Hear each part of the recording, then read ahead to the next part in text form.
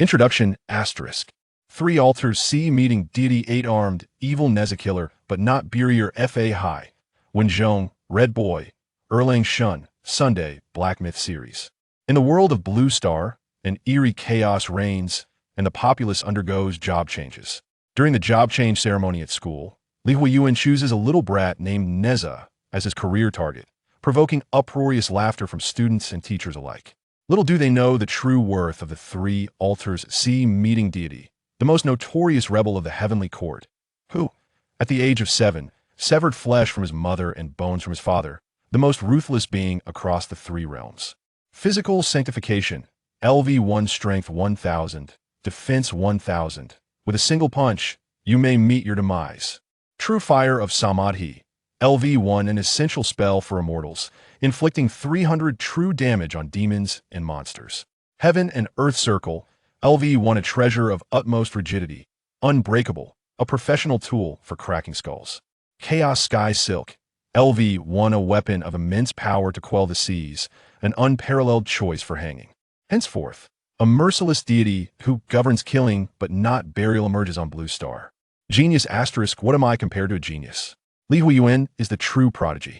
City Lord asterisk what did you say? That boy who was dumped by my daughter has reached level 100? Isn't he still a freshman? Goddess asterisk what use is it to shake the city of Yin-Yang if he cannot be obtained? Volume 1, Chapter 1. Mythical Treasures, 8-armed evil Nezha. Mind drift bottle. Please securely store your mind and cast it into the sea. Retrieve it later. Huoyuan, why did you abandon the profession of Jack the Ripper for this little brat named Nezha? Are you out of your mind? In Long Country, Qingzhou No.1 High School, hundreds of students gather around the job change pool for the card drawing ceremony. At this moment, the homeroom teacher of Class 2 is furious, pointing at a handsome boy and berating him. This boy has just given up on the illustrious profession of Jack the Ripper to choose an ordinary one. Nezha, the image conjured by the profession card, is that of a 7 or 8-year-old child. It appears utterly abstract, with 2 skyward braids and bare little feet. Though lacking those iconic magical treasures, it must be him, no mistake. At the bottom of the pool, Huoyuan is filled with excitement. Amidst the bewildered gazes of others, the profession card transforms into a beam of white light and melds into his being.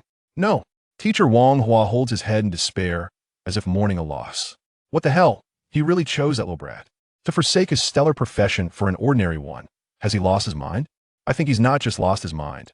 It seems he has a brain growing inside his illness. Alas, he was just dumped by you, the school flower, a few days ago. Does he have to self-destruct like this? The poolside buzzes with chatter. The instructors wear grim expressions. The principal grits his teeth and remarks to the department head beside him. Huoyuan's scholarship for this year is revoked. Unmoved by the voices of doubt surrounding him, Huoyuan remains resolute. This is a world of transient online literature, yet the Blue Star is steadfast. Years ago, the will of the heavens descended, igniting a bizarre apocalypse that swept across the globe. It also ushered in the age of profession cards. Upon reaching the age of 18, one can participate in the card drawing job change. Professions are generally divided into 3 categories: combat professions, support professions, and life professions. Additionally, there exist hidden professions. Huoyuan speculates that Nezha belongs to the latter. However, Qingzhou No.1 High School, being a key institution, is equipped with awakening stones in the job change pool. Ordinary hidden professions typically awaken on the spot. Ironically, just as Huoyuan was about to awaken, he was interrupted by the suddenly arriving mythical treasure system. This system serves 3 functions. 1. It comprehensively enhances personal attributes. 2. It allows for infinite job changes, limited to mythical characters, requiring the collection of specific root vessels. 3. Upon changing into multiple mythical characters, fulfilling bond conditions can yield additional rewards and attribute enhancements. Huoyuan carefully examined the bonds. Spirit Pearl Demon Pill, 1/2. Heavenly Court Rebel, January 3rd. Superb Old Rascally Kid, January 5th. Disciples of the Chan Sect, 1/10086. Next up, Tingwan. At the poolside, the officer overseeing the job change ceremony calls out loudly. Huoyuan, under the weight of numerous peculiar gazes, walks toward the exit of the job change pool. A blue-haired beauty approaches him. Tingwan, his former girlfriend, the school flower. Moreover, she is the cherished jewel of the city lord of Qingzhou, a true paragon of excellence. Just a few days prior, Tingwan had broken up with him, citing filial piety as an obligation. Stop! As they brush past each other, Tingwan calls out sharply, halting Li Huoyuan. Is there something you need? Li Huoyuan is engrossed in studying the system. Are you seeking revenge on me? Tingwan wears a frigid expression. Before Li Huoyuan can respond, her lips continue to prattle. I never realized before that your personality was so extreme. Is it really necessary to be like this over a breakup? Li Huoyuan, huh?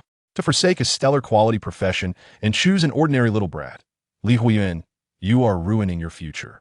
I am now quite relieved to have listened to my father and broken up with you. You are far too immature. With that, the girl turns her exquisitely beautiful face away. Her ice blue hair cascades, releasing an ethereal fragrance. She strides directly into the job change pool. What on earth was that about? Li Huoyuan is thoroughly baffled. Did he consume something hallucinogenic without washing his hands? Returning to his class seat, his classic chubby buddy makes an entrance. Oldly, what are you up to? Why would you forsake such an awesome profession? Lu Wei, his high school desk mate and close friend, a hefty lad weighing over 200 pounds. Li Huoyuan shrugs, offering an explanation. Because it was too ugly. Lu Wei. Ignoring his friend's incessant chatter, Li Huoyuan focuses his thoughts and brings up the system panel. Host asterisk Li Huoyuan. Level asterisk LV1. Profession asterisk Nezha. Pending awakening. Skills asterisk none. Equipment asterisk none. Would you like to awaken your profession immediately? Upon seeing the system prompt, Li Huoyuan decisively selects yes. Whoosh! A brilliant golden light erupts from his eyes. The system panel is bathed in gold as well. Host asterisk Li Huoyuan. Level asterisk LV1. Profession asterisk 8-armed evil Nezha. Mythical treasures. Skills asterisk physical sanctification LV1. Divine law form LV1. True fire of Samadhi LV0. Equipment asterisk golden brick LV1. Yin-Yang twin swords LV0. Wind fire wheels LV0. Note asterisk mythical treasures professions are favored by the will of heaven. Your fortune will significantly increase. I made the right bet. It truly is a hidden profession. Li Huoyuan beams with a smile.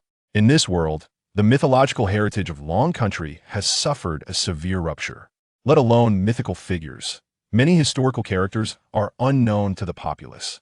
Yet he, as a traveler from Earth, cannot be oblivious to the worth of the three altars meeting deity, the foremost killing god of the heavenly court, the 8-armed evil Nezha. Suddenly, a purple light erupts from the bottom of the pool, causing an uproar among the crowd. Stellar profession, by the heavens, another starry profession has emerged, a once-in-a-decade spectacle. The teachers and students were all abuzz with excitement. At the bottom of the pool, Tingwan's blue hair danced in the air, her expression radiant. Surrounding her were 10 freshly drawn profession cards. 5 whites, 2 greens, 2 blues, and 1 purple. The quality of profession cards is categorized as common, white, brave, green, rare, blue, starry, purple, unmatched black, and legendary gold. Amidst the chorus of envy, Tingwan reached for the purple card. The card transformed into the image of a profession. It depicted a female archer clad in black robes with flowing white hair, wielding an ice crystal bow. The profession name inscribed on the card read, Frost Archer. Indeed, 9 out of 10 school beauties are ice. Tomato novels do not deceive me. Li Huoyuan lounged with his legs crossed. Phew, thank goodness.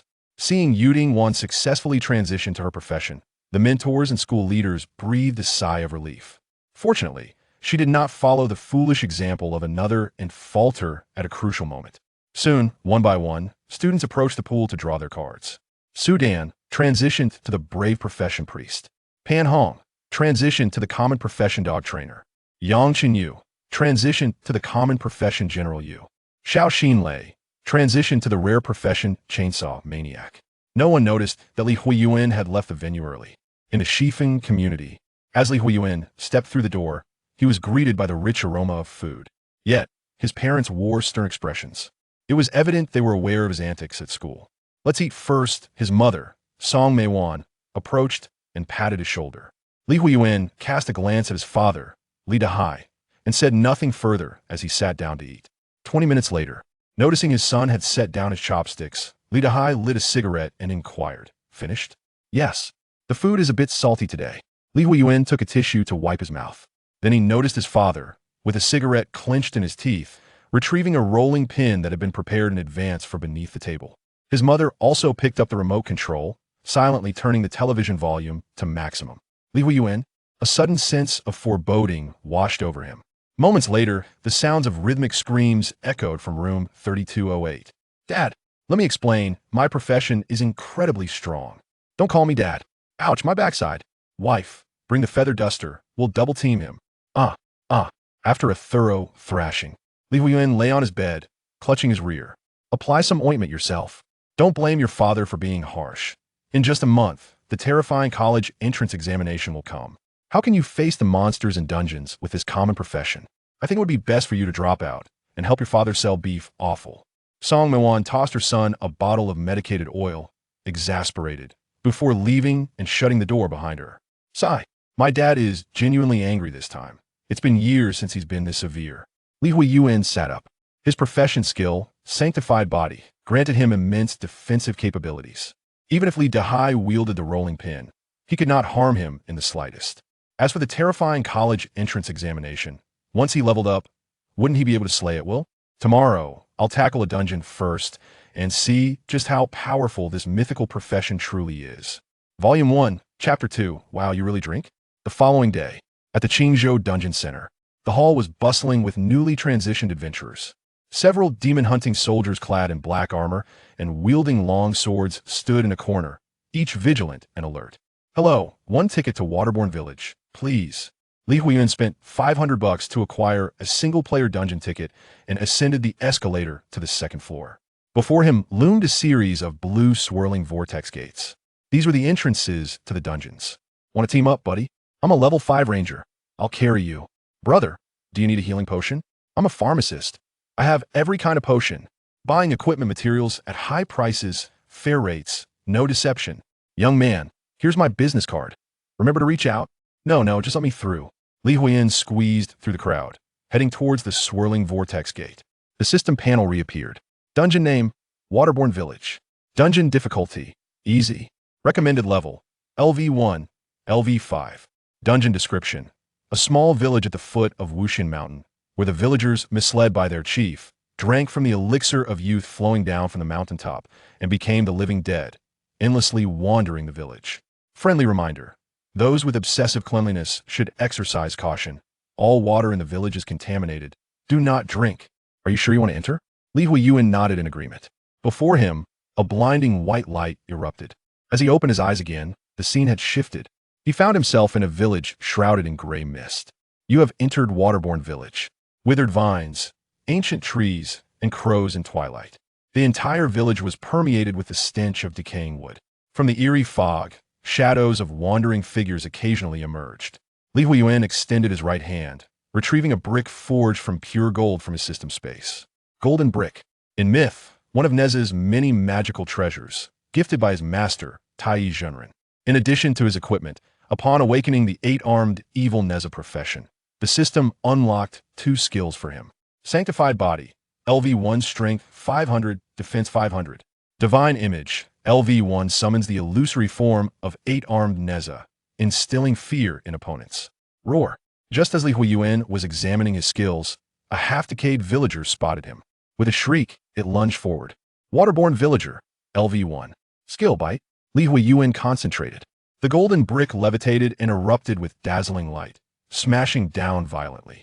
Thud! With a single strike, the villager was obliterated above the bladder. The damage was overwhelmingly excessive. Too weak. Li Huoyuan shook his head. He then stepped forward into Waterborne Village, drawing a horde of villagers to attack him. Li Huoyuan grew increasingly exhilarated. With mental control, he swung the golden brick, smashing left and right. Black blood and flesh splattered everywhere, severed limbs flying through the air. Not a single villager could withstand his blow. Thud, thud, thud, thud. Haha, exhilarating. Kill, kill, kill, kill, kill. Whether it was the thrill of his first monster kill or the effect of transitioning to 8-armed evil Nezha. At this moment, Li Huoyuan felt an unprecedented sense of euphoria. His blood flowed and his heart raced. He felt truly alive. 10 minutes later, Li Huoyuan reached level 2. His physical attributes slightly enhanced. Stepping over the pools of blood and dismembered corpses, he ventured deeper into the village. Soon he spotted a spring.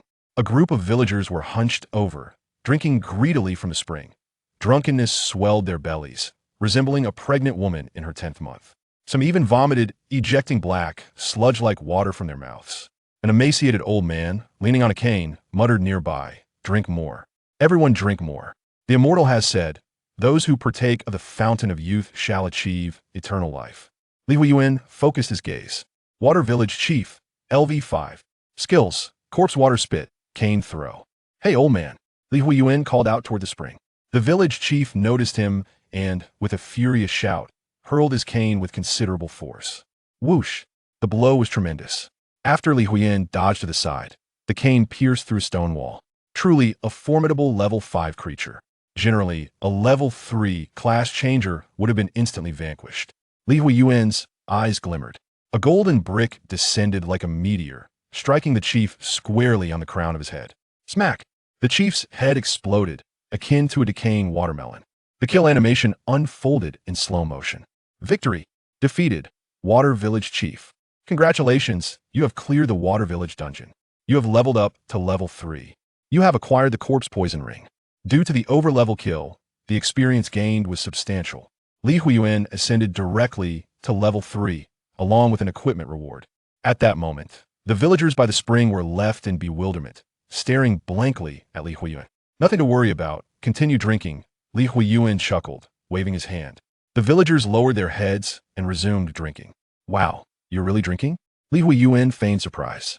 The next moment, a burst of golden light crashed down like a shooting star. Adhering to the principle of leaving no foe behind, he thoroughly cleansed the entirety of Water Village. Even dogs were dragged from their nests and struck down. Even the smallest of flies are still meat. Exiting dungeon. Upon teleportation, Li Huoyuan toyed with a green gemstone ring, the loot obtained from defeating the village chief.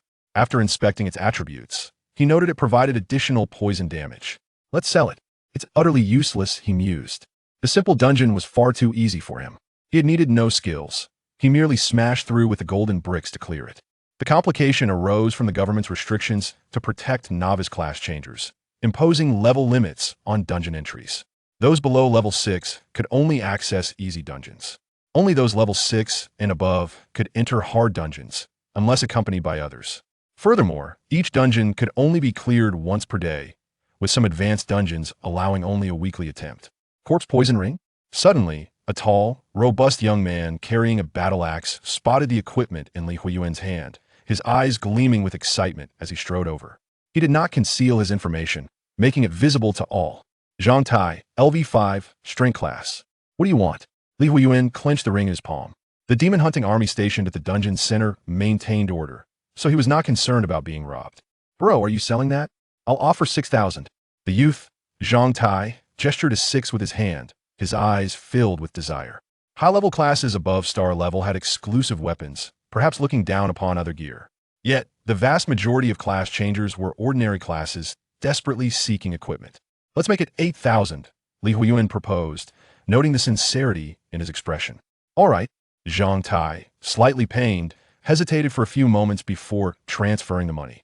After Li Huoyuan confirmed the transaction, he tossed the ring over. "Fantastic.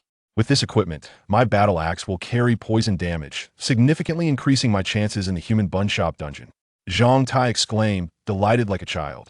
Just then, 2 class changers approached him. Liu Ao, LV6 assassin class. Shen Xinyu, LV5 healer class. Old Liu Xinyu. Zhang Tai greeted his friends, then inquired, "Where's Ahao? I haven't seen him." "Ah, don't mention it." The gaunt youth Liu Ao replied irritably. "Ahao got caught by the enforcers last night. While soliciting, he's probably going to be locked up for several days." "What? He went again? I can't even." Zhang Tai, exasperated, lamented, "What do we do now? The human bun shop is a 4-person dungeon, and we're only 3. Damn it. Ahao is such a liability." "Don't blame Ahao. He's a wilderness gigolo and can't control his urges." The sweet-looking girl, Shen Xinyu, sighed. "Do you know anyone who can join us? We only need 1 more to complete our party. I just asked around, but everyone is busy." The 3 were at a loss. Suddenly, Zhang Tai noticed the young man who had just sold him the equipment had not left, and he approached with hope. "Bro, are you free? We're 1 short for the dungeon." Volume 1, Chapter 114, A Legendary Quality. The essence of serpent's gall. Before long, Li Huoyuan arrived at the windy pavilion. "Ah, young master, this is the Weishui River. Merely a stone's throw from Chang'an, less than 40 miles away." We should be able to enter the city before the gates close. Lin Ping's formidable bow was once again encased in its yellow wrap, resting upon his back. He inhaled deeply, feeling the weariness of nearly a month's travel dissipate somewhat. Alas, the shadow guards are truly pitiable, devoted solely to their master, standing guard day and night. Their skills are extraordinary, yet they must endure in silence. Bound by duty to protect their lord, Zifeng remarked slowly. The second squad was bustling with activity, while Lulu's logistics team was equally occupied. Although they had previously refrained from intervening in various matters, upon hearing that Sha Quan might be nearing his end, they sprang into action, preparing for the old man's final rites. Yinggu was in high spirits, her face adorned with a constant smile, making her previously fearsome scar appear almost endearing. Bing bing. Unless there is anything else, I shall take my leave. After expressing his gratitude to President Bao and others, Chu Feng bid farewell to Xia Bing. Fortunately, the opposing black horse was not faring much better. It tossed its head and let out a loud snort, its dark, expressive eyes fixated on the human before it. Yet it refrained from charging once more. Now, Cheng Chumo seemed to have developed a sort of post-traumatic reaction upon seeing Wang Dehu. He trembled uncontrollably and did his utmost to keep his distance. Thus, over the course of 3 days, the first day was dedicated to practicing formations and simple coordination. The second day focused on the integration of magical artifacts, and the third day involved the inclusion of Li Euro and comprehensive drills. This matter remained somewhat ambiguous, requiring further observation to ascertain clarity. Mu Yi glanced at the Violet Emperor resting on the bed. Minister Helen had sketched a simple diagram for him, indicating that their target for the upcoming ambush was the imposing structure several hundred meters away, surrounded by shorter buildings, allowing a clear line of sight to the second floor of that edifice. In later years, state-owned enterprises faced relentless criticism for inefficiency and corruption, leaving Yangwu with a profoundly negative impression. While others might remain oblivious, Li Qingding, as Yang was confidant and brother-in-law, was most intimately acquainted with the circumstances. Upon recalling the death of his longtime friend, Fu Yunso, Ling Kongzi was genuinely taken aback. There were not many formidable figures present here.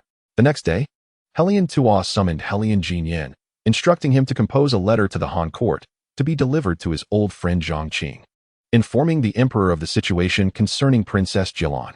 Upon landing, Luo Yu rolled on the ground twice before finally coming to a halt, illustrating the considerable force behind Wang Chen's earlier strike. In truth, in terms of sheer military strength, Fu Jin boasted over 70,000 troops, a number that paled in comparison to Huoyuan. However, considering Fu Jin's remote geography, it was likely that Huoyuan would struggle to dispatch a significant force for an expedition. The overarching narrative of the general principle states, in the primordial beginning, the earth is receptive, the source flows through the murky dust, confining the true essence. All things are enveloped in shadow, their nature is wild and dissipates into violence. The immense tumult, a force of great magnitude, breeds savagery, capable of extinguishing stars and destroying celestial bodies. Yin Zhun has already located the site, amidst the blazing inferno of a lowly hill, accompanied by the fire demon, Ling Wu, Zhongyang, and Chu Yang. Given that Ni Kafu has so unequivocally declared that tonight's counterattack holds little chance of success, he naturally refrains from seeking unnecessary hardship. In the first volume, chapter 115, ultimately, it is Wei who bears the brunt of it all. It is indeed that Li Huoyuan. The speaker is none other than Fang Yuan, a core member of the organization and a master of the Gu technique. The leader, upon hearing this, is taken aback and compelled to reassess Li Huoyuan, a figure he previously regarded as insignificant. First, there was the escape from Fang Yuan's grasp, leading to Fang Yuan's failure. And now he has counterattacked against the deadly poison master, by Sun, clearly indicating that he is not to be underestimated. No need. Feng Ying outright rejected Mo Li's suggestion. He had no desire for anyone to interfere in this matter, let alone for Mo Li to explain to Qiao Linger. Beneath this, a true exterior emerges. The battle chariot's surface is as smooth as polished marble. One can only imagine the carnage it would avoid as it rolls across the battlefield. Feng Ying, frightened by Mo Li, broke into a cold sweat. He had thought he could evade trouble today, yet it seems Mo Li's persistence is relentless, leaving him no choice but to brace himself for what lies ahead. Are you feeling better? Perhaps we could traverse the cliffside. A flicker of anxiety stirred within me, wishing to avoid this peculiar tavern. Self-preservation. Is it truly so? He recalled the thunderproof umbrella of the Pan family from the Tianwu Empire, rumored to have once been acquired by someone in the celestial realm. Yet it could neither be recognized nor activated. It appears that this is not merely a tale.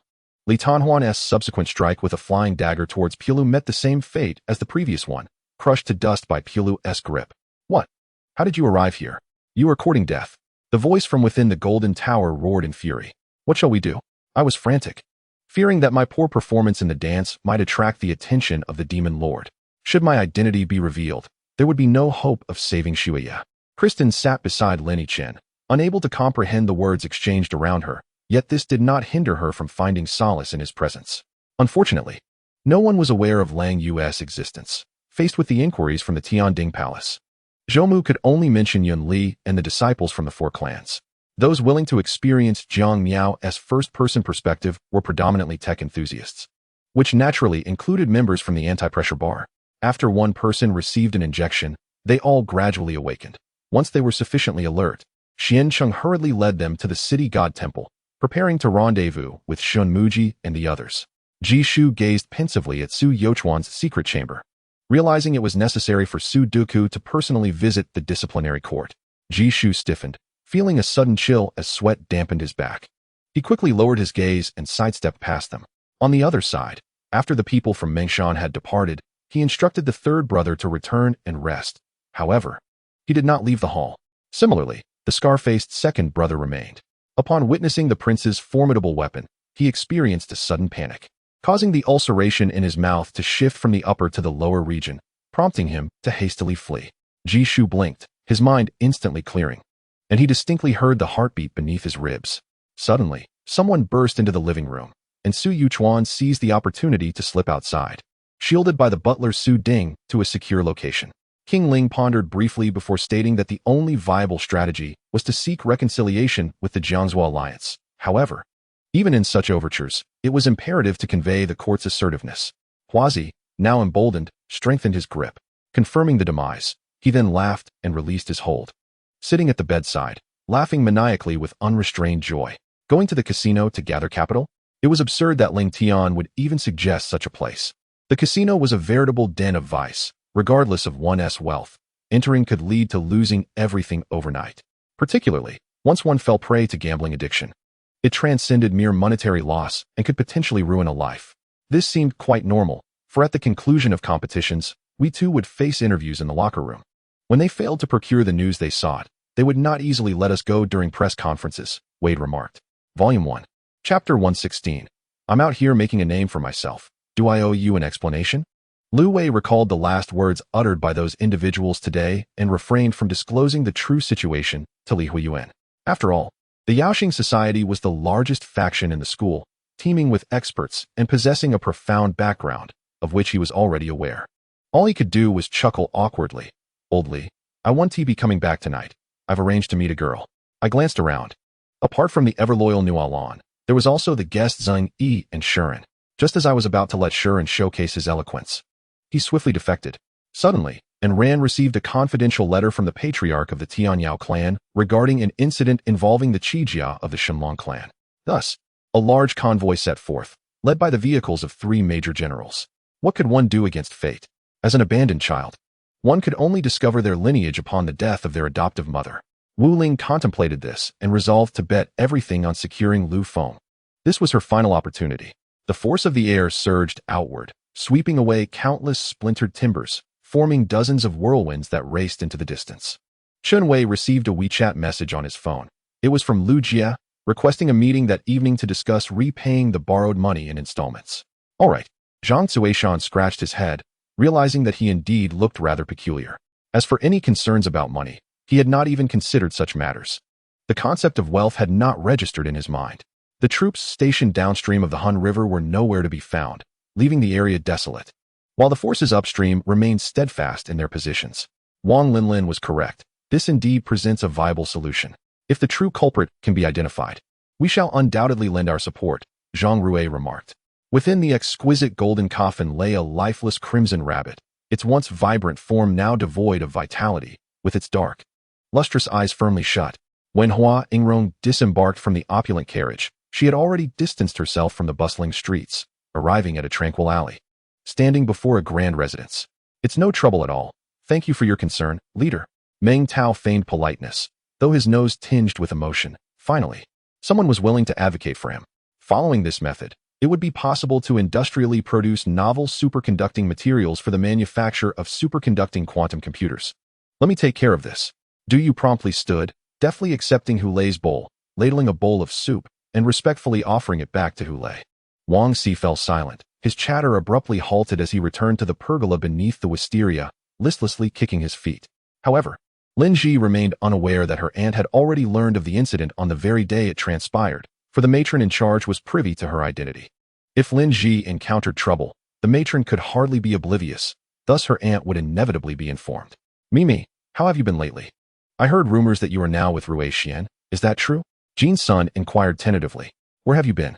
Jin Rui Xian deliberately maintained his composure, yet a hint of jealousy seeped through his tone.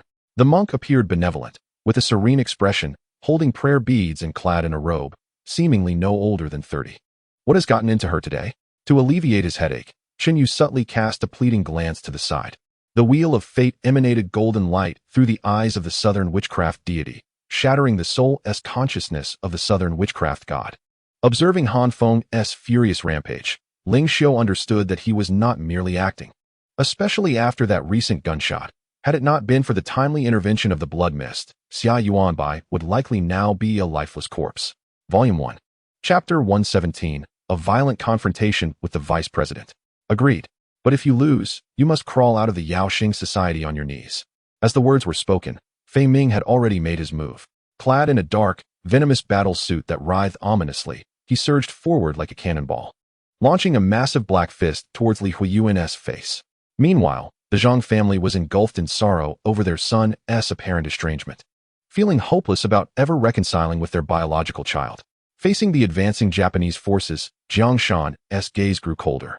Spotting an opening, he swiftly crouched and charged ahead, thrusting his bayonet into the chest of the opponent on his left, simultaneously drawing the dagger from his person and viciously plunging it into the chest of the Japanese soldier on his right. Under the circumstance that Su Yunzi intentionally sought to forge a connection, Lin Yi naturally seized this opportunity, thereby uncovering numerous clandestine affairs within the realm of cultivation, along with introductions to several prominent figures from the 9 major sections. However, expressing such sentiments might render him overly effeminate.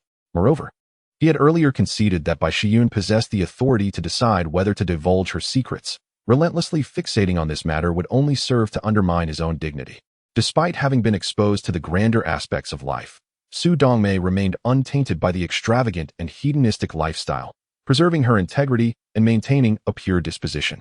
She had never criticized Xiongqi, and their relationship had consistently thrived in stability.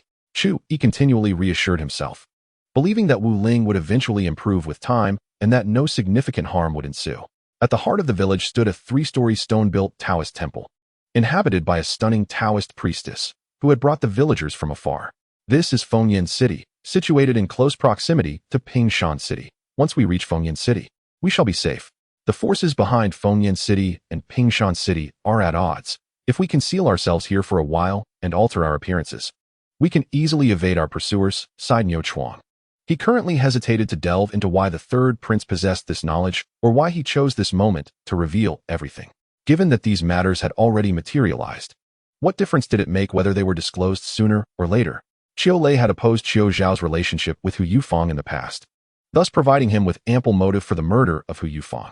Furthermore, Qiu Lei's volatile temperament suggested that, in a moment of impulsiveness, he could indeed commit such an act, fearing that his brother's romance might jeopardize his future. Once all the ninjas assigned to this mission had gathered, Jiraiya and Tsunade exchanged solemn expressions. However, Li Biao expressed concern, glancing at me. But when you met him, he was not yet so renowned. Considering how much time has elapsed, would he still recognize you as a friend? He had summoned numerous able-bodied men, setting countless obstacles on the bridge, effectively sealing it off. The chilling sensation evoked a sense of familiarity within Huo Linfei, as if he had been here before. With merely a slight exertion, Huo Linfei brought the long blade to a standstill. Regardless of the opponent's force, the blade would not advance an inch. The man was released, entering the house in a daze, and soon the interior was filled with cries. However, just as he was about to depart, Uchiha Yi cast a fleeting glance at a shadow in the corner, seemingly resolved to a certain determination. Zhang, who sliced his finger with the sharp blade of his primordial battle armor, blue blood streaming down his hand, reminiscent of the bloodshed during that day of pioneering. He had heard every word exchanged between Kai Meyer and the young man in the cap, and his heart raced with excitement.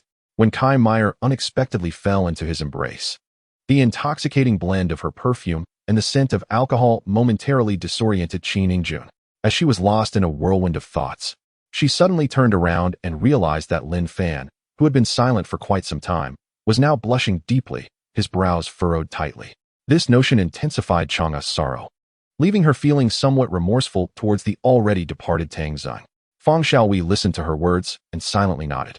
It was evident to anyone that had he died a natural death, then why would she have perished? This was, of course, impossible, leading to only one conclusion. She had been murdered.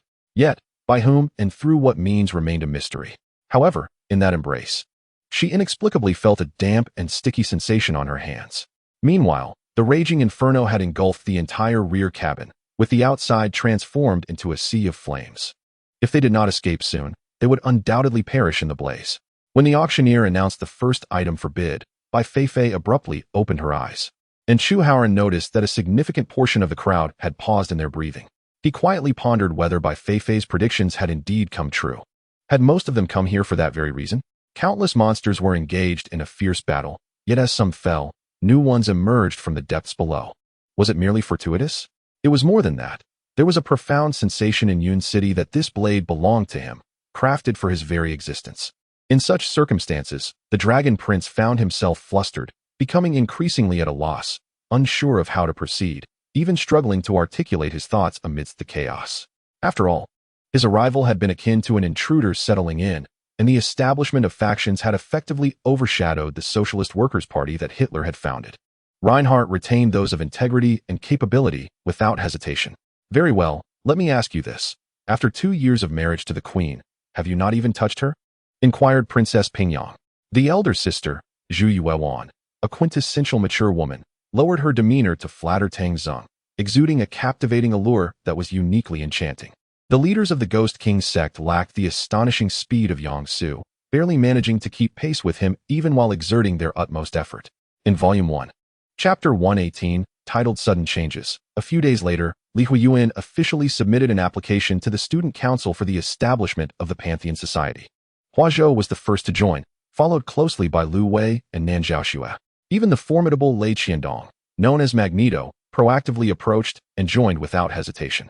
Li Huoyuan promptly took the group to level up by tackling dungeons, and within a few days, the overall strength of the Pantheon Society surged.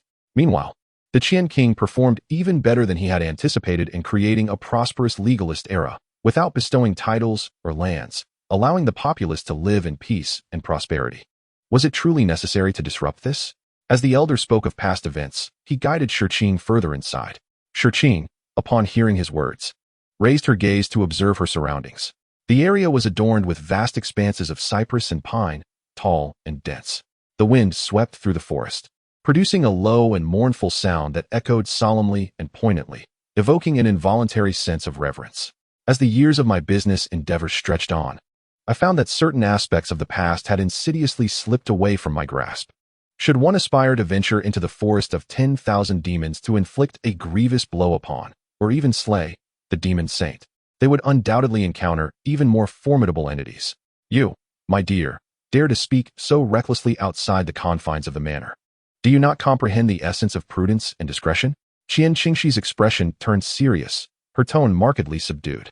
In the program, the segment of her tending the fire was omitted, replaced instead by the scene of her colliding with Qin Surei's artwork. Qiancheng unexpectedly cast a glance at the third senior sister, astonished by her avarice yet admiring her steadfast principles. Zhu Chuanjia remarked, "Let us dispense with idle chatter and descend to staunch the bleeding. This painting requires restoration as well." With a countenance marked by discontent yet deep in thought, he departed. As soon as he left, the disciples surged forward, inquiring about the events that had just transpired. Just as his dagger was aimed at Qiancheng, the latter wielded a demon beast's tail bone like a whip, striking him squarely in the face.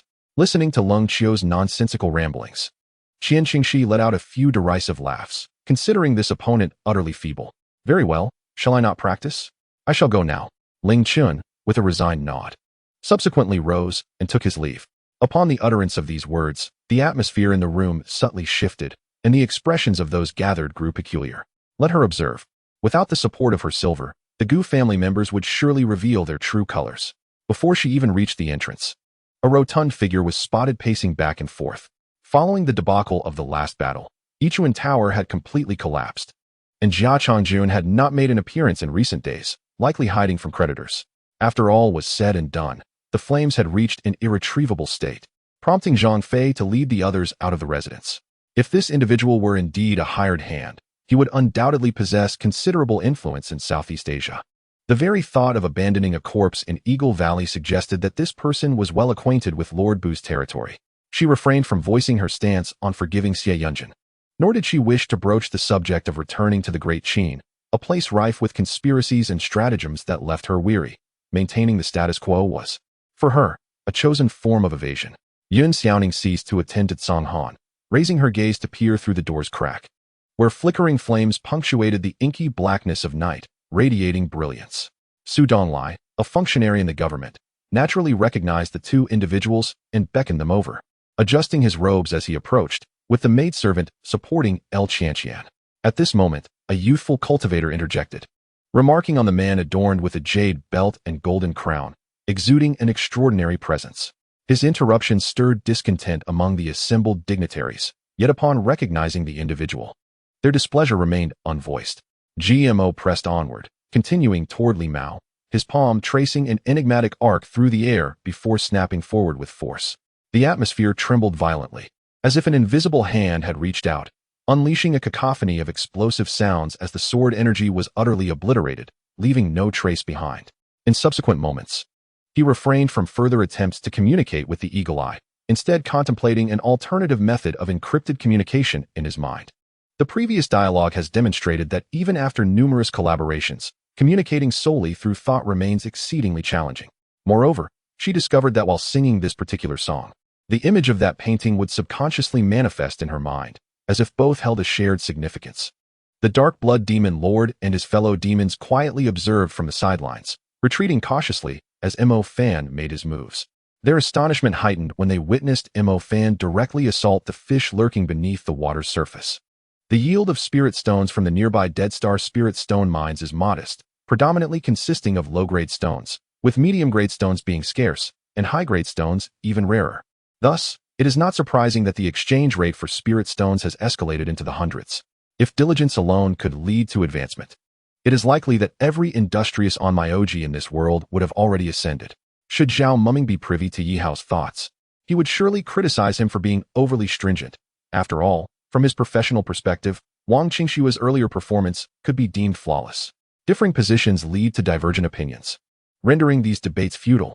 The paramount concern now is to locate the others who have encountered the specter. Amidst such peril, it is improbable that no lives have been lost. Confirming the deceased would undoubtedly validate the existence of ghosts. Unsurprisingly, Huang Qiyun grasped the corner of the coffin lid with one hand, exerting slight pressure, and the seemingly weighty lid soared into the air, enveloped in a swirling black mist that instantaneously shrouded Huang Qiyun within its embrace. Sun Ruodin squinted, scrutinizing Anthony, the murderous intent emanating from her palpable even to the most oblivious. However, encased in the strong armor, her expression remained concealed from view, leaving her to rely solely on her keen instincts for judgment. Even Zhang Ru, despite her usual sluggishness, had now come to a startling realization, causing her to shudder involuntarily at this astonishing truth. She could even sense the tremors of dread resonating within her voice. According to the habits of brown bears, those who actively hunt them often choose strategic locations to set traps, subsequently lurking nearby to monitor or check if their prey is ensnared, while waiting in a concealed spot to execute a shot when the target moves to attack. Teacher, your understanding is absolutely correct, Dr. Liu joyfully informed everyone. As Angela unfastened her shoulder straps, her nightgown cascaded to the floor, revealing her pure and innocent form before Su Jun. Shi Xiaofeng and General Xiao had not waited long in the reception room when Jiang Shan emerged in a different outfit, donning an exquisite black vintage court gown that exuded simplicity and elegance. Guo Qiyun, carrying an additional cipher book, traversed the night, initially feeling uneasy. However, upon hearing Ming Fan's words, he experienced an unprecedented surge of emotion. Just as he reached the corner, he halted his steps. Volume 1. Chapter 119. The Bloodbath of Qingzhou City. Within the city lord's residence, Yu Tianhua had dispatched the 4 commanding leaders to lead the city defense forces in suppressing the invading dungeon monsters that had emerged throughout Qingzhou City. As Yu Tianhua donned his battle attire, a muffled sound echoed, and 2 figures stumbled forth, just as one side of the cliff shattered. The Wheel of Death emitted a faint glow, momentarily activated by Gu Yingqian's blood, providing a fragile shield for the two. Though she was a princess, she found herself without a formidable guard and was ill-versed in the affairs of the martial world. The most renowned attire she wore was beyond her comprehension.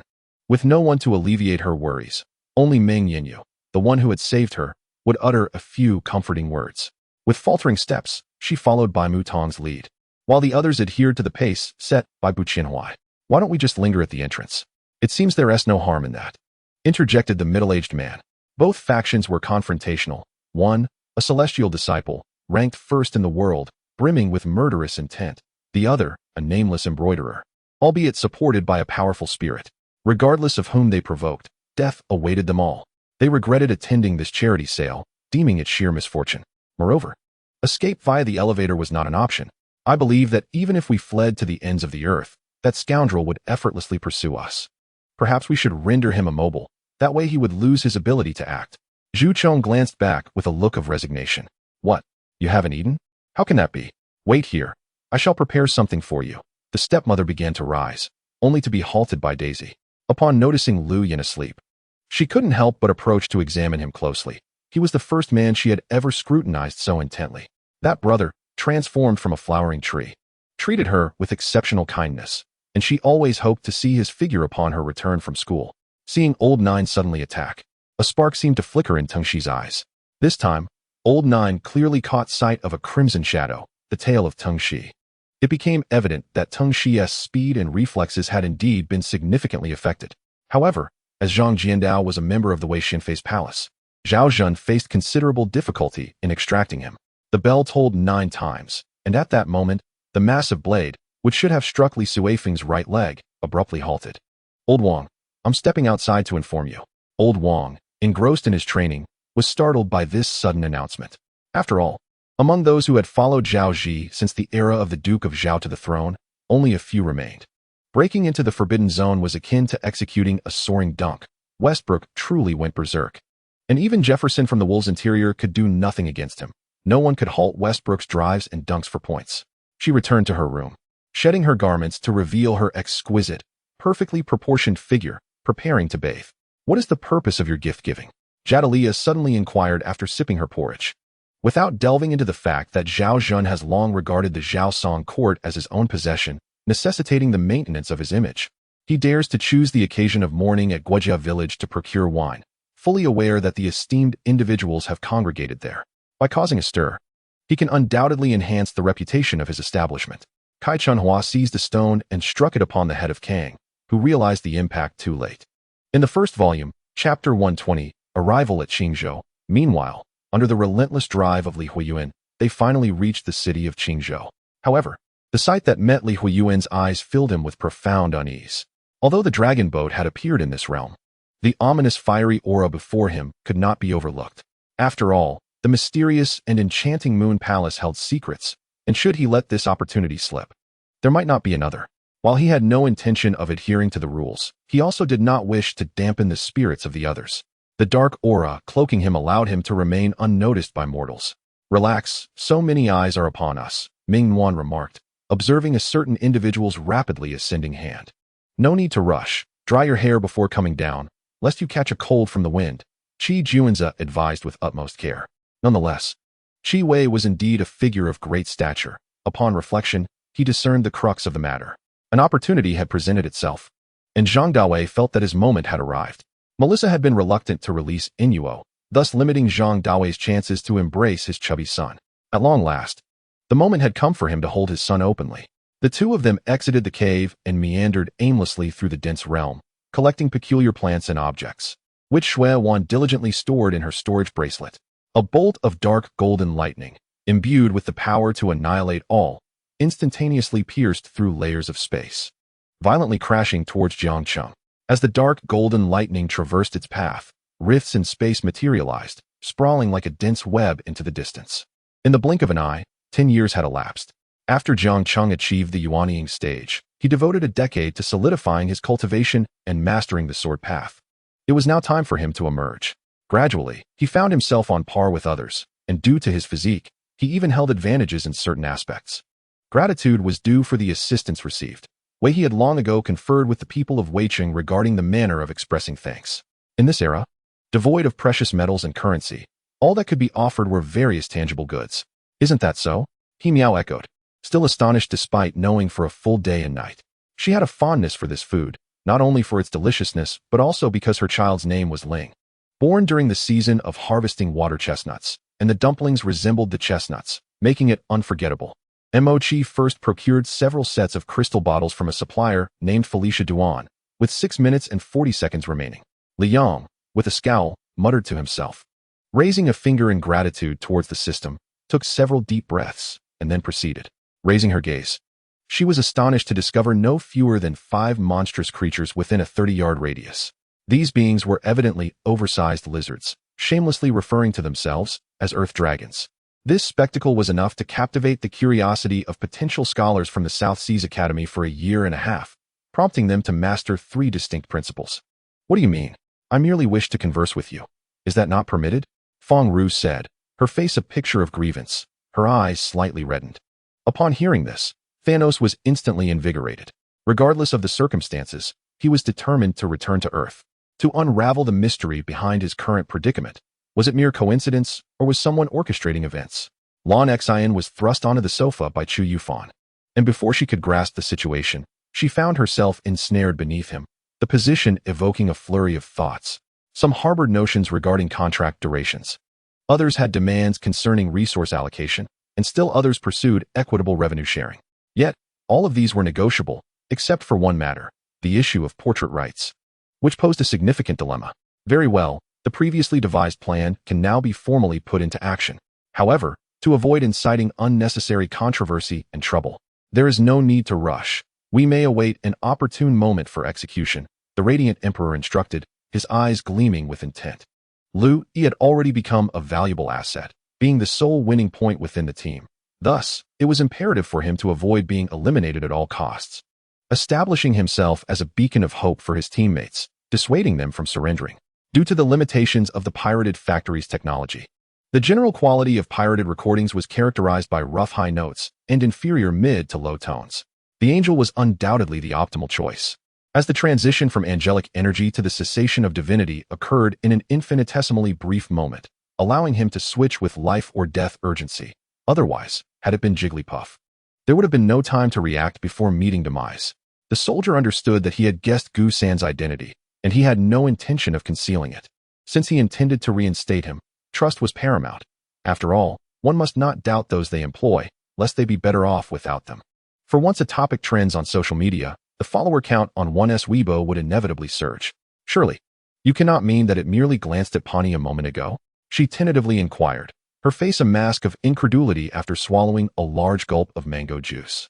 Just as Han Jing was on the verge of despair, her eyes closed in resignation, she suddenly felt her arm grasped, and her body was gently pulled upwards, landing directly in a broad embrace, cradled in a princess hold. Should she find herself too inebriated to return, the crew had seemingly arranged for her accommodation here, which appeared cleaner and more reassuring than any so-called folk inn. That night, Niao Wujing, unable to find peace in sleep, received shocking and infuriating news early in the morning. Jia Qianqian had been found unconscious on the street, suffering from a high fever, with rope marks evident on her wrist. Li Tianheng, upon witnessing this, immediately retreated, while Zhu Gong's punch missed its mark. At that moment, however, a silver crescent arc erupted from his fist. Zhang Zian was so startled that he nearly dropped his phone. Was this a reward? The legendary death finger? No wonder those two were constantly at each other's throats. He resolutely decided to avoid provoking these two powerful figures and let them continue their conflict. After all, the fewer adversaries, the better. Volume 1, Chapter 121, Abyss-Level Dungeon, Avicii Hell. Humph, our heavenly punishment organization exists to cleanse the filth of this world.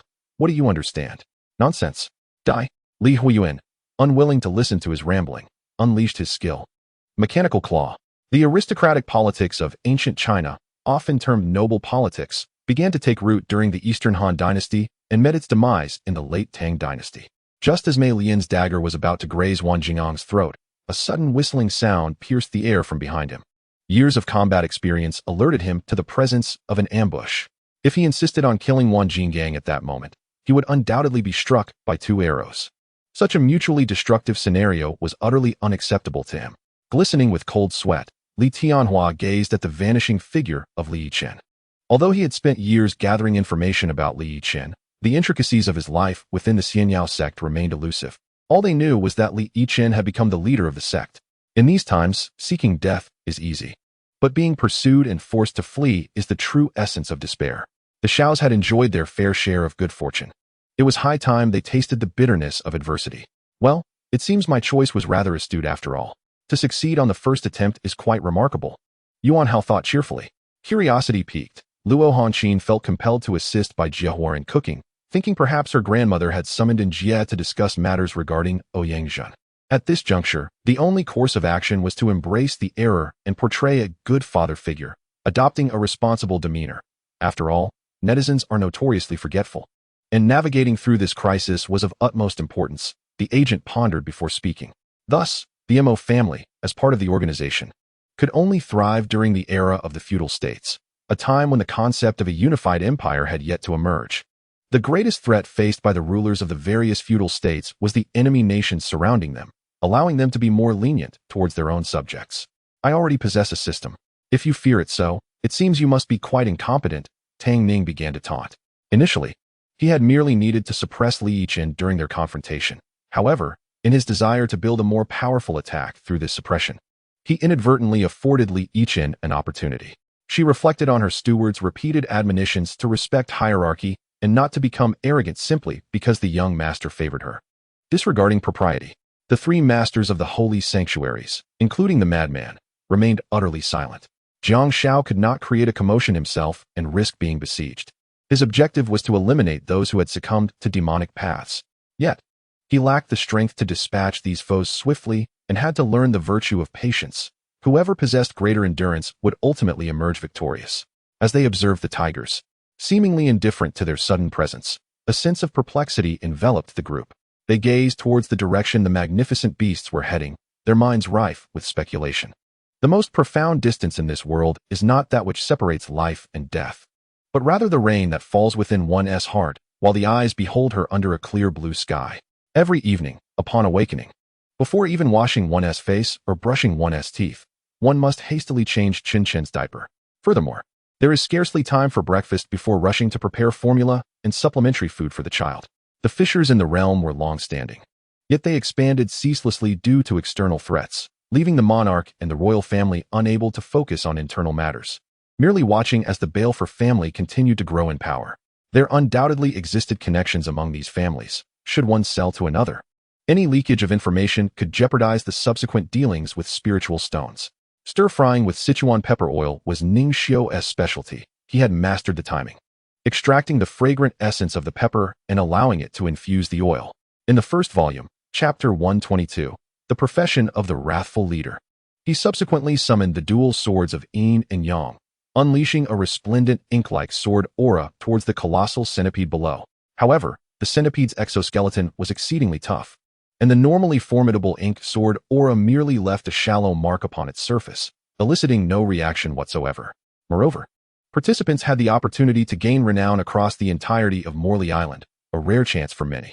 The phone call came from his cousin in Damon Town, who expressed a desire to meet for a meal.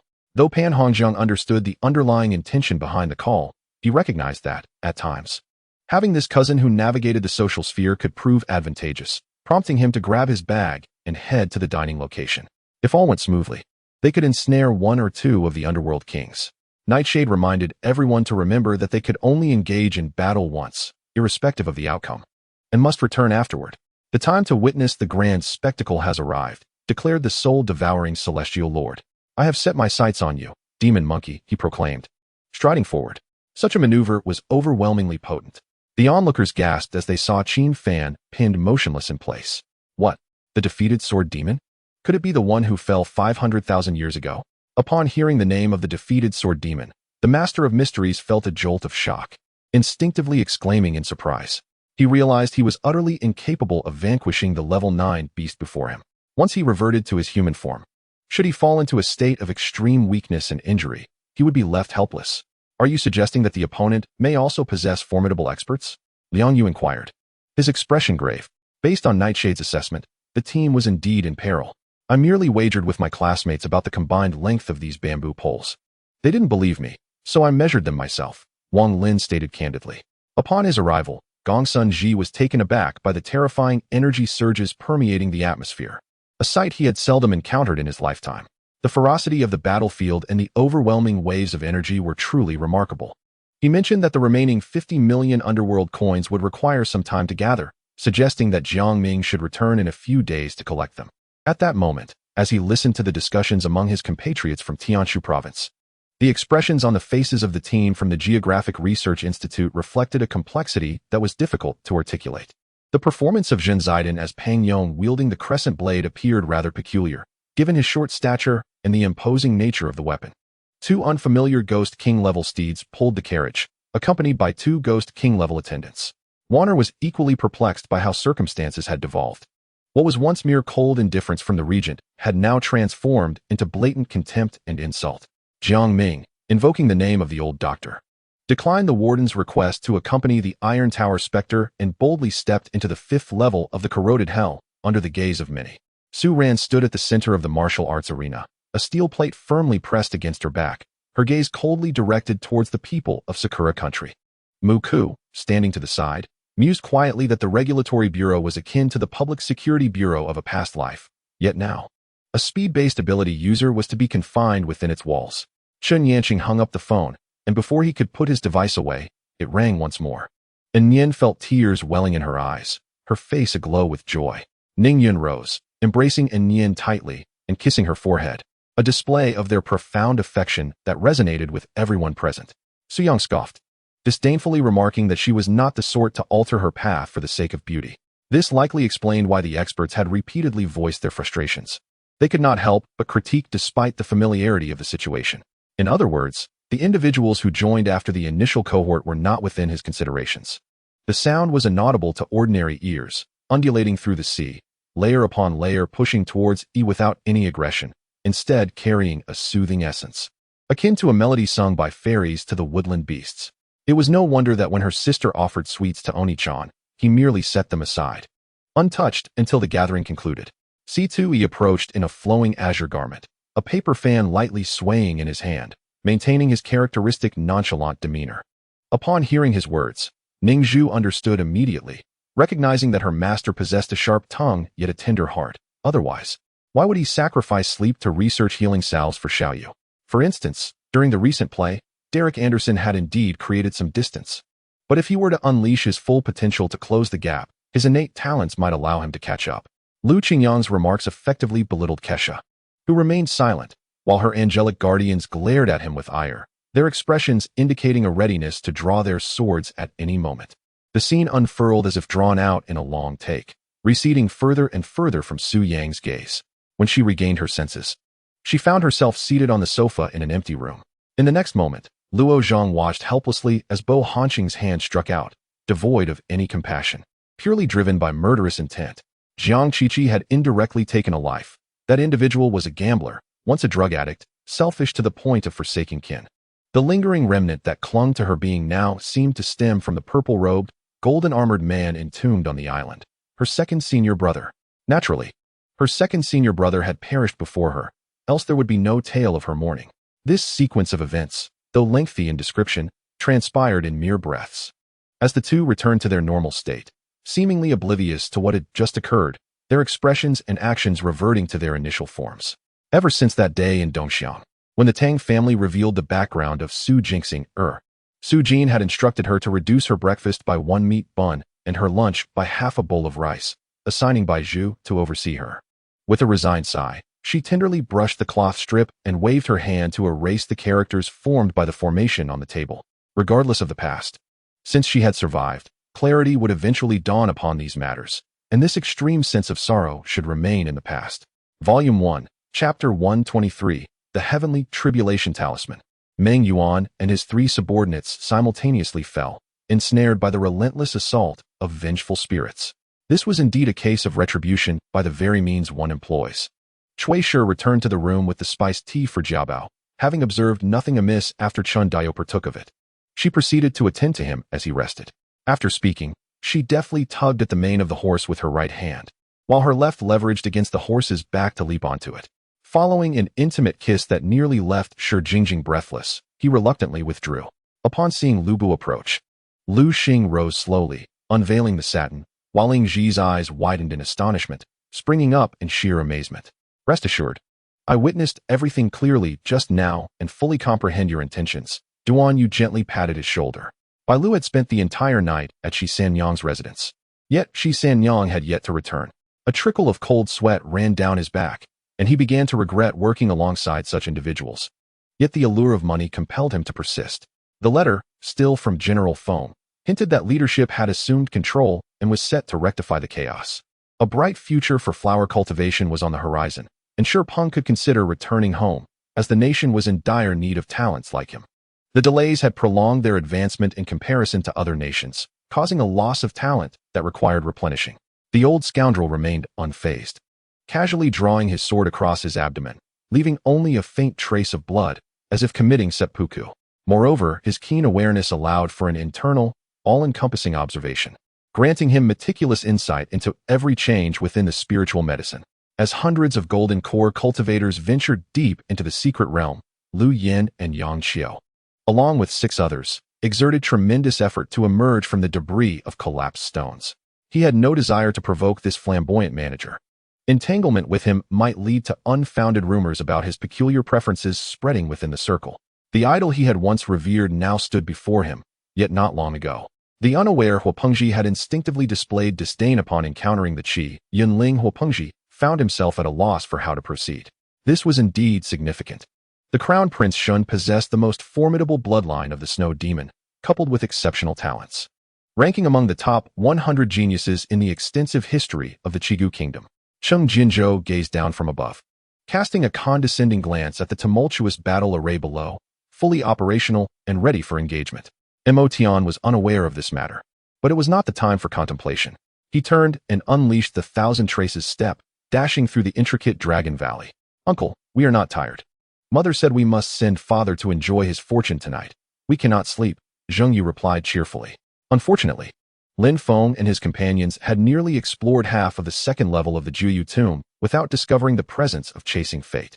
He was likely within the second level, but the vastness of the space made it entirely plausible for the two groups to miss each other. Not only did the Dragon Feng clan seem perplexed, but the Su family, aside from the young Master Su, also wore expressions of confusion. Upon entering the Shumi immortal realm through the void, cultivators would emerge above the mustard seed mountain in that realm. The response from the 4 guardians of the king was quite straightforward. They neither inquired about the reasons nor elaborated on the challenges involved. Whatever the general commanded, they would strive to fulfill with utmost dedication. The enormous form, with its black skin adorned with numerous mouths filled with sharp teeth, exuded an immense sense of pressure.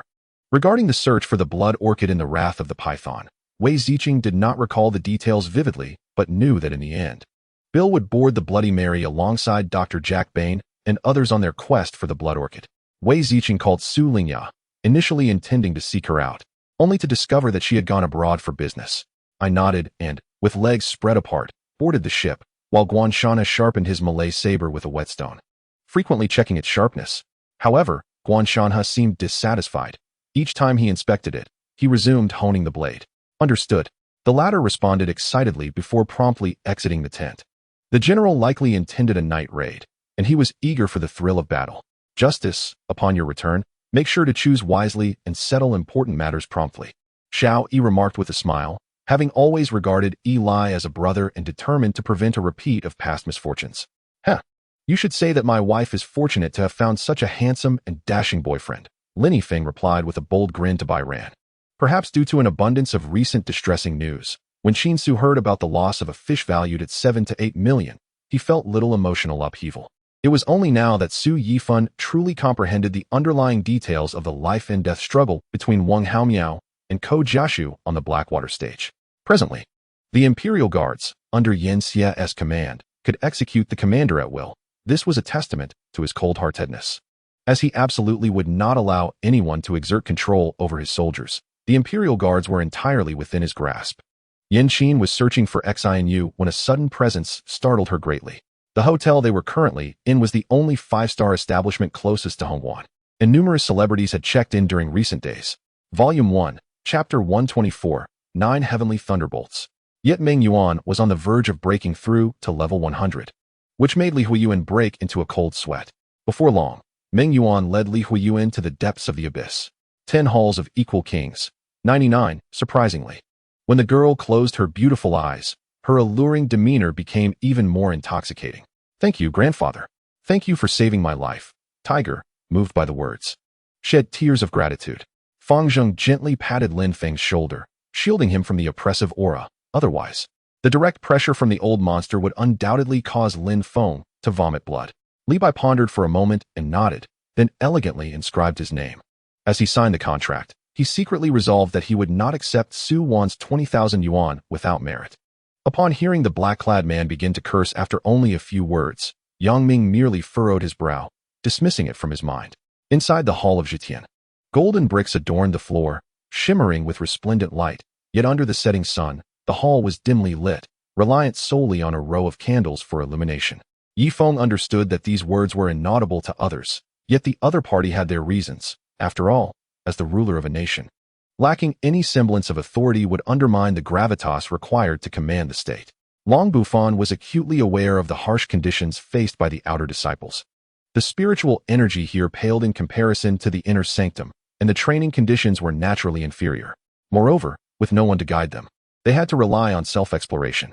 Watching the inner disciples who had joined the sect alongside him surpass him day by day was a naturally disheartening experience. Although Lan Kuer recognized the crisis facing Chu Nian, she found Feng Haoran exceedingly formidable. After witnessing Chu Nian's movements, her breath caught, and her response was delayed, resulting in her arm being grazed by Feng Haoran. Cough, cough, Yin Shitian. It is you. You have meddled. At that moment, Yin Yu slowly awakened. Pressing his hand against his chest, his expression twisted as he glared at Yin Shitian. Previously, he had struggled. The child's arrival and Yin Ezhou's indulgence had unshackled the chains within his heart. Initially, she had merely felt a deep affinity for the child, unaware that he might indeed share blood ties with her. Lu Megan cheerfully remarked, "Let them be, mother and daughter are close." By the calculated timeline, Xiaoling and Lu Aiyu should have arrived in town long ago, yet despite their thorough search, not a trace could be found. There is no denying that this young lord finds himself utterly defenseless in the face of beauty. Su Sun sighed, resting his chin in his hand as he gazed quietly at Bai Ying. Morningstar squinted her eyes. Although she had returned with the fifth elder and sensed the scrutiny of countless gazes upon her, she had not encountered any actual demons during their journey. It seemed as though they were alone, so where did all these demons suddenly materialize from? 11 Lang, I do not recall having seen you before, Morningstar remarked, casting a glance at the child who had just spoken. After a long day of harvesting wheat, his legs ached, his arms were sore, and his back felt as though it had been severed in two. Even a robust laborer could not endure such strain, let alone a 10-year-old child. Those observing the large screen could only widen their eyes in astonishment, fixating intently on the creature displayed before them. The concentrated mass of toxins, dark as ink, resembled a bottomless black hole. As for Clufu, he departed shortly after Li Chun, not accompanying him to the capital, but rather to rendezvous with the clandestinely arrived First Legion. Oh, this place is quite different from the spaces I have previously entered. Ball gazed around the snow-laden world, which stretched infinitely before him. A potent aura of oppression permeated the atmosphere, affecting even his considerable strength. Volume 1, Chapter 125, The Brood Spirits, The Heart of Yama. Additionally, the 3 earlier core members had also yielded a piece of sub-legendary equipment, Phantom Hook, a skill book titled Genetic Mutation, and an unparalleled profession card, Lion King. Zia had intended to present these items to Li Huoyuan as a token of gratitude, yet Li Huoyuan only accepted the unparalleled profession card. After all, Zia had risked his life alongside him. It would be remiss to send him back empty-handed. Following the division of rewards, Zia shifted the conversation, stating, "While the credit for defeating the punishment leader belongs to you, drawing too much attention is unwise. Hence, once we exit, let it be known that I was the one who vanquished the punishment leader.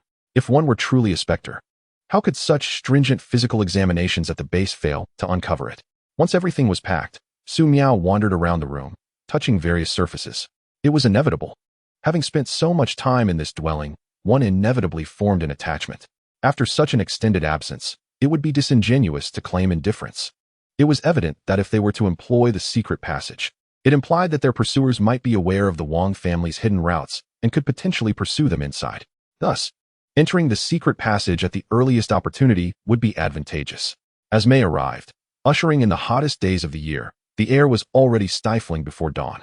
Like a fishing net that could be tightened or loosened, each choice made in their offensive strategy brought about a dilemma, as Rome's defenses were exceptionally formidable.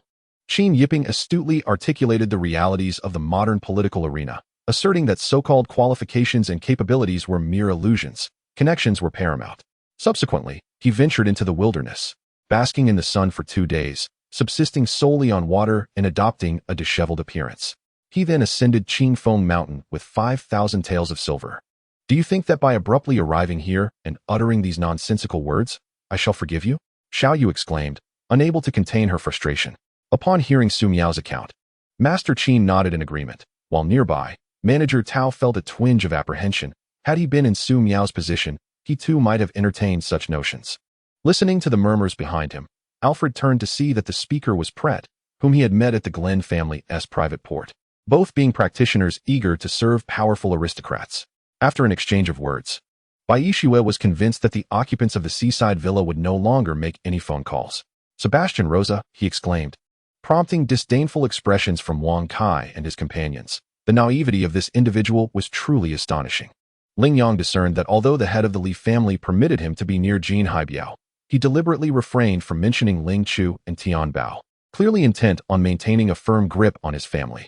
Even if Ling-Yang were to ally himself with an imposing figure, he had no doubt that a mere command from the Li family head would compel him to serve loyally. After a flurry of activity, Li Donru dispatched Granny Shun to visit Granny Lu Si at the Wei family, who, upon hearing that Li Donru had returned to the capital, was greatly astonished and promptly arranged to meet her at the Immortal Building. Unbeknownst to me, Jean, after descending the stairs, glanced back at Murong Jean, who immediately shook his head in response. Just moments ago, Su Yuyang had been antagonizing me at every turn. I truly could no longer endure it. Ah, Lin Shi, isn't it rather acceptable for Hu Lin to be a superior? Sometimes, a mistake is not a mistake at all. When many are in error, one may indeed be right. Rather than attempting to forge a new order, it is preferable to maintain the existing one. For the first time, Long Xian felt that I had unveiled his innermost thoughts. Or perhaps, the thoughts of Guochun. From the instant Su Yingmei entered, his gaze remained fixated upon her. Just moments ago, He Meiyan remarked that He Zhuangnan was a man on the brink of death. It was merely a casual curse. Yet He Zhuangnan was acutely aware of it. And after a subtle provocation from Ling Yang, he convinced himself that He Meiyan had inadvertently revealed her intentions to eliminate him. Su Ningming silently stepped back, pondering whether this man was suddenly closing in on her with ulterior motives. What could his intentions be this time? Ultimately, both parties simultaneously discovered what appeared to be the entrance to a secret realm, leading to the current tense and confrontational standoff. Though a refining chamber was lost, acquiring a spirit treasure-grade alchemical furnace was deemed a worthwhile exchange. A beam of blue light erupted from her palm, swiftly following the red light into the billowy white clouds. Thus, while ensuring the safety of humanity, he had no desire to engage with these demonic beings, as it would squander his training time. Old Master Qiao chuckled, the corners of his eyes crinkling with joy, as he held the spoon, bowing his head to sift through the food in his bowl. Bai Chun initially believed that Shun Qiu could effortlessly vanquish the beast. However, the sounds of battle lingered for an extended period, intermittently punctuated by the anguished cries of men. Yet, it was unfortunate that Qi Yuan's subordinates possessed no formidable dominators among them. Even the likes of June, the Elder of Space, the Elder of Time, and the ancient star tree merely reached the pinnacle of the king level. It must surely be that this foul beggar before him employed some sort of trickery to deceive the foolish Ma Xingbo. The enchanting lady emerged from the shadows, brandishing her shadowy dual blades, smiling as she presented them to all once more. The heart of the former emperor, which had been extinguished, rekindled with hope, yearning for the two of them to diligently seek a third, seamless paradise after resigning from their posts. What of the mother of source? Squinting, Qin Tian scrutinized, tilting his head to seek the fruits upon the tree trunk. Indeed, what is your name? Vice Dean Mu inquired, a fervent smile gracing his face. Master Wu, how do you find the scenery of the western regions? Noticing Nan Ku Rui's expression of curiosity, Yen Qifeng concluded it must be his first visit, leading him to engage in idle chatter. Upon hearing this term, Gao Ba's countenance changed dramatically. he had intended to lead the group towards support, but unexpectedly encountered these individuals along the way. Even more astonishing was the realization that they belonged to the Overlord Alliance, which caused his brow to furrow and unease to settle in his heart. Do you think a fisherman, casting a large net, would wish to catch more fish? The driver steered with one hand while the other gripped the wheel. Huh. Your gentle burst of radiant energy has pierced my soul, leaving me enchanted and entranced. Zhao Zilong chuckled lightly, jesting with her. Thus, the ripples intertwined, twisted, entangled, and wove together, as if engaged in a fierce struggle, yet also resembling a desperate battle. Long Mu, it seems you are mistaken. It is not that I do not wish to take her, but rather she has no desire to accompany me. In a moment of desperation, Nan Kurue passed the proverbial ball to Mo Bingshuan. Needless to say, upon seeing Nan Batian here, it was evident he was a figure of dominance, and the audacity of this individual to offer reminders was indeed a risk of offending Nan Batian. This sentiment earned some recognition from Xia Zheng. Volume 1, Chapter 126, The Imprisoned Flower Porridge. After perusing the information regarding the beverages, Li Huoyuan was taken aback, astonished by the unique effects of the Heart of Yama in brewing liquor. Not only could it enhance the strength of the spirit, but it also facilitated the soul's departure from the body. However, what perplexed Li Huoyuan was the meaning of entering the gates of the underworld. Thus, the two embraced. Overwhelmed with joy, they then proceeded to the palace, instructing their attendants to prepare their luggage. The decision made back then was a collective resolution among numerous celestial beings. Having made such a choice, there should be no hesitation or regret. Flesh and bone rapidly dissolved, ultimately transforming into a cold, black liquid that soaked the remnants of the armor.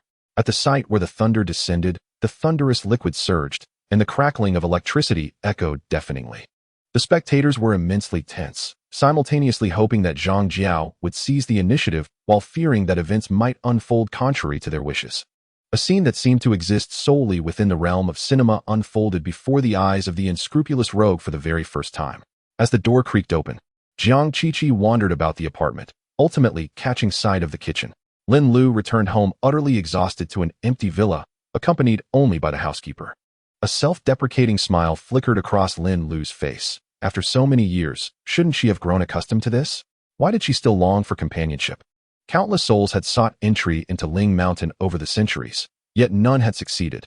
Those who managed to enter invariably vanished without a trace.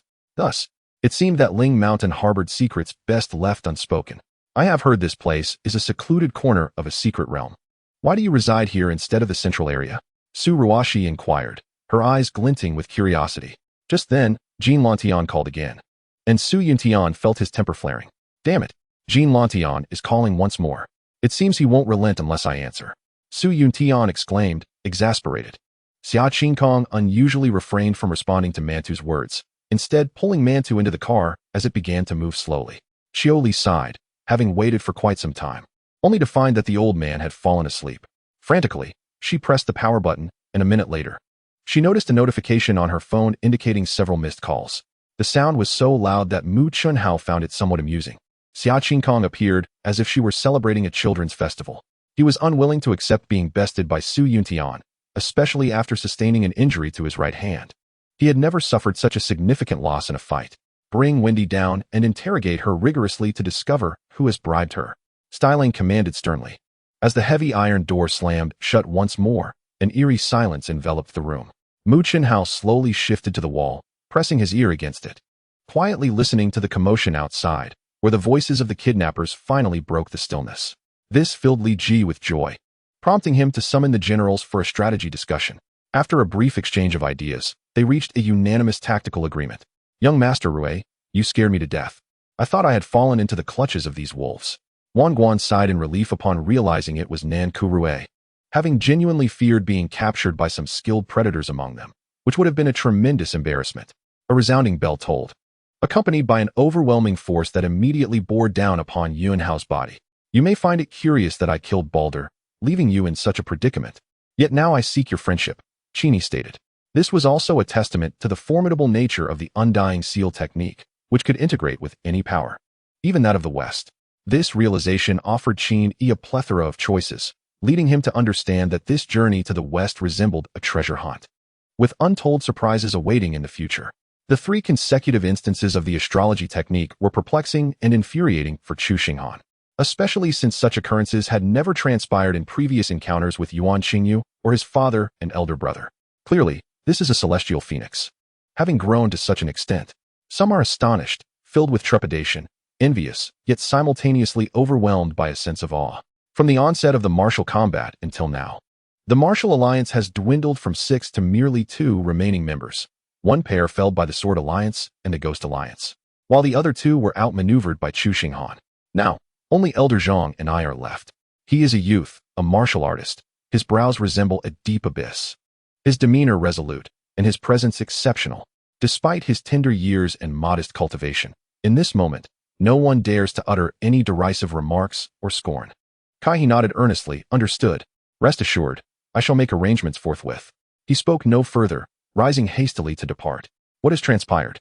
Upon consuming the explosive ascension pill, Lu Xiang's consciousness indeed began to blur, causing him great alarm as he feared he would become a mere shell of a man. Lu Jiming seemed oblivious to his physiological reaction, his gaze fixed intently upon Gu Jinsheng, his eyes wandering over her exquisite form with longing thoughts. Boss, how much for this garment? Li Jiaojiao inquired cheerfully, pointing at a purple robe displayed in the tailor's shop. Uncertain of his own sentiments, he found her indifferent demeanor irksome, wishing instead that she would berate him as a swindler. News of the impending assault by the beastmen had spread far and wide. Thus, after being reprimanded by Ji Feishua, Feng Jiu promptly adopted a more compliant demeanor. Volume 1, Chapter 127. All present are worthless. How to seize it? The Hua family boasts an abundance of experts, and it is said that the venerable old Master Hua has reached an astounding level of over 90. In his youth, he fought alongside the former lord of Tianhai City, earning great renown in battle. We might not have a chance. Li Huoyuan remained unperturbed, having already devised a strategy in his mind. Isn't tomorrow the birthday banquet for that old man from the Hua family? Why not make this celebration even livelier? Are you suggesting? Lu Jian pondered. Let us create a diversion, surreptitiously maneuvering our way through. Lu Yun felt a surge of excitement. At last, he had acquired subsequent techniques to follow, no longer needing to fumble in the dark. Moreover, human nature is the most elusive of mysteries. People can change.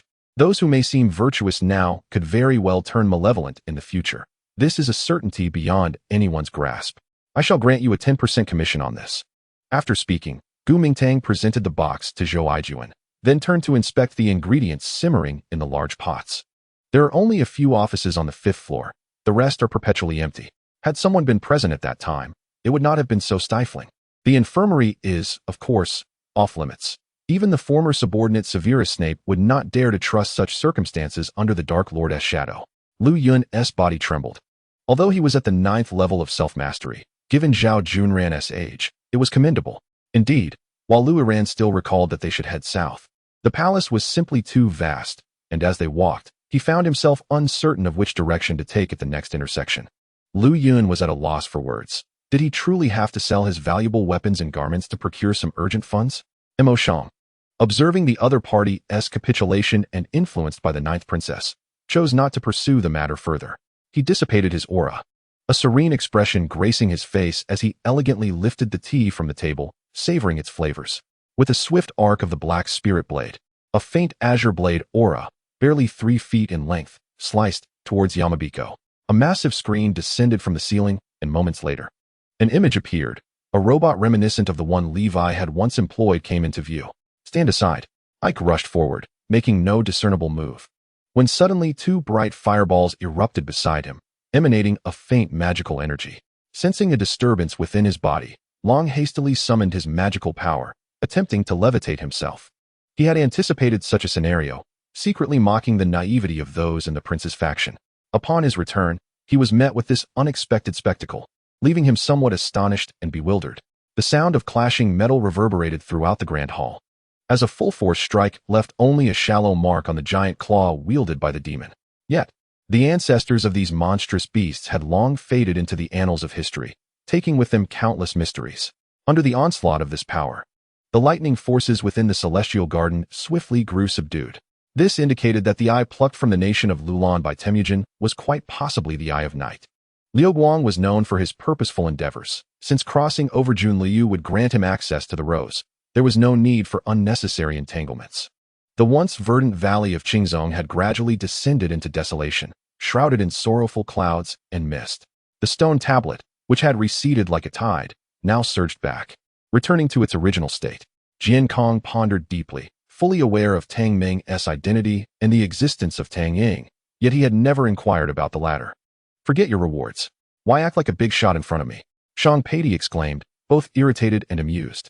I must remind you, your beloved is likely quite upset. Might you not wish to comfort her? He elongated the final remark. In the first volume, chapter 128, a rift forms. However, the confrontation within the flower cocoon grew increasingly alarming. He realized that most of his attacks were easily evaded by Li Huoyuan. Those that did connect were met with a fierce counter, yielding him no advantage whatsoever. How could this young man's close combat skills be so adept? Was he truly a freshman in the same year as Huadai? Ningjiu was taken aback by the mention of the 6 treasures of the Son of Heaven. This surely referred to the 6 imperial seals, a national treasure of significant importance. The fact that Wei Chongqing possessed such a seal indicated it was indeed the emperor's will. His eyes narrowed into slits, as if he were still in the embrace of slumber, lazily sweeping a glance over them before raising a hand to scratch at the fleas on his body. Indeed, the hue was as he suspected, slightly tinged with green from being soaked in snow. Yin Mingxiao did not find the stone particularly appealing. She simply thought it was rather meaningless. Yet, Gu Yin was eager to approach, brushing away the snow to reveal the stone's true appearance. Observing the 3 extraterrestrials bound to the operating table, Yu Xia slowly began to speak, her calm voice sending a shiver down the spines of the aliens. Ningjiu's spirit was astonishingly resilient. Despite suffering from a high fever and body aches that left him barely able to sleep, he remained preoccupied with the affairs of others. Before long, Man Shao and his team rushed to the Dangyang Bridge, where they indeed discovered a plethora of similar items scattered around the bridge's entrance. However, despite their despair, they were unwilling to concede defeat, ultimately choosing to escape the apocalypse in such a manner, feeling that even at the brink of existence, they held a semblance of purpose. I never used to eat radishes much, but since marrying Yang Yang, I find it hard to imagine a dry pot without them, Zhuan Shuo remarked. Lu Hong grimaced in pain after being struck squarely in the face by Wang Tung's powerful fist, letting out a howl of agony. The next day, Zhu Zhu drove, giving Wang Wanzi a ride to the shop she was headed to, deftly maneuvering the steering wheel toward Financial Street. After parking and locking the car, she entered a nearby security's office. Hey, didn't I mention that no matter what means you employ, you must not make a sound? Miao Shou glanced around nervously, yet the atmosphere remained eerily quiet. A torrent of formidable divine energy erupted from Tang Shitian's hands, all directed toward the 2 colossal plants. Confronted with a potential threat to his safety, Tang Shitian struck without reservation, resolutely determined to refine these 2 great entities. Meanwhile, Yi Sanyue's chest, once pierced by the Xinyuan sword, had now fully healed. This was the remarkable power of Yi Sanyue's golden body. As long as the injuries were not excessively severe, the golden body could restore itself instantaneously. As the cup of red and green liquid touched Lin Jie's tongue, an intense sensation surged towards his brain, momentarily clouding his thoughts. Fortunately, this disorientation was fleeting, otherwise, Lin Jie would have surely succumbed to despair. Yes, the mountain bandits, seeing their king being toyed with by Tang Fei, dared not utter a word of dissent and hurriedly set about preparing fine food and drink. Thankfully, Hao Guer remained unperturbed. Always the most obedient child in Jin Yang's household, indifferent to how much Ing Jie caused a stir or how favored he was by his grandparents. Meng Feisi nodded in agreement. Although their military strength was several times that of He Tao's, any oversight on the battlefield could lead to catastrophic consequences. He promptly notified Yin Shenma and Hu Jinshu to remain vigilant, while rallying his own troops for assembly. Zhang Jujing fell into silence, for Gao Gong's words held merit. The Ming dynasty, after all, had managed to find its footing, and if it could continue to develop with unwavering determination, surpassing the grandeur of the Han and Tang dynasties would not be an insurmountable feat. However, it was indeed a great pity that the exceptionally talented Shin Chongming chose to retreat at such a young age. The losses from the Hetao and Taiyang routes amounted to approximately 200,000. Fortunately, after replenishment, the total military strength in the Hetao region still exceeded 300,000. His task was to extract the malignant spirit puppet from within himself. Chun Kuei hastily severed the connection of the viscous liquid, retreating in horror to behold a bizarre statue formed of metallic sheen. If such an implicit statement eluded him, it was likely that Xiao Xiao would completely lose her composure, disregarding any concerns about public opinion, for her frustration left her with no recourse. They were all primordial sovereigns, closely following the arrival of the path of Calamity Master, who, as the foremost in primal offense, was not slow in his approach. At that time, they faced societal scrutiny and were criticized as the most disillusioned generation. Nevertheless, they remained resolute, believing that some things, if not understood by others, mattered little, as long as they found joy in their own existence. Upon entering, darkness enveloped them. The ground was littered with rubble, covered in moss, damp and slippery, making movement exceedingly difficult. Xian, who spoke wisely, the Sword Sect, confronted by the encroachment of the Black Phoenix clan, would surely find the Tao sect pleased, while the other major sects would likely remain indifferent, with few willing to assist the Sword Sect. Strictly speaking, only his battle against Wu Xiang could be considered a true challenge, Qin Feng remarked with a calm smile. The viscous liquid surrounding Chun Kuei, dark as crude oil, surged wildly outward, coating the floor of the room in a thick layer. Wind Spirit pursued relentlessly, while Tu Yinglong pressed forward, forcing Qi Yu into a defensive struggle, unable to assist on all fronts. Furthermore, to forcibly enter the Wild Heaven realm was to disrupt the structural balance of that realm. Therefore, once the Wild Heaven realm was torn asunder, all consciousness within the dreams must awaken before it could close. Otherwise, they would be eternally trapped, unable to escape. Simultaneously, accompanied by a striking flash of red, an exceptionally handsome face appeared before Feng Yutian. Feng Wuqing perceived the evident rage and helplessness on the faces of the humans from the four divine halls. With a larger explosion consuming all flames and light, the first missile from the Cayman fleet finally struck the heart of the central defense planet, breaching its outer defenses. Long Gu, unable to control himself, staggered backward and fell several paces, landing heavily. Fortunately, a few subordinates caught him in time to prevent him from making a fool of himself. Initially, I planned to prepare a delectable meal to comfort young Master Shun, who had stood watch outside all night. Alas, his hand was tightly clasped around my waist, and even the slightest movement from me hinted at his awakening. I felt a pang of sorrow for the bruises beneath his eyes, and thus I relented. Zhao Lu scoffed coldly. Husband?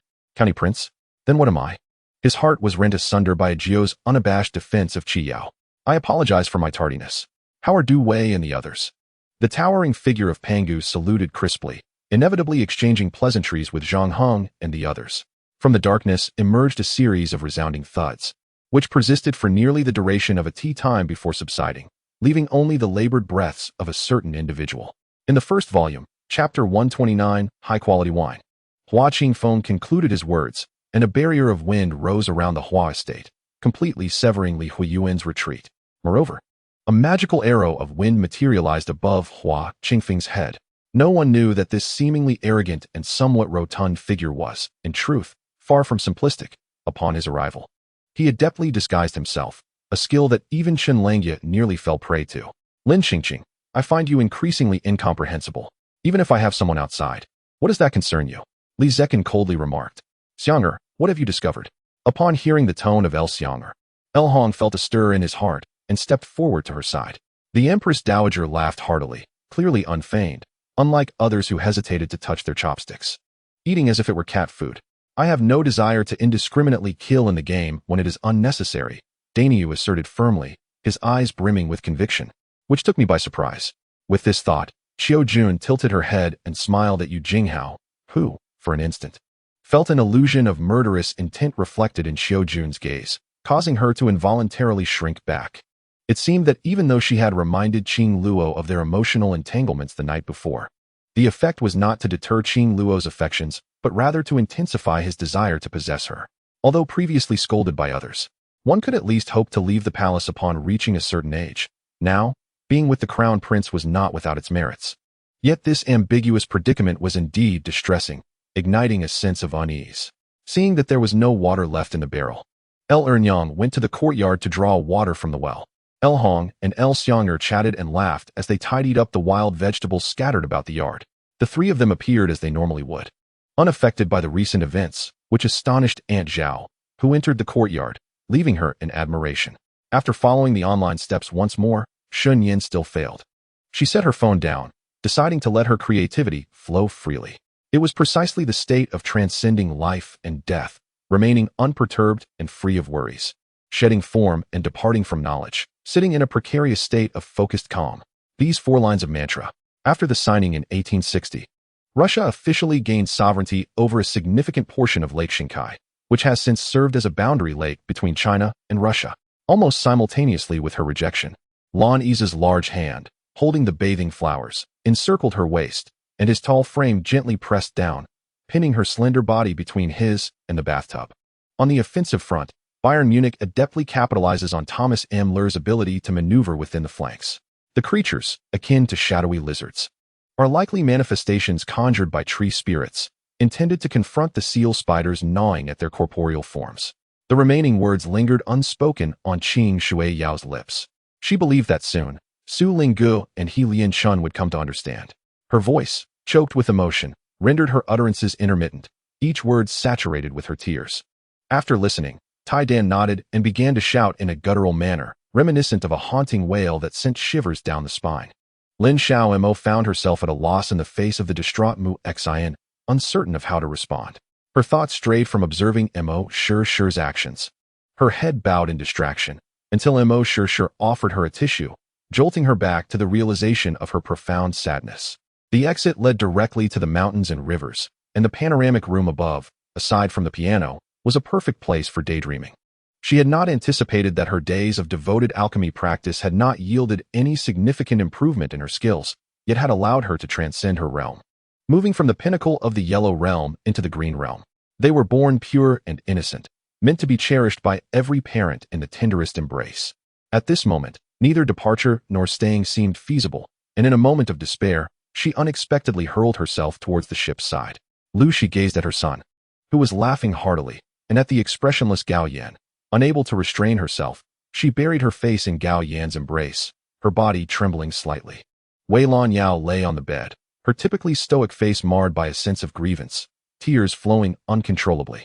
When Li Qingpeng and Li Qingyun returned to find an unexpected number of visitors at home, they were taken aback, particularly upon seeing their father's pallid visage, resembling that of a corpse, prompting them to hastily inquire about the situation. Impossible? It must be done. If I can't cure it, I'll end you. The sinister gaze of Guizi declared. What could Lin Zifeng have said to provoke you so? Zhou Yin inquired with curiosity. Hearing the call of the celestial deer once more, he sensed that something was amiss and quickly sprang into action. Along the way, he spotted a lantern reminiscent of that day's Kongming lantern. Even when reporting on Tianyu, her superiors had supported her endeavors. They had encouraged her to persevere during her setbacks, urging her to continue pursuing the matter to uncover the truth and craft a compelling article. This official appeared to be the highest-ranking local governor of the imperial capital, wielding immense power. Yet, the palace, the court, and the 10 prominent clans of Jinling resided within Jinling City. Within the confines of the cage, He Dong exhibited an elegant physique, adept at evading the attacks of the wild monkeys. After 10 breaths, he passed the scrutiny of the inner disciples, with the wild monkeys failing to even fasten his garments. Jealous, Baozi chuckled bitterly, accustomed to solitary endeavors. Yet, for this task, she found herself reliant on her teammates, given her current capabilities. At this moment, Wei Yu's sword was poised against his throat. Had this been a real battle, El Qingheng's head would surely be forfeit. Within the city of Jinling alone, thousands of scholars had gathered from across the vast lands of the Great Chu, leaving their homes to flock to the imperial capital, desperately vying for entry into the court. Nevertheless, although Luo Chen's actions were somewhat underhanded, it appeared he had indeed succeeded. If managed properly, the new company could prosper. And perhaps Lu Jia and his spouse would find themselves comfortably counting their riches. Volume 1, Chapter 130. The Body Immune to All Poisons. Huazhou's words instantly left Nan Zhaoshui at a loss. She pondered silently. Did she also harbor feelings for Li Huoyuan? If so, what place would she have in his heart? After all, the proximity between Li Huoyuan and Hua Zhou filled her with an overwhelming sense of peril. Yet, it was evident that Li Huoyuan's sole pursuit was to grow ever stronger. Li Wu-Yi gazed at the few successfully trained imperial-level powerhouses before him, a naive smile gracing his lips. With a soft sigh, the complex emotions in Guan Yu's gaze were predominantly tinged with pity. This altar was intended for divine offerings, but not to deities. Rather, it was dedicated to our dragon clan. Ming understood the reason now. No wonder this altar led to the dragon domain. Indeed, he sought retribution against the audacious Yi Lu for attempting to assassinate him. Although he had not suffered any actual harm, such insolence warranted a price. This realization deepened his appreciation for strength. He contemplated the immense power required to allow many cultivators to simultaneously enter the sacred stigmata stone space. Junior brother. Feel free to voice your thoughts. We have reached a critical juncture, and the true battle is imminent, Qingzhou remarked, casting a glance at Jiang Yun, aware that he had likely devised a plan. As this thought crossed his mind, it was swiftly solidified by Yang Yi, who gritted his teeth and, with a flicker of his gaze, transformed his expression into one of smiling composure. He was the unknown individual who had recently ensnared Master Yao in his scheme, the same one who had boasted online about his intentions towards Yao. Jian Chen closed his eyes, utterly unprepared for the revelation that Taoist Huoyuan had personally obliterated the entire Luo family. The matter could have been resolved within the city of Sunrise. Yet Lei, who had resolutely supported the breakout from the Five Saints headquarters, necessitating an unnecessary risk for the others. Though Lei, who believed he had done nothing wrong, he nonetheless felt a lingering guilt towards Huaxiang Rong. With deft hands, the leaf plucker had made a name for himself in the mountain forest county. Yet he was taken aback when his hand was severed. Clutching his severed limb, the man retreated a couple of steps, warily observing the newcomer. From that single sword strike, he could ascertain the formidable prowess of his opponent, an adversary he could not hope to contend with. "Who are you to dare intrude upon my Beast King Valley?" the elder seated at the forefront uttered through gritted teeth. Leaning against the window, gazing at the passing scenery and listening to the raindrops patter against the glass, Yifeng Aisheng fell into a contemplative silence. When Liao Qingzhen was about to marry, Su Taohua intended to send her off. But Li Beibei remarked that the bride's older sister and younger sister were not permitted to attend the send-off, claiming it would have repercussions. The maidservant's words were misinterpreted. It was the maidservant's disdain that was evident. Hearing Alien's words, the Grand Consort One nodded in satisfaction and waved her hand. After the sharp trident pierced Lu Fei's arm, she unleashed a powerful current from within, incapacitating her adversary as well. Just when Lu Fei believed she had avenged her grievances, she suddenly discovered that the weapon embedded in her arm had inexplicably vanished. As for the final items, each one was worth no less than 1,000,000 gold coins to even qualify for bidding. Nonsense. Isn't it terrifying? That is the son of the city lord. You say to bind him, then bind him. You say you'll strike him, then strike him. It's of no consequence. You must deceive the city lord. You must eliminate the city lord. You claim you are not afraid? Siam Man gritted his teeth. Regardless of how many times he bit down, he expressed his innermost thoughts. To transcend this barrier, he sought a corpse of the demon clan, one he had never encountered before, a type known as the Triple Phantom.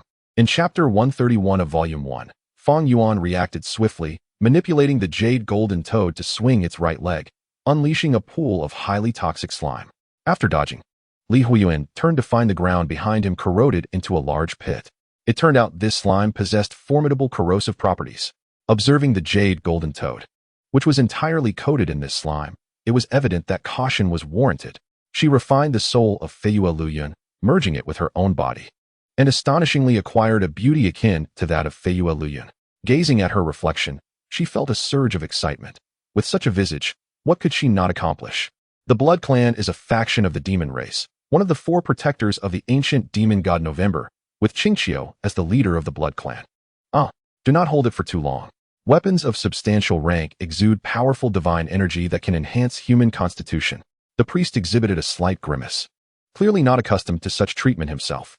The silver moonlight, accompanied by glimmers of azure like gossamer, cascaded down upon the shimmering lake, the gently swaying meadows, and the towering trees of the mountains, as if narrating mysterious tales.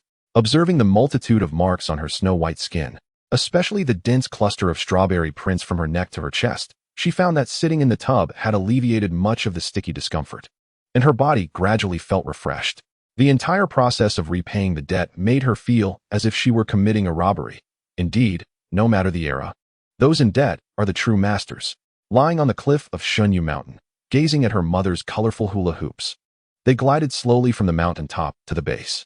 Throughout this descent, the 7 rainbow hula hoops continuously infused the moonlight-laden Xinyu Mountain with the divine light of red, orange, yellow, green, cyan, blue, and purple.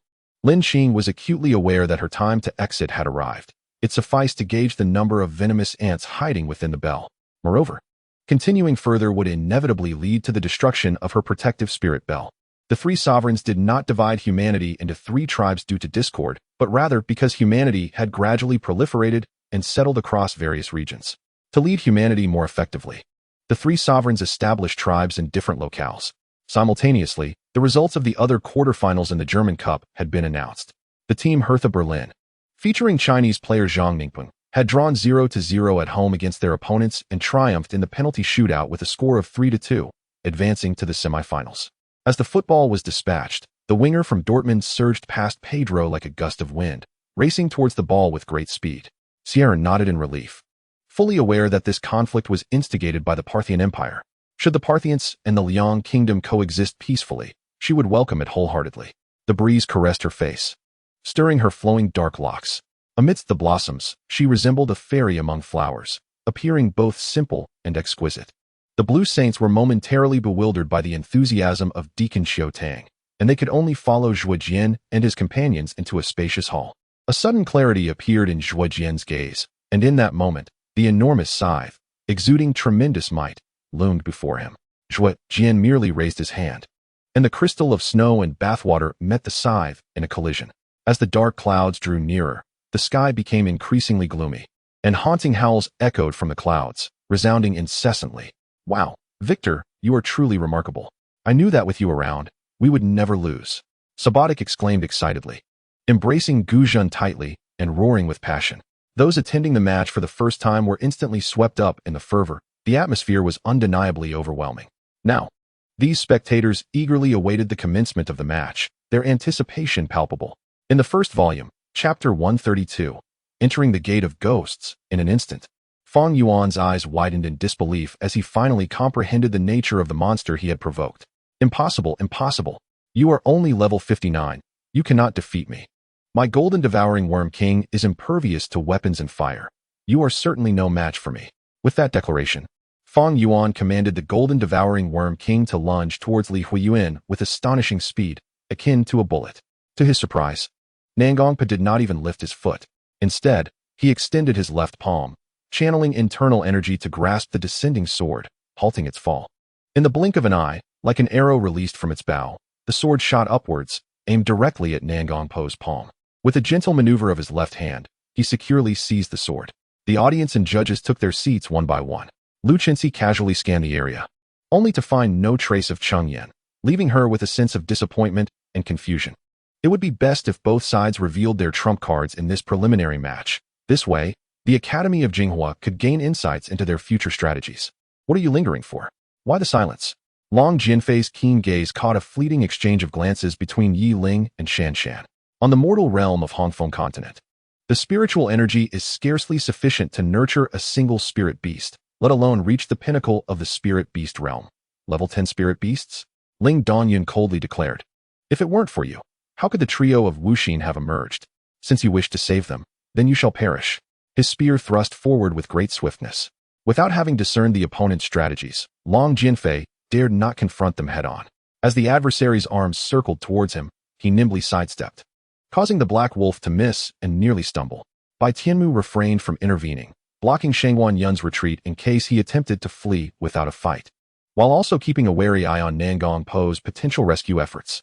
Su Yan, a man of the political sphere, had witnessed various forms of affection. Yet he also recognized unwavering devotion when it was present. Tao Tianche and Zheng Tiandu, though silent, had already drawn their swords, even with Shangguan Yun's formidable martial prowess. Escape seemed implausible. The private gathering and Brittany intended to attend was hosted by the Gorgia University Alumni Association in the 33rd year of the Black Moon era. I apologize. Esteemed masters of traditional Chinese medicine, perhaps the boast was a bit excessive, yet I find myself compelled to use this pretext to placate them. Chu Qingxi mused inwardly.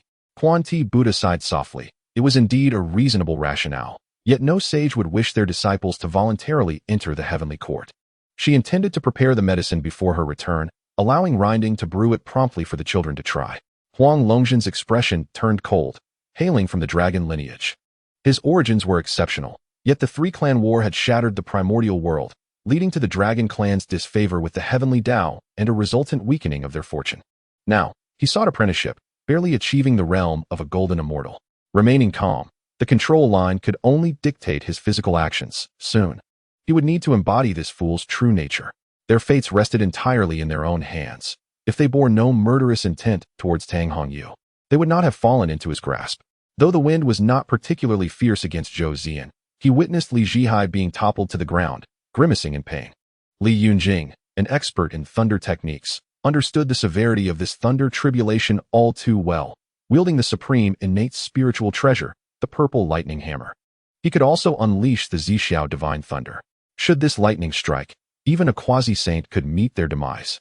That was enough. It was sweltering up there. And yet they donned their windbreakers to show off, scrambling out in a disheveled state.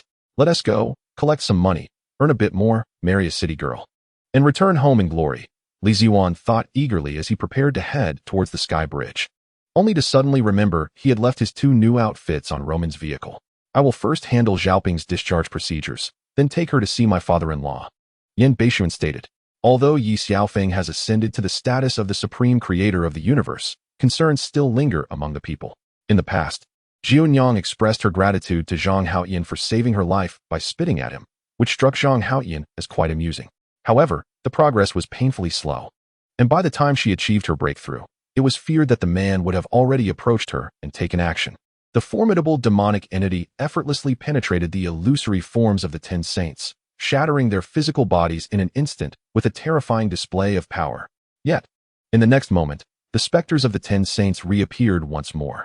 The most renowned instructor in this realm is the king of sidekicks, Erupted, a champion of the underground world, whose students include the giant serpent Calangilla and the Death Star Paul Brandon, all of whom possess legs as strong as steel.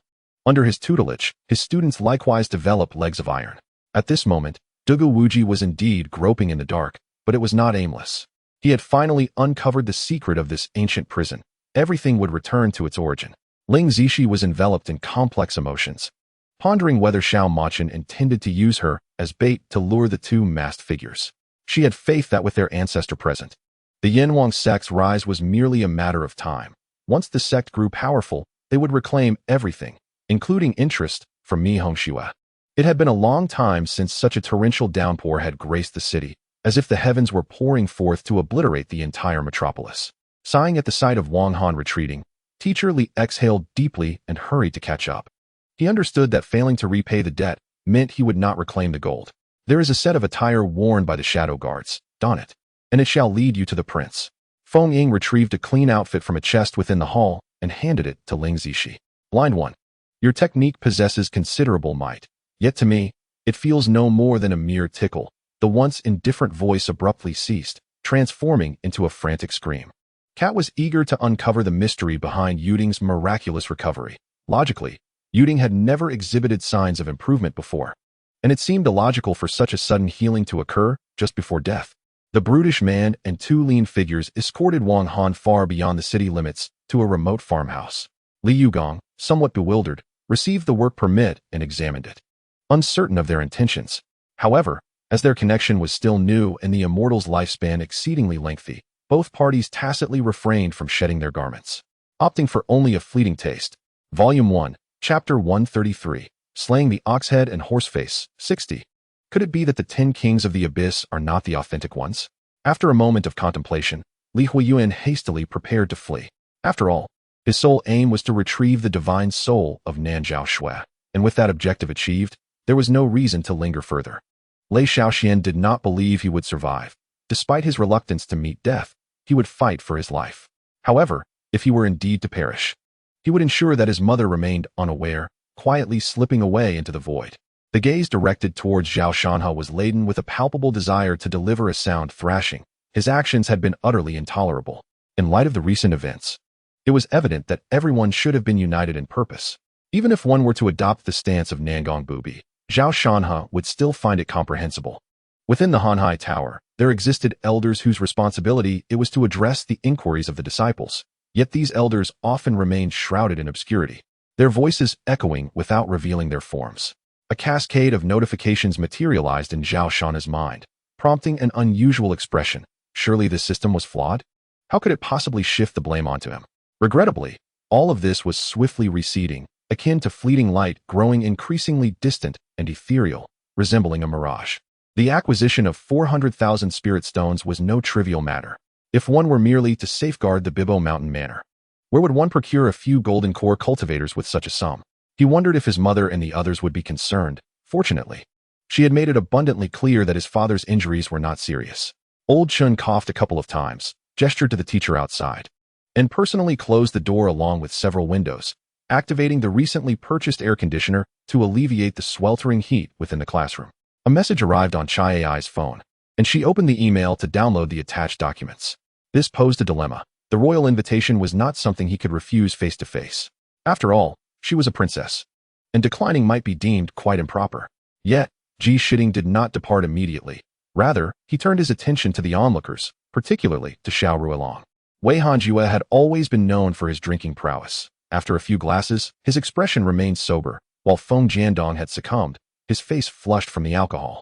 A crowd had gathered to witness the unfolding scene, as it was common knowledge that Baiwa Pavilion had a contentious relationship with Mr. Tang. This was her last remaining trump card, yet within mere hours, it had been effortlessly dismantled by Ming Lin without a single effort. She sat on the sofa with her 2 children, watching them proudly showcase the characters they recognized from kindergarten.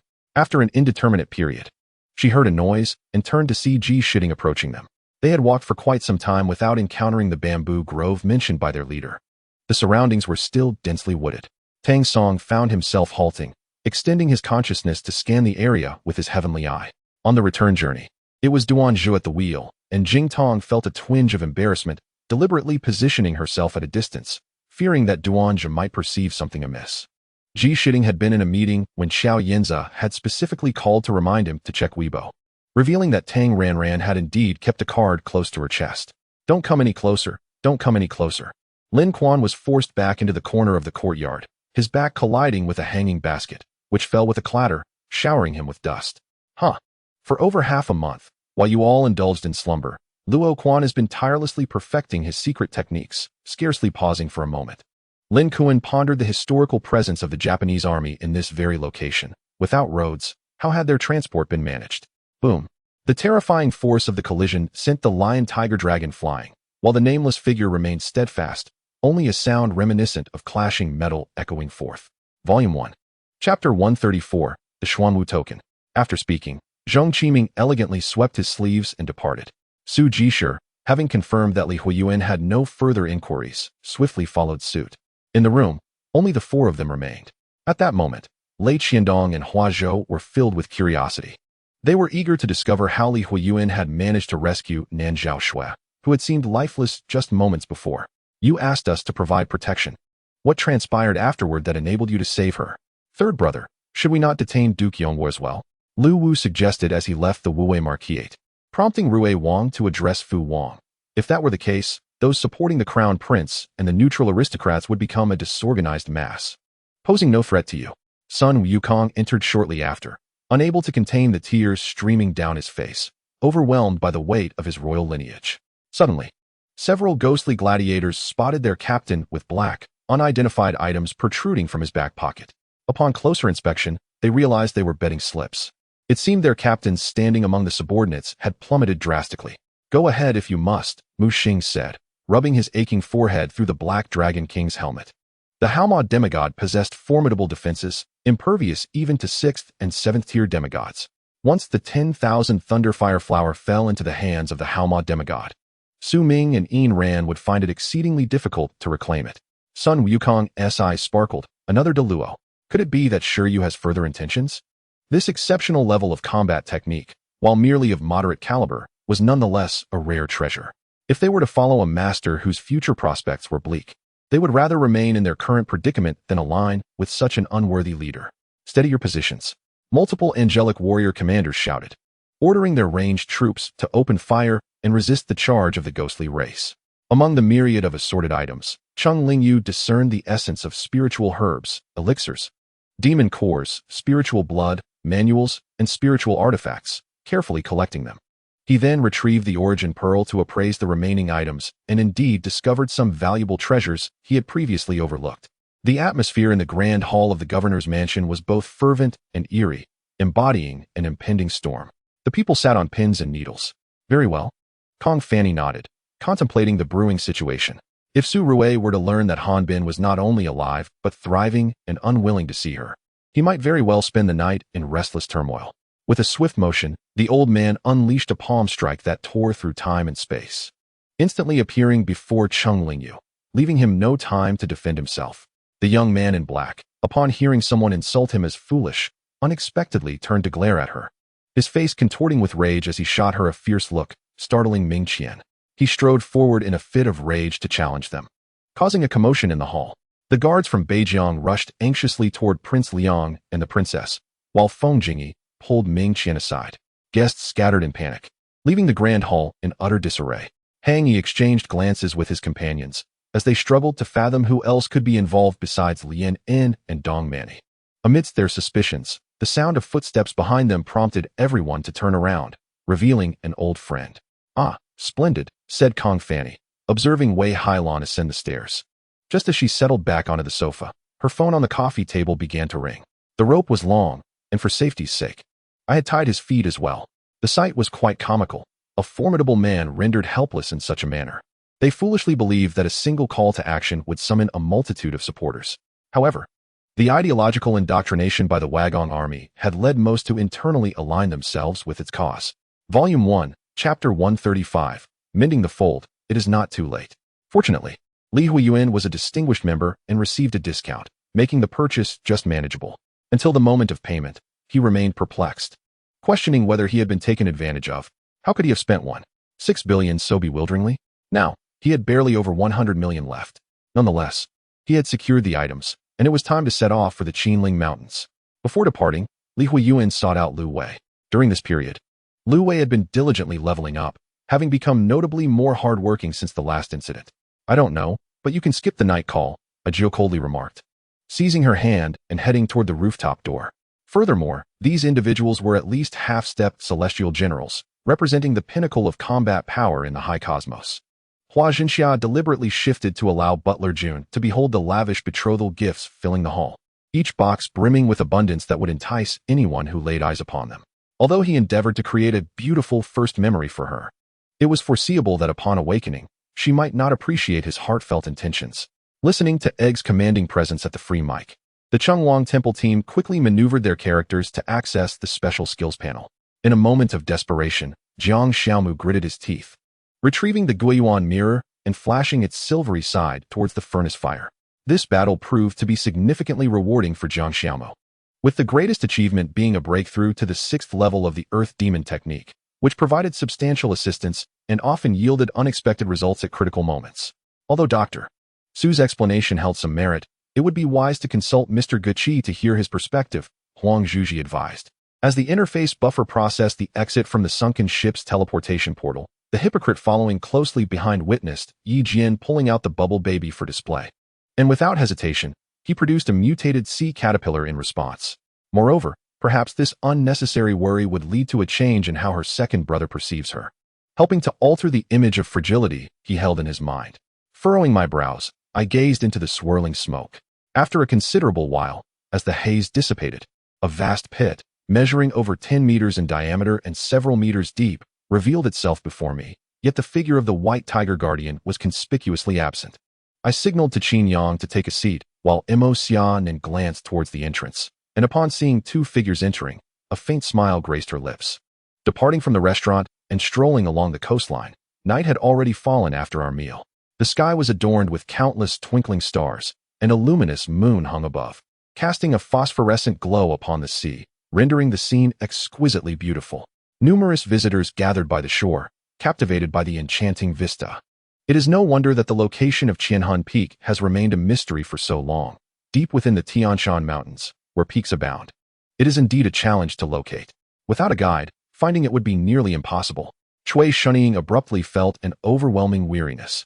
Her eyelids grew heavier as she sensed the warmth of Ling Yang's hand in hers, bringing her an immense sense of security as she drifted into a deep slumber.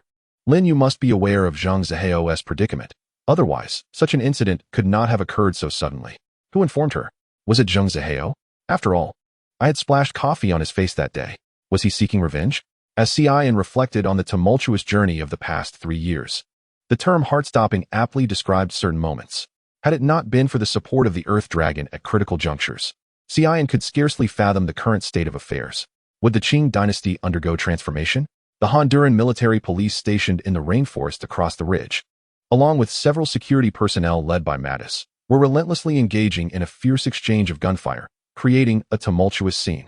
Given the close relationship between Old Man Ma and Old Man Song, and the established hierarchy between him and Song Shirshir, disorder was out of the question. Suya cast a disdainful glance at Locks. especially since Lox had been ostentatiously showcasing her newly acquired domain abilities before Suya and the others over the past few days. Otherwise, she would not have been able to manipulate them so effortlessly in front of Qinshi. In the first volume, Chapter 136, Departing for Qinling, Li Huoyuan was astonished at the sight. The significance of this blue-violet claw was undeniable, yet now that icy principal had actually entrusted it to Zhong Qingming, it seemed that the principal had taken a keen interest in him, suggesting that her appearance at the Hua family was no mere coincidence. Do not wrongfully accuse me. I have been in this line of work for many years, and my reputation precedes me, the boat captain retorted angrily. He was naturally respectful towards esteemed guests like Boss Zhou, but he would not extend the same courtesy to these apparent lowly wanderers. The harrowing sounds of arrows piercing flesh echoed relentlessly, accompanied by anguished cries as the disciples of the Iron Blood Alliance atop the city walls fell one after another. Even some mages succumbed to the forceful arrows that shattered their magical shields, succumbing to the relentless onslaught amid the chilling wails.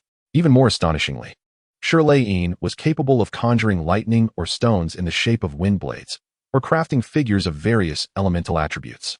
Those could no longer be deemed mere clay figures, but rather elemental dolls corresponding to their respective elements. The two individuals awakened in the depths of the night, and in the hazy twilight, Lu Xuanyu seemed to hear the sound of weeping.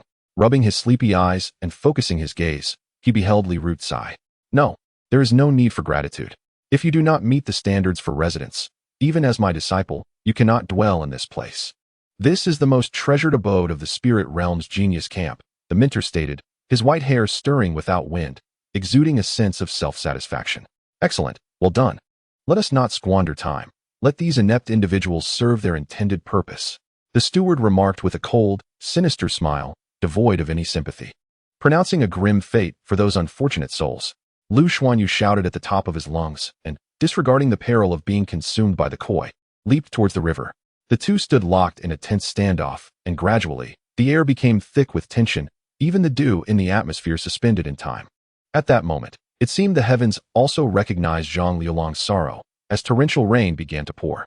Before long, the dense forest darkened, the sky deepening to twilight, and the distant cries of ferocious beasts and birds pierced the woods, uncertain if they beckoned their companions home or conspired to hunt in the night.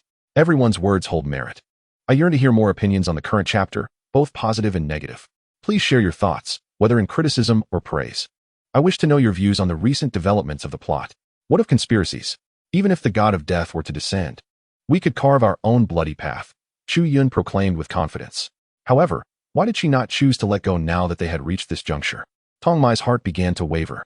Had it not been for Zhang Can and the others' fervent objections, Dallas and his cohort would have uprooted those plants to use for crafting food and furs.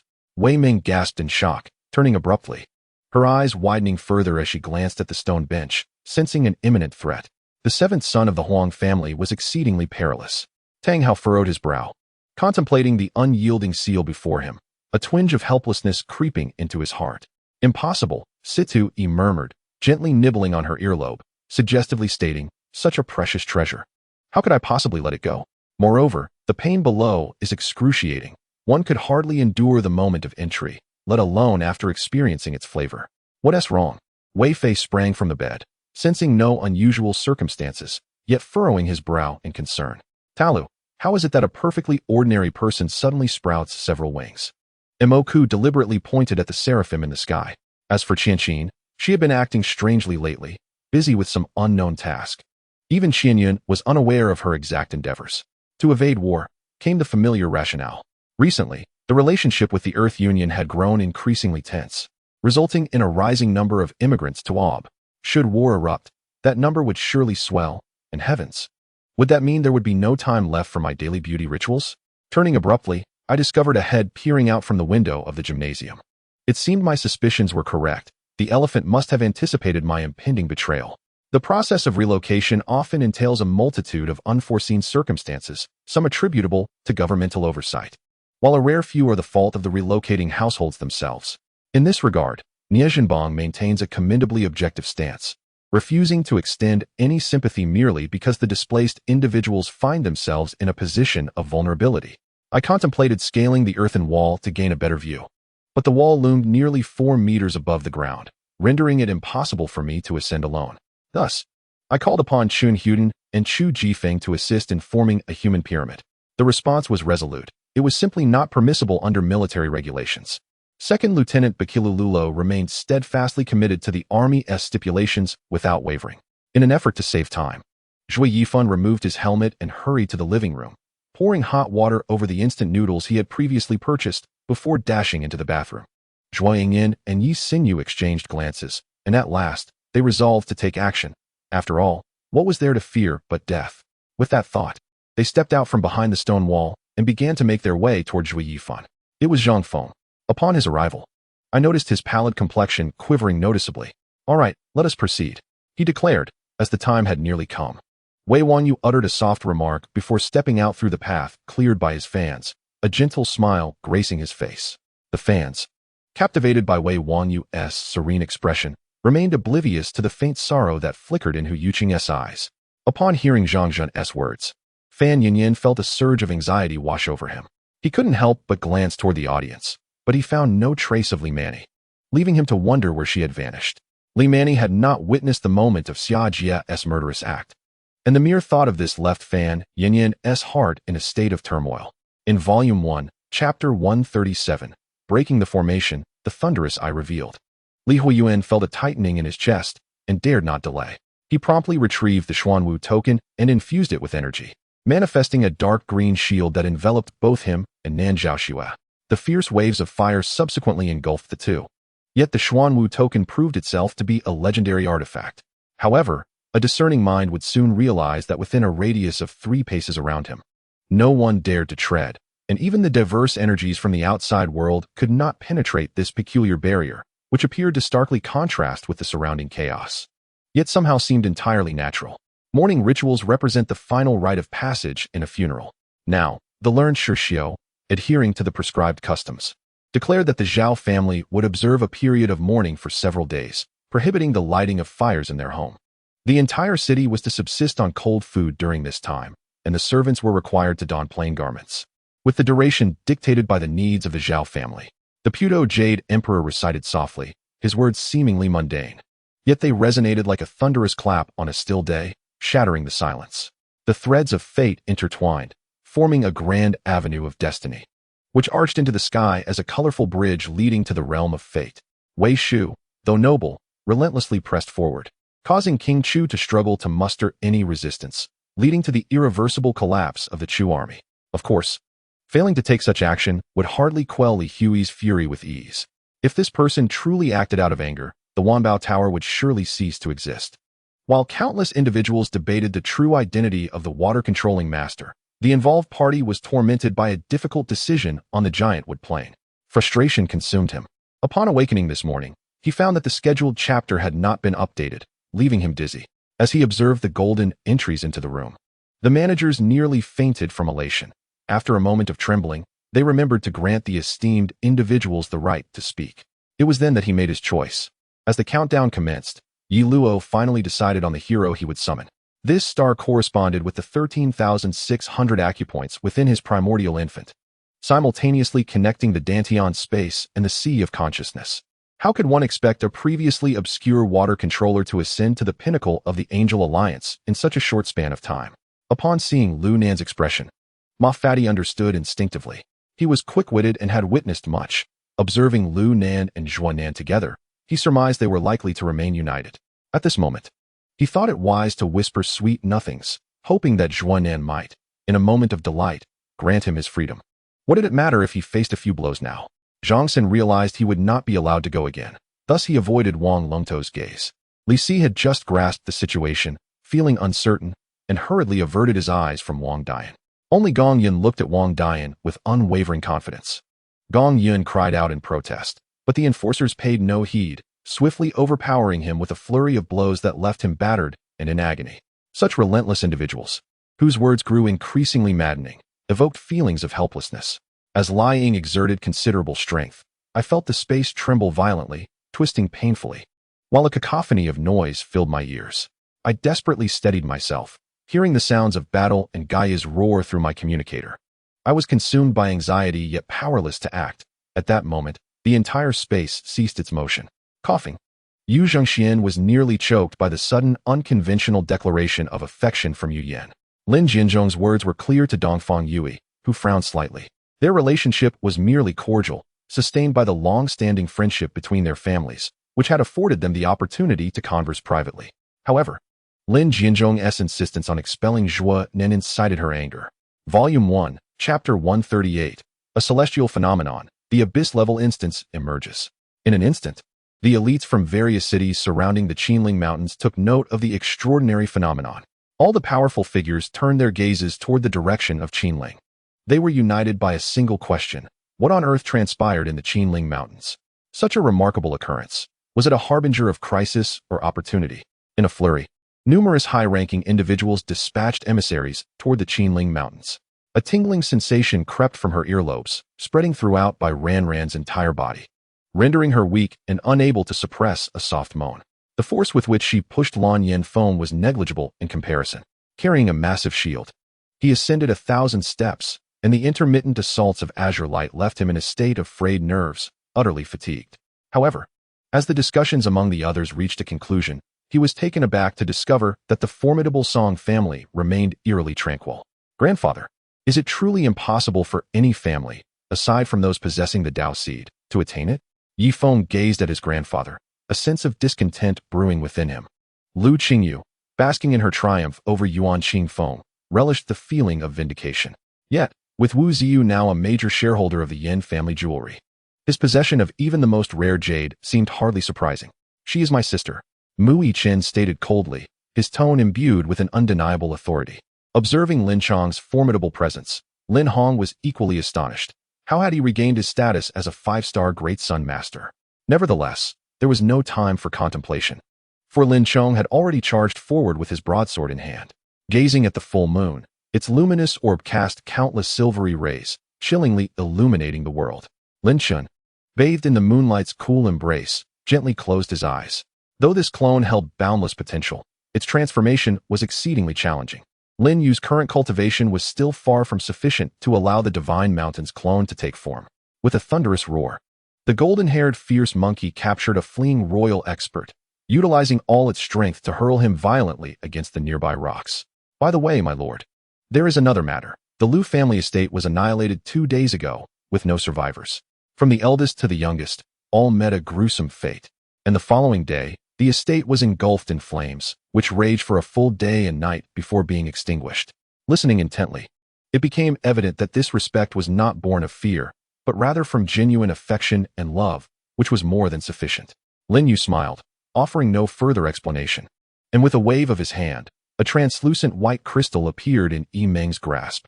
He inquired, "Why has the Empress suddenly brought this matter to light?" Zhu Si replied, "The elder's concerns stem from a deep fondness for her grandson, and her keen perception honed by life's tribulations. Could it be that the second matter mentioned by Sister Qing'er is not mere fabrication? Fortunately, he had recently acquired the ability to reincarnate from Granny Qidao, and within just a few days, he had made a remarkable discovery."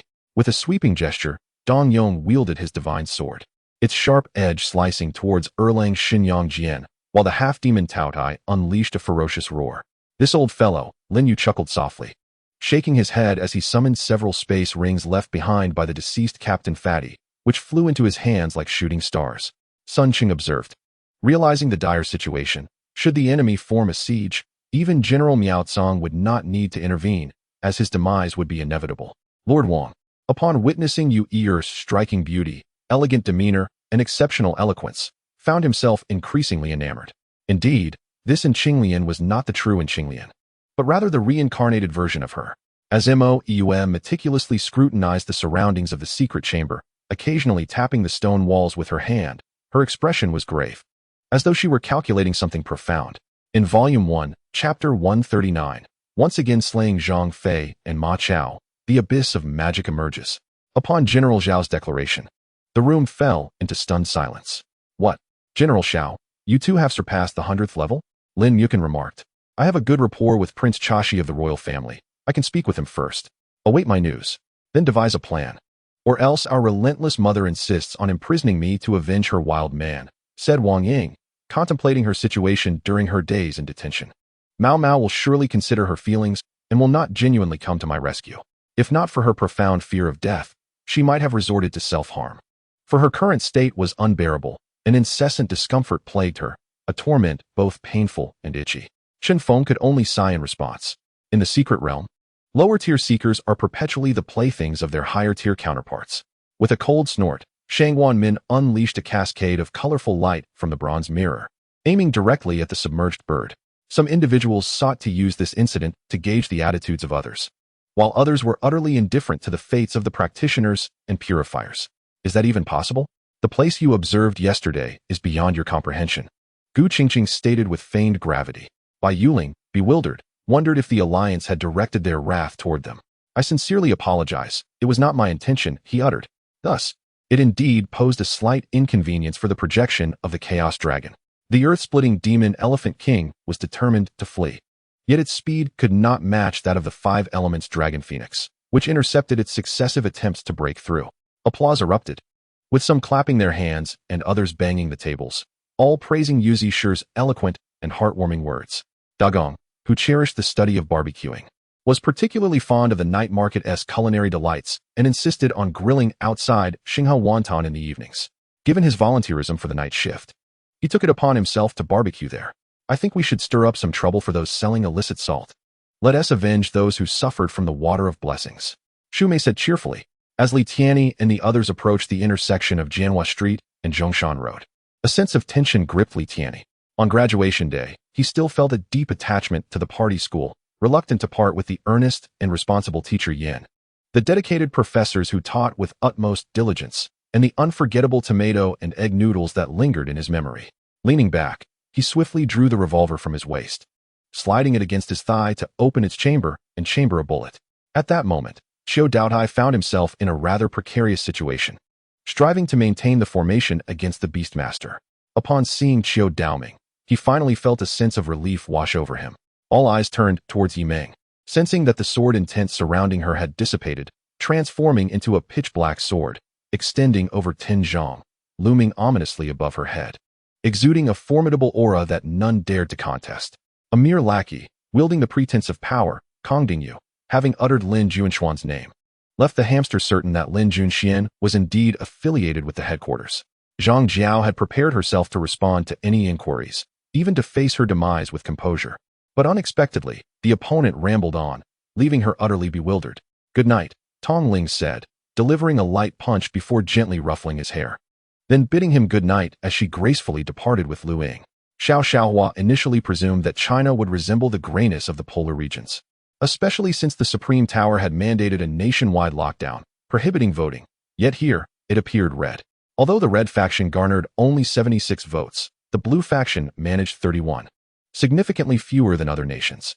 Volume 1, Chapter 140, A Sudden Move, Striking Fa High Again. Is it time to get serious? Li Huoyuan squinted, his grip tightening around the rending claw. Meanwhile, in midair, Fa High formed hand seals, unleashing a skill once more. The demonized Arhut seal manifested as a golden rune tainted with demonic energy, hurtling down towards Li Huoyuan with ferocity. Yet now, the solitary Zhang Chengtian, who had come seeking dialogue, exuded a presence far more commanding than an entire battalion. Compared to the self-doubting youth who had recently traversed here, Zhang Chengtian now radiated confidence, shedding hesitation. His demeanor was resolute, devoid of weakness. Wen Rinyuan waved his hand, causing the entire space to warp and subsequently shatter into fragments. Treasure hunting and demon sealing. Treasure hunting is a rich and adventurous endeavor. Players must first acquire a treasure map and excavate according to the locations indicated. The circumstances surrounding the treasure maps obtained via different means may vary upon use. Chaos reigned. My head throbbed anew as beads of sweat formed on my brow. The atmosphere was stifling, with spirits and phantoms gathering behind them. The path they had traversed was evidently blocked, leaving no route ahead. Indeed, I wish to know, with your current power, you could easily traverse the realms of ancient and future, seeking the system's creator. Why do you confine yourself to the primordial path? Wu Gang inquired. He had always been this way, yet since assuming the mantle of the Amei sect leader, he felt increasingly constrained. Every endeavor seemed uncomfortable, as if bound by an unseen force. Although he had once drawn the heaven-splitting axe and the Panga banner during his extraction, such aspirations remained mere fantasies, entirely unattainable. Moreover, the tank units, artillery battalions, flamethrower divisions, and biological warfare troops belonging to the Japanese army were all integrated within the Kanto army, which essentially consolidated the finest elements of the Japanese military into its ranks. Even the standards of supplies and uniforms for the Kanto army vastly exceeded those of other divisions of the Japanese army. However, it wasn't until the moment of confrontation that Jiang Hai dismissed his own thoughts. It resembled an instinct, yet his body remained unresponsive. Speaking of which, do you possess any qualities that warrant my respect? With a dull mind, inadequate strength, and a peculiar temper, how can you still face the world with such audacity? Linlang lightly tapped her palm with a fan, casting a glance that conveyed a youthful admiration for his courage. Those who succeeded in their endeavors felt elated and triumphant, while those who failed were dejected and consumed with longing. He could not depart. If he could, he would wish to leave. Yet, as the possibility of departure loomed, a sense of reluctance surged within him, rendering his emotions exceedingly complex. Upon returning home, he stepped into the courtyard and spotted Su's father leaning on a cane, counting the chickens and ducks outside the coop. Su Mingzhi entered the room, carrying a modest black box, simple yet imbued with exquisite taste. Zhao Qinggang was no longer the street thug he once was. He now wielded power and influence, with riches aplenty and a multitude of young women vying for his affection. Did he truly still care for that wretched woman? Well, Su Shijing glanced at Chu Yin, nodding in acknowledgement before departing in his vehicle. Thus, I require his scientific acumen, which will aid in empowering the most intelligent beings across the universe to transcend the constraints of race and fundamental technological levels, enabling a genuine contest of intellect with Bliniak on a scientific plane. In truth, his machinations were initially aimed at undermining Blake, but instead, Bliniak absorbed them entirely, leading to unexpectedly favorable outcomes. Volume 1, Chapter 141, The Eye of Thunder. A series of system notifications rang out, and a satisfied smile finally graced Li Huoyuan's face. Not only did he ascend 3 levels, but he also unlocked another exclusive piece of equipment, the Misty Silk. Everything was in place. Seizing the moment during the teleportation, Li Huoyuan quickly glanced at the description of the Misty Silk. Lin Yuxiu stood momentarily speechless, evidently taken aback by the staggering figure. At the same time, the gates of the Black Door of Moto swung wide open, with more half-orc troops advancing toward Gondor, as Sauron was determined to seize Gondor. Under the management of the true monarch temple, not only were the basic needs of the populace, food, clothing, shelter, medical care, and education, met, but procreation was also encouraged, with rewards for nurturing and education. Finally, holding Snowball, he returned to the dilapidated house with Feng Xiangyi, bringing along 4 bamboo rats to prepare for a morning barbecue. Looking up, he saw several banners waving atop Mingyuan Tower, followed by indistinct sounds emanating from the main gate. Returning to His Majesty, the nobility had yet to make any moves, and there was no progress regarding Lord Wang's affairs. Considering that Jia Jing had kept the entire noble collective in check for over 20 years, one is in a state of readiness, while the other has recently imparted all their knowledge. Their combat prowess is simply not on the same level. Qing Linglong, witnessing the pitiful sight of Shun Qinglian bound by 5 chains, felt her heart nearly shatter. Before Lu Chaoxian could pose a question, the sound of firecrackers erupted within the city, where celebrations were underway. The Electric Research and Development Experimental Center has successfully recruited over 200 individuals, comprising not only technicians from Italy but also electrical development talents from various European nations. Mightier bent down, disregarding the elegant robes that were soiled by the muddy ground. He extended his hand to touch a puddle that had formed a miniature lake, its icy sensation akin to genuine lake water. Coincidentally, shortly thereafter, a traveling scholar lost his way in the forest and stumbled upon the old Huang family residence. Upon seeing the 2 stone pillars, wide at the base and narrow at the top, he mistook them for dragon horns and speculated that a dragon vein must lie beneath the mountain. There is no need for you to feel ashamed, dear brother. Had it not been for divine protection, our state of Chu might have perished this very night. Xiong Qi remarked sharply, his gaze piercing as he assessed Qin Ming through the gaps in the shield wall, a faint smile playing on his lips. Without waiting for the bearded man to urge them, the literate workers began to sift through the documents, quickly locating the details regarding wages. Anasterian, undeterred, silently recited incantations, and a visible crimson flame swiftly enveloped the fiery strike. When Zhao Zheng made his decision, he learned from the Xiaofu that Jing Ku and Gao Jinli were in Xianyang, prompting him to replace Zui Qin with Gao Jinli in the plan. Today, I discovered that many do not read the announcement chapters and are unaware of the ongoing events, which is disheartening. At the very least, please glance at the announcement.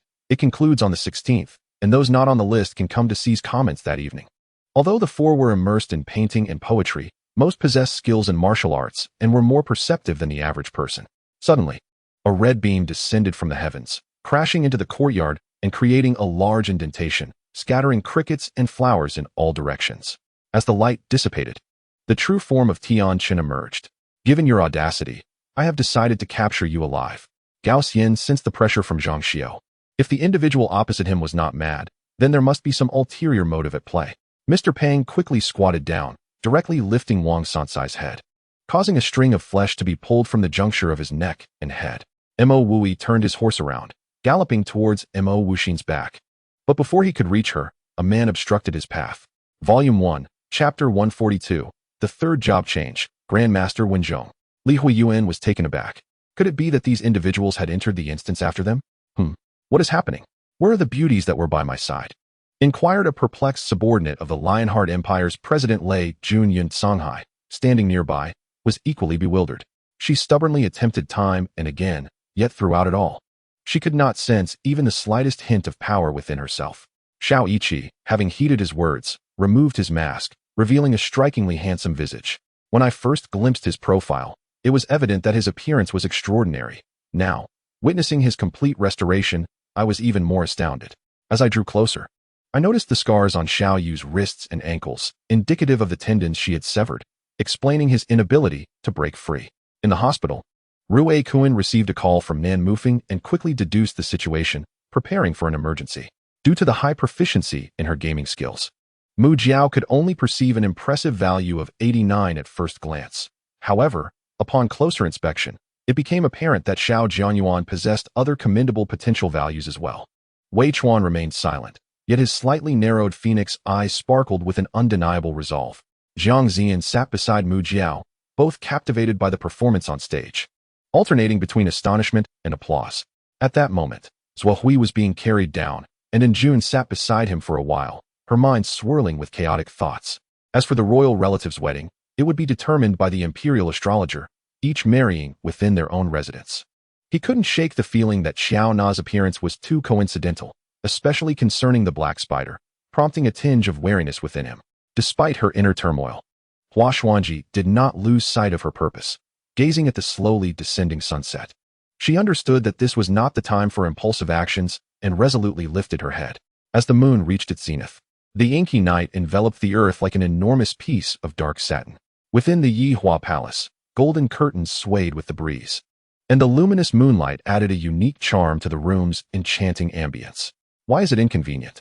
Akai, prepare us some tea and snacks, and bring them upstairs, Lin Diyu said with a smile, instructing the maid to fetch refreshments. Bored, Yutang followed suit, and Lin Diyu led me to the sitting room upstairs.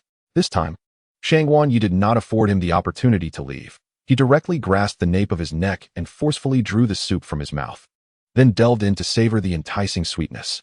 Lan Bing harbored affections for Feng Xiaoming, yet his heart belonged to Fian.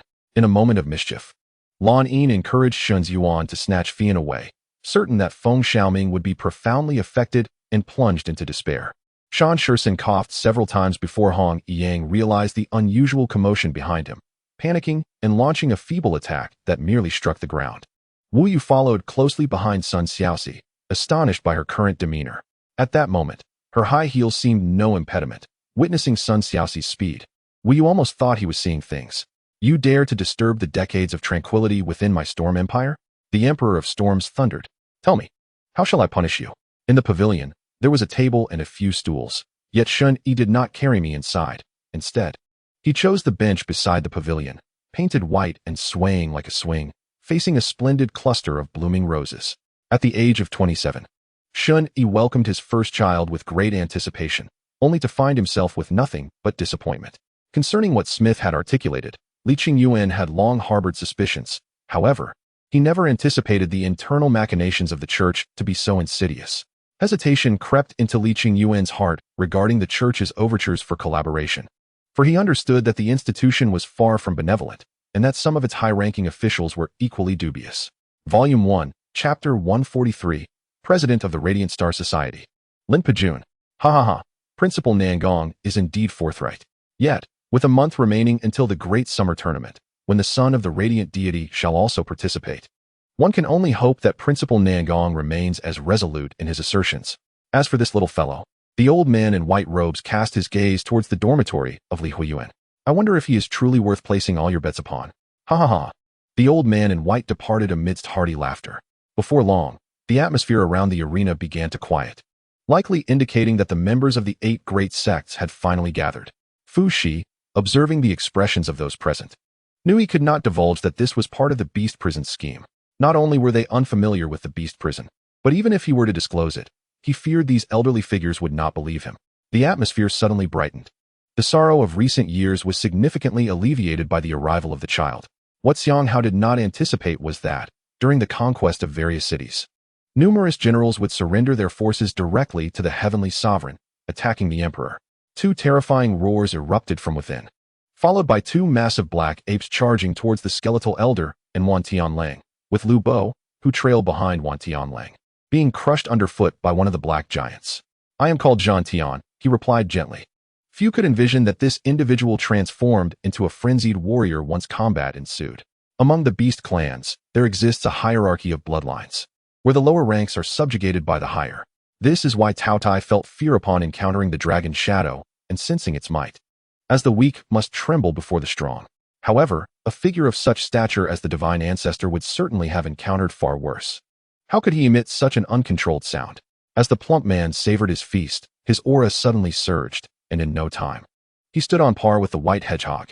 A piercing scream echoed as the first unfortunate soul was struck by an arrow, either dead or injured, the lifeless body growing cold upon the icy ground, while the wounded lamented in agony. Yet, it was this very action that led him directly into the jaws of the purple-gold Qilin, where he was savagely torn apart, emitting a shrill cry. From afar, Lu Meng flicked his fingers, and countless threads of illusory power descended, curving the fabric of space, ultimately sealing this realm from the outside, rendering any escape impossible. Such events alone were enough to cause great distress for Dong Zhuo.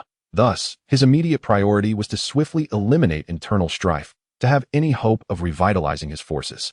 At this moment, the dilapidated building stood vacant, with an abundance of filming equipment still left behind. A bead of sweat trickled down my forehead. I dared not respond or utter a sound. Upon entering the room, the door slammed shut with a resounding thud.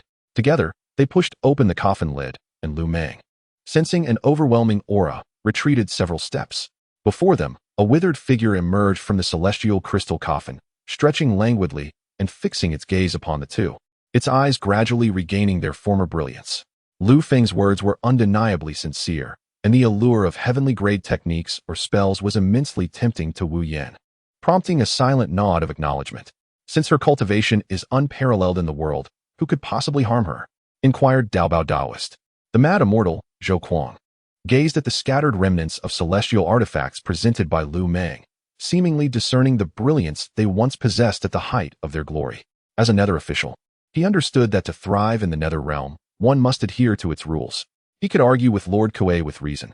Yet if Lord Kuei were to act unreasonably, he, as a subordinate, would dare not defy him. Countless individuals had ceased to pay attention to my melodic voice, instead focusing on Qi Jingyao and the assistance she provided, neglecting the immense effort I had invested. That day, I accompanied my mother to the ancestral grave, where we discovered the decaying corpse of a yellow weasel, which we placed in a bag for burial.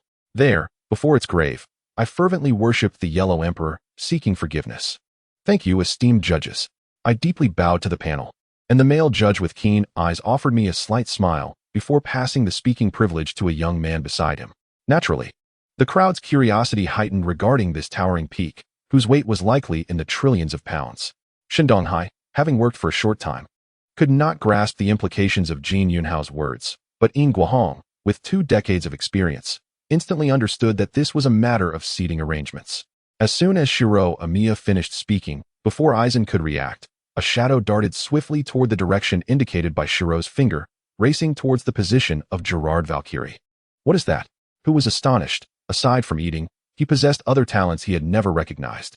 She is still asleep. It is not yet 10 o'clock. So she cannot possibly be awake, Leonardo remarked.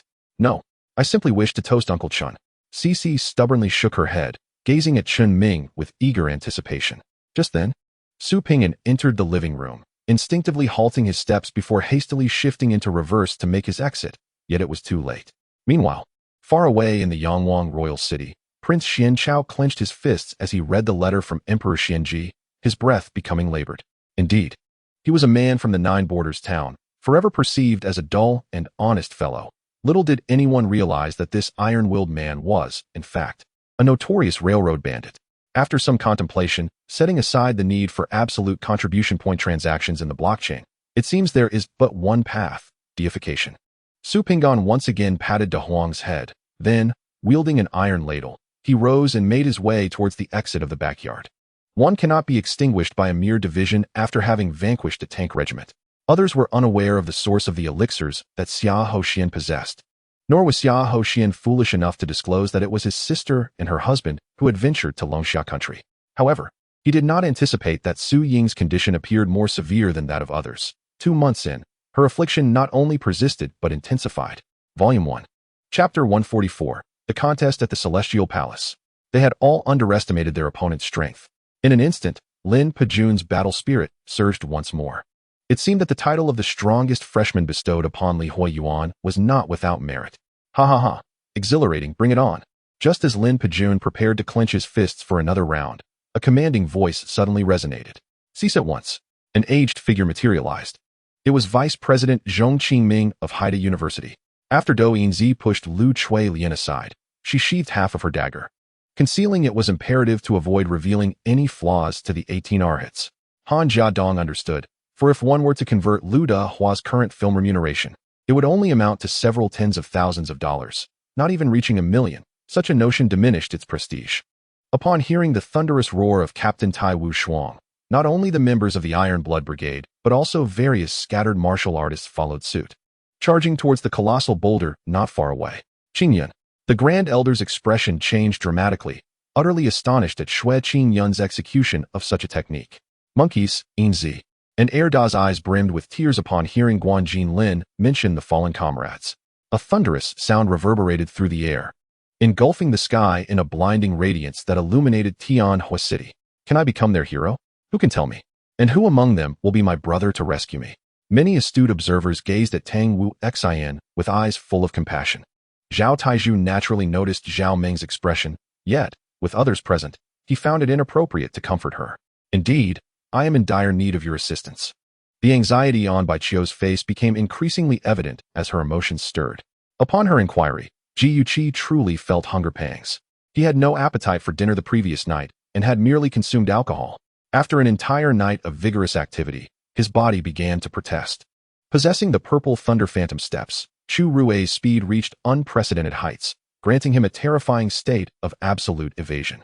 Even with their formidable prowess, Ying Nai Yu and Lu Shengsen Lang found themselves utterly incapable of countering him. Qi Nen was undeniably beautiful, that was beyond question. Yet it was not the focal point of Song Ju's concern. It was her demeanor, her attitude towards him, always one of measured respect, neither servile nor arrogant. In the depths of Shiyan, the 3 acupoints, Shunkei, Tiankei, and Indu, suddenly throbbed with an intense pain, as though someone were fiercely striking at them, leaving the body in a state of inexplicable discomfort. The melodious singing resonated with a crystalline timbre, blending seamlessly with the enchanting moonlit scenery of the lake, creating an emotionally stirring atmosphere. From the depths of the insect queen's lair emerged a radiant figure, the breathtakingly beautiful matriarch, Irina. Rong Fanchi had also brought dishes prepared by Li Ma and Xing Xiaoyuan, and just as they were laid out, the driver Wu Zongxin from the old Rong family residence delivered an array of nourishing soups and delectable dishes, filling the table to the brim. Surely, Mr. Zhu, you jest? Tang Zaheo retorted with a respectful bow, favoring genuine sincerity over pretense. Su appeared to drift into reminiscence, while Su Tianran quietly listened to his sister's narrative. I am acutely aware of my limited abilities and thus refrain from making unilateral decisions. It is prudent to entrust matters to experts to honor your Majesty's expectations.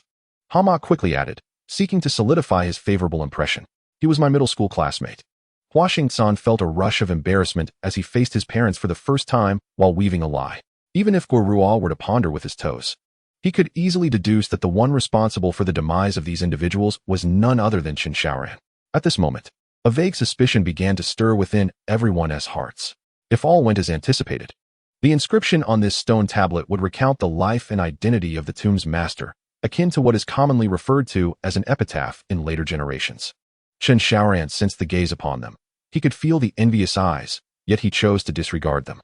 Upon seeing the two obstruct him, Xiaoyan paused contemplatively, refraining from showcasing his prowess, and with a frigid demeanor, produced an invitation card, presenting it before them.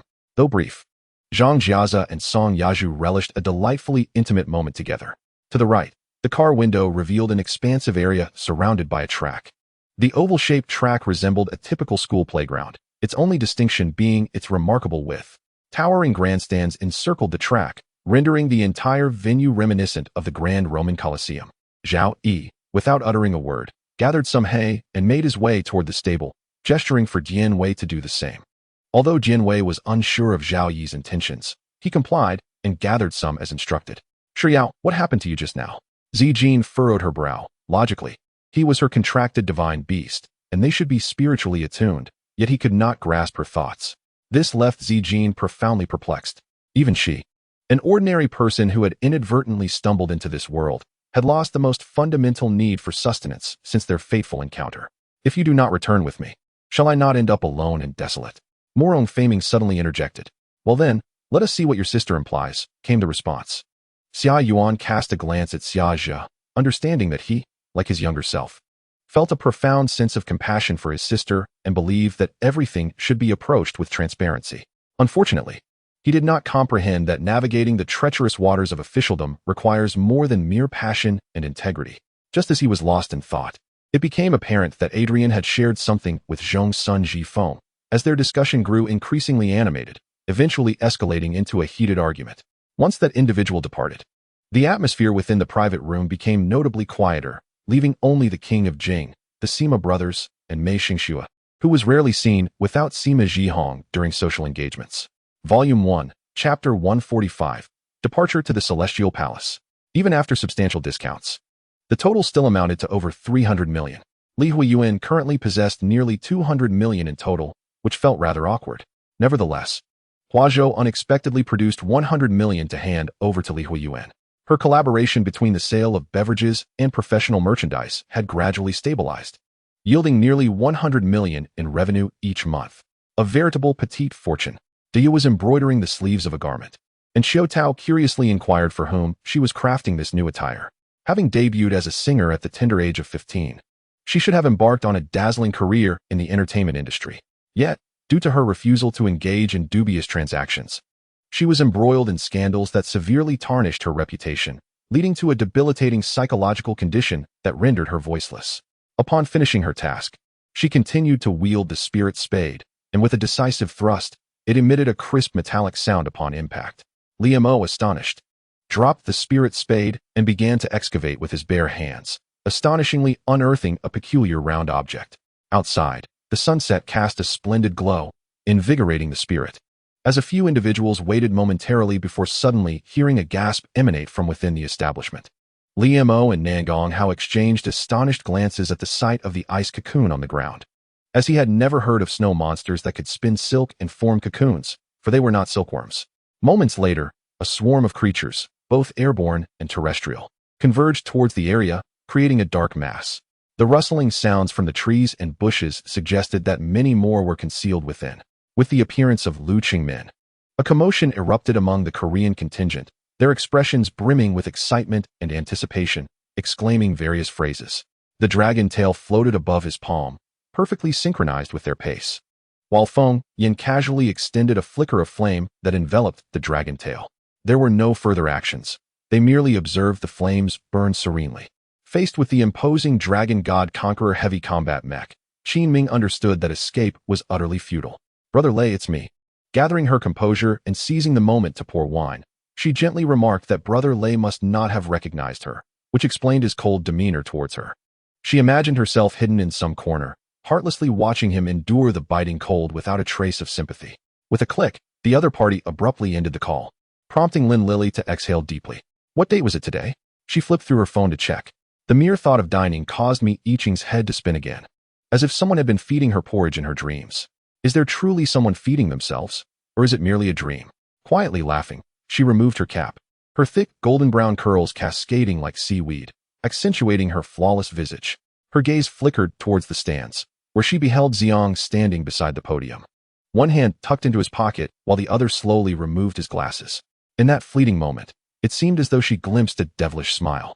Delivering items for others provided a more convenient excuse. Perhaps fate conspired to grant her such a splendid rationale, effortlessly dispatching the vanilla as well.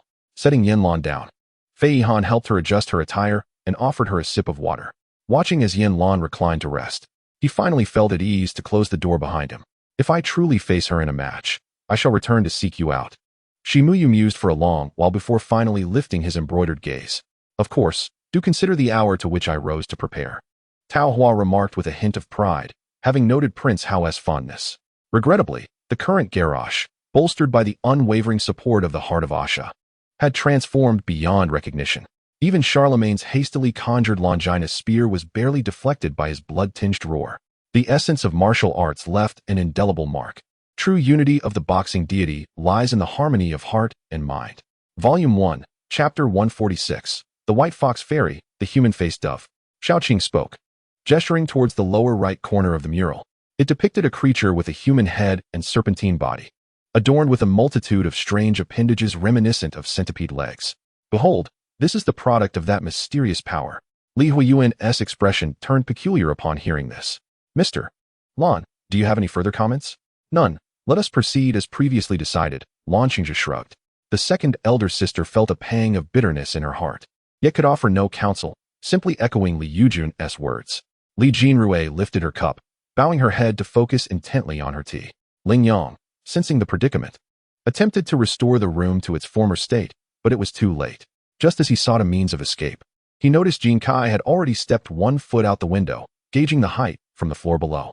As late spring descended, fragrant smoke enveloped the Patai temple, with the harmonious sound of bells and drums resonating alongside the solemn recitation of scriptures that wafted outward. Li Danruo and Lady Sun, Mrs. Xing, knelt on the cushions within the great hero hall, palms pressed together, eyes lowered in sincere prayer.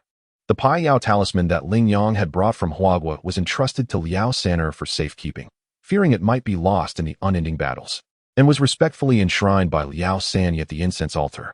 As our conversation progressed, Yu Yang abruptly halted, causing the boss to follow his gaze. Where Ling Miao was anxiously turning around. This matter had lingered in his heart, unspoken and untouchable. On several occasions when meeting Lin Lan, she yearned to confide in her, but found herself at a loss for words. When the group finally noticed something amiss and circled around from the foredeck, Qin Fangbai swiftly dispatched 2 or 3 individuals with a single shot. He had not deceived Chen Nan, as he had stated. The Chun family's techniques were indeed a pathway to immortality, yet they could just as easily lead to demonic transformation, resembling a form of dark sorcery. Listening to these sounds, the dialect could only smile helplessly. She found it difficult to comprehend the mindset of those who were bidding over 300 or 400 yuan for this elixir. Fully aware that such a price could never secure the coveted pill, yet they still shouted out their offers. Initially ordered to remain 10 paces away, witnessing the current situation prompted her to step forward and dissuade him, saying, "My lord, do not soil your hands. Allow this servant to handle it for you." She held a position of respect at 14, obedient to his every command, willing to sacrifice her life for him. This was no secret. Those of prominence in the harem could easily discern the truth, and Emperor Xia Jing had no intention of concealing it, patiently awaiting the conclusion of the palace examination to bestow a marriage upon the top scholar. Alas, the documents fluttered like birds with wings, countless sheets rustling chaotically in the wind, rising and falling unpredictably. To welcome Hongli back to the residence, the 4th concubine ordered the preparation of a separate courtyard, meticulously selecting servants to attend to him, repeatedly advising Hongli that should he find any dissatisfaction, he could voice it to her. Lin Feng recalled the time when Sun Ming performed an extravagant declaration of affection before them all, and he had thoroughly ridiculed the fool for his antics. After I finished speaking, Han Rong's face flushed crimson, and she struck me twice before darting off to the bedroom. I chuckled a few times.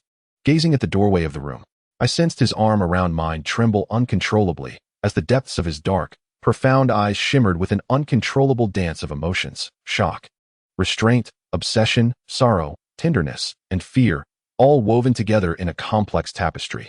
This left me somewhat apprehensive. Was this physical ease due to the oxygen alleviating my altitude sickness? Or was I truly on the verge of meeting my maker?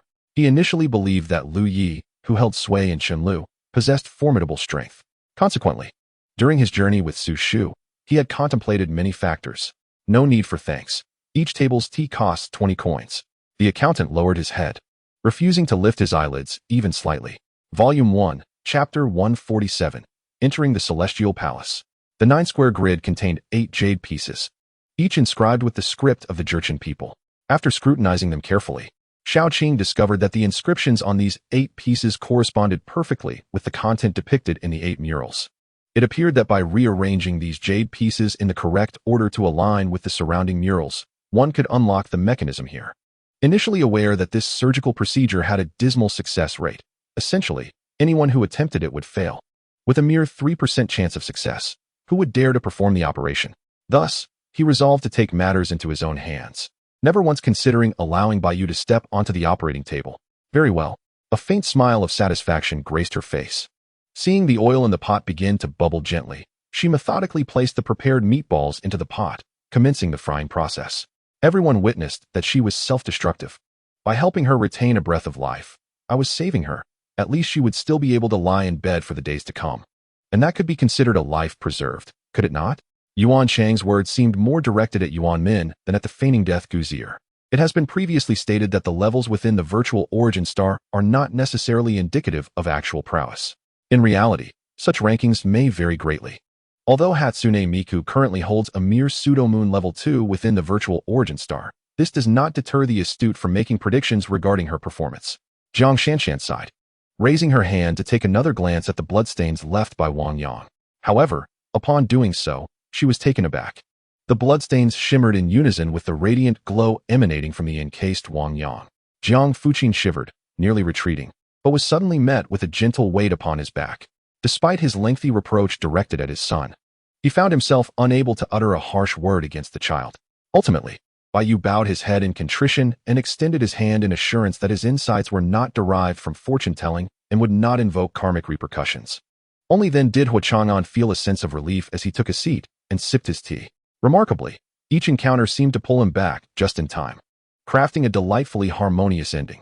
With the lights aglow in the living room, as Huo Qifeng passed through the entrance, he heard the gentle sound of a shower within. Under the soft illumination, Mu Bai deliberately slowed his pace, positioning himself slightly behind Jiuyin, gazing at that familiar silhouette that lingered in his memory. Regarding Dan's situation, while some chose to believe, others remained skeptical. Nonetheless, Zhao Zhen felt compelled to inquire. Meanwhile, Huashi observed the pools of viscous black liquid emerging from the body of the Soul Eater, a frown settling upon her brow. Shall we agree on how to address one another? Lin Ai pondered aloud, recognizing the importance of this issue. It would be impractical to distinguish between Lin Ai and the new Lin Ai indefinitely. The forces of the old Dragon King were indeed far superior to those of the Black Fish Spirit, with vitality and defensive capabilities that were incomparable. Below, Li Yuanyi clung tightly to a large tree, his hair flowing wildly, and upon witnessing the scene, he burst into hearty laughter, only to find his mouth filled with dust. No, it seemed he could indeed claim a successful catch, promptly donning a face of feigned anger and gloom. Since Qin Yufa dared to acquiesce, it signified not only his agreement but also that of those above him. After all, the retirement of a deputy sect leader was a significant matter, especially for someone of Shi Tianwei's stature who held considerable influence. In summary, not only did the disciples from both sides refuse to concede, but even the typically low-profile disciples of the Misty Peak widened their eyes in anticipation, not to mention the proud young prodigies, each of whom exhibited a fierce glimmer in their eyes, brimming with martial spirit. Although this was a fairly predictable outcome, many remained unable to contain their excitement in the moments leading up to the impending transformation of the heavens. Mo Huashi had not encountered Zisher before. Presumably, she had only recently been brought into the Luo family. Volume 1, Chapter 148. Your opponent is me. Li Huoyuan gazed upward, his eyes traversing the imposing bronze giant doors before him, which seemed to connect heaven and earth, evoking an intangible sense of oppression. The bronze gleamed with an ancient and substantial hue, intricately adorned with strange, archaic symbols, while massive, coiling dragons were intricately carved along either side. Mother Lu greeted them with a smile and waved for Chunying to return to her room. With a stomp of her foot, Chunying retreated inside. Noticing the bewildered expression on her sister's face, which stirred a sense of unease within her, The helicopter we were aboard was suddenly engulfed by a fierce sandstorm. At that moment, the deafening roar of the rotor blades drowned out all other sounds. I distinctly saw Chun Lijing's mouth open in a scream. Yet her words were utterly inaudible. The old fortune teller was taken aback. Despite limited interactions with Yifeng, he immediately recognized the essence of the man. Yifeng's character was such that he never boasted of his capabilities, and thus, this time, the fortune teller genuinely believed his words. Unlike the effects displayed by Xiao Moliai, Yuan Shui was enveloped in a brilliant golden light, transformed into a wrathful Vajra that encircled him. The ghostly flames from the outside hissed upon encountering the Vajra's protective barrier. Su Yichen delivered a crushing blow, vanquishing a warrior, and promptly activated a sacred shield. A revival surge surged through the breach in the tension line, leading to a sudden strike. However, Yuan Shui had not anticipated the brutal ferocity of the specter. The ghost, expending its vile energy, closed the distance through the bloodwood sword and, in its final moments, struck Yuan Shui's chest with a powerful blow. At that time, I could hardly think of much. The cold outside was unbearable, so I nodded in agreement and expressed my gratitude repeatedly. "It's you are Huzi?" The girl had learned about Huzi from Yuan Shui and was astonished that it was he who saved her at such a critical moment. Someone with whom she shared a fleeting connection. The leader stared incredulously at Yin Yun, pacing back and forth, examining him with a mixture of disbelief and scrutiny. Suddenly, the hurried footsteps of a ruggedly dressed man wielding a knife burst through the door. He leaped inside, exclaiming, "I can't find anything. I can't find a single thing." As he shook his head in frustration, this outburst ignited a fervor among the newly joined yellow-turbaned soldiers, who echoed his sentiments with resounding voices, creating a tumultuous uproar that soared to the heavens. Jiao Chan rose on her toes and gently kissed the cheek of Xiao Feng, her face flushed with embarrassment. Xiao Feng, captivated by Jiao Chan's enchanting gaze and striking beauty, could no longer contain himself, pressing a fervent kiss upon her soft lips. Jiao Chan let out a soft gasp, her hands wrapping tightly around Xiao Feng's waist. Sensing their mutual connection, they simultaneously channeled their spiritual energy, releasing the treasures nestled in their palms. A magnificent shell materialized from thin air, enveloping them both, and with a swift rush, they sped towards the valley. Mui Dai and Feng Chani instinctively rubbed their bellies, likely driven by hunger to perform such gestures. Fortunately, the treasure-seeking mouse, Abeo, with its fondness for the rich wines and roasted meats of the Miao village, often sought her out, leading her on adventures to forage for herbs, alleviating much of her solitude. Yet, in this early spring season, the scenery here differed greatly from that of the capital, as if nearly a month ahead in bloom. Amidst the blossoming peach orchards, the fragrance of flowers wafted through the air. This so-called paradise was truly a sight to behold. The surroundings lay vast and desolate, devoid of any significant presence. Currently, the most desirable destination is the Sun Lake Wetland Park. Although he was unaware of how the peace robot had fared in its cleanup efforts, he was certain that food was abundant there. I did not return to the camp immediately, for a new announcement had been posted at the foot of Lotus Seed Mountain, revealing the names of the top 50 victors from each group. In Volume 1, Chapter 149, The Slaying of the 10,000 Slave King. Upon glimpsing the details of the monster, even Li Huoyuan and Lin Pejuan felt their hearts race with excitement. The crowd halted their actions, directing their attention to the central figure of the 10,000 Slave King. Yet at this moment, the emperor had shed his regal identity, resembling instead an ordinary father in a common household. He possessed an undeniable charm, his Adam's apple gently moving as he sipped water. Song Jinyu observed him, captivated by his handsome visage, the subtle motion of his throat, and his collarbone, and she couldn't help but feel a sense of admiration. The family head, Yin-Yang, recognized the emperor's fondness for swords and intended to present him with a gift in celebration of his birthday. One might question the value of such a tangible offering. Indeed, it seemed inconsequential, yet this particular item carried a complex history. The audience in the live stream, sharing Qin Ye's first-person perspective, witnessed the expansive area atop the cliff, which housed several tents and various essentials for living. As Lu Director made his way to the office, He Xian followed closely behind, dutifully attending to him like a loyal aide. The extraordinary foreign treasure left them in awe, and after a moment of contemplation, they retrieved the jade stone, having never anticipated that Qin Yi would discern its authenticity through such means. Li Longfeng and Zhao Qingming were momentarily taken aback, prompting them to inquire about carpet bombing tactics from Zhang Dessen. Recognizing their interest, Zhang Dessen elaborated on the intricacies of such warfare. At that time, Lu Biao could almost lay claim to the entirety of the Yangtze River, though vital locations like Danyang and Huoyuan had fallen into Cao Cao's hands.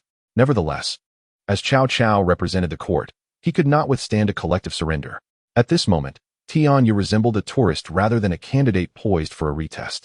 It initially appeared to be a significant loss, yet, by a twist of fate, it ultimately benefited him. Whether it was a loss or a gain remained ambiguous. Tian Xin scrutinized the two individuals. The young man known as Batak wore a moon-white robe adorned with golden trim, his features striking and youthful, embodying the image of a heroic youth. In contrast, the man referred to as Nan Li donned a dark robe embroidered with a three-legged golden crow, playfully handling a folding fan, his demeanor calm and composed, with handsome features. Very well, then, let it be tonight. Upon hearing this, Chanshi's face lit up with joy.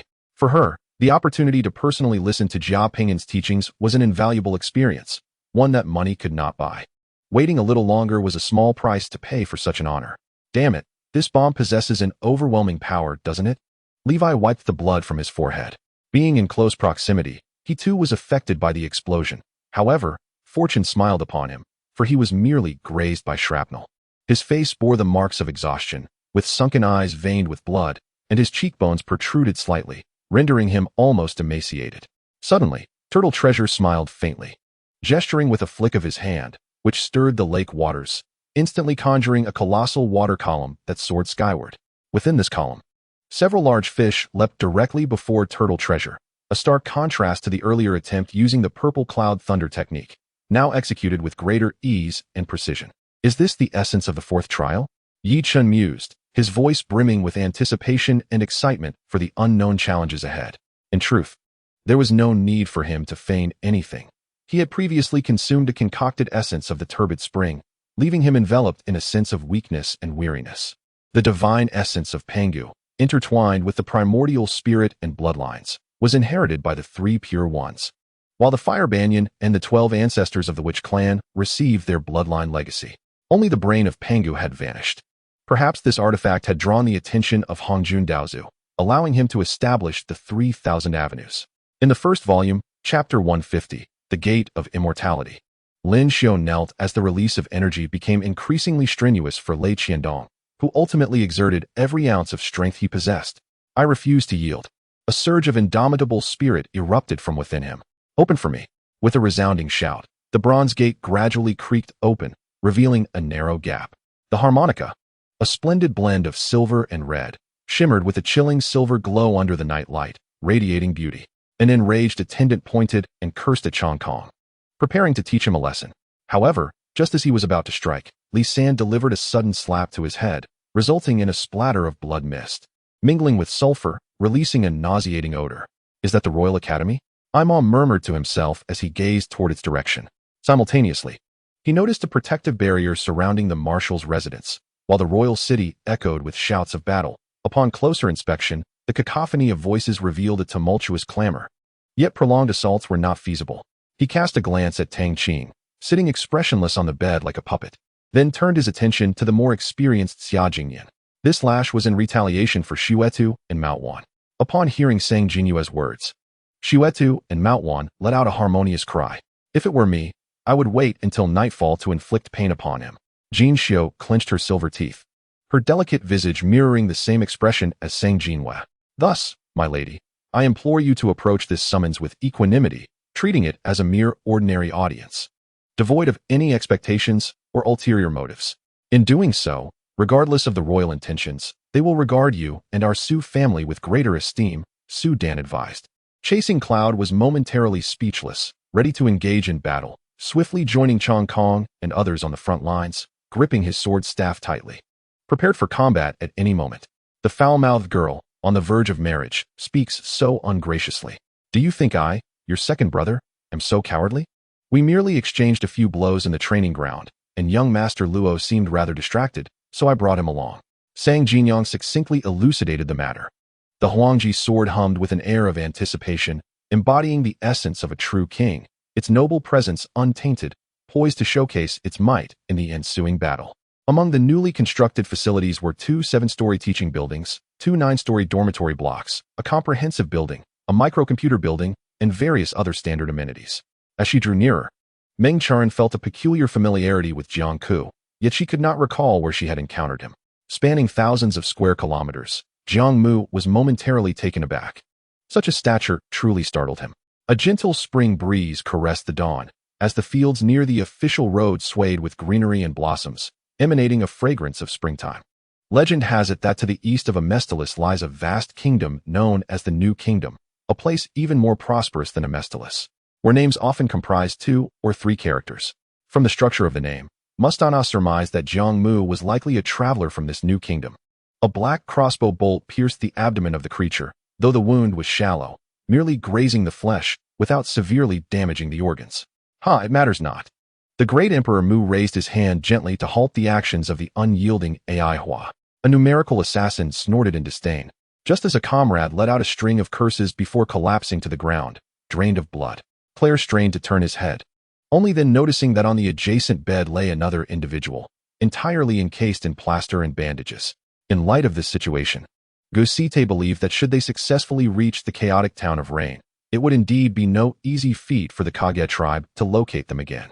Volume 1, Chapter 151. The path you choose. Upon hearing this, Li Huoyuan cast a glance at Lu Wei, who had already mingled with several busty women, and immediately felt a headache coming on. He should just let it be. Who knows when he might be sold without realizing it. Sister Huazhou, you should prepare as well. We cannot afford to be stingy. Alongside Fu Sunyang, who could neither see nor hear these two voices, her heart felt as though it were blocked, a dull pain rendering her breathless. Turning to Ai, the clan leader wore a bitter expression, contemplating that perhaps this general was indeed the one truly interested in Ai. Before departing, Prime Minister Yu Feiyu admonished repeatedly to avoid any conflict with the current state of Yi. Even General Wei Song took a stand for maintaining good relations with Yi. Sister Bo observed the Lu household, which was no less than theirs, while the Sun family resided in the most dilapidated quarters. Zheng Fan laughed heartily, leaving Uncle Lu bewildered, unsure of the meaning behind his disjointed remarks. Once everyone had arrived, Chu Yujia proceeded directly to the Prime Minister's residence, boldly securing the services of several elderly matrons and loyal attendants at a generous salary from his mother-in-law, training them meticulously to meet the standards of the Prime Minister's household. The 2 middle-aged men were clad in slightly discolored mourning garments, patched numerous times, their straw sandals worn and tattered. The fact that the Heavenly Master displayed such astonishment suggests that the Jade Tablet must be of extraordinary significance. The only young master I am acquainted with is the renowned Feng Yi, the young master of the Heavenly Blade. Wang Quan responded with a knowing tone. Shuesu was momentarily taken aback, glancing at Yu Bai and Qing Quan, only to realize that their reaction to Lu Hua's demeanor was one of indifference. They did not oppose his assertions. After their quarrel, the 2 attorneys contacted by Anna arrived belatedly. Impulsive by nature, yet still quite thorough in her considerations, Anna had taken into account the nationality of Chen Chun and the potential conflicts arising from it. The lawyers, representing complementary nationalities, were chosen without further inquiry or deliberation by Zhang Jia. He simply opted for assistance, preferring abundance. Dong Huai's expression was equally grim. His brow furrowed as he commanded the guards to escort Cheng Huailiang away. What is happening? A voice echoed, causing those nearby to part and make way for the overseer of the martial arts competition, Luan. By the way, where is everyone? I was so engrossed in my training that I neglected to inquire about others, Chun Yun asked with ulterior motives. With the main commander defeated, the enemy troops lost their will to fight, discarding their armor and supplies as they retreated behind their leader. Consequently, the group meticulously deliberated their action plan. Once assured that there were no flaws, Su Ding summoned someone to invite Ashina Bobu into the city for a meeting.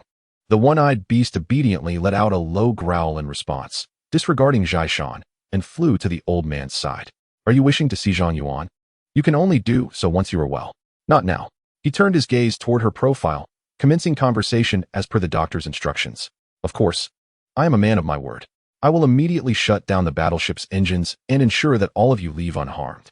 I guarantee not to lay a finger on you, the four-armed creature assured, thumping its chest. At this hour, night had deepened, and it was time to rest.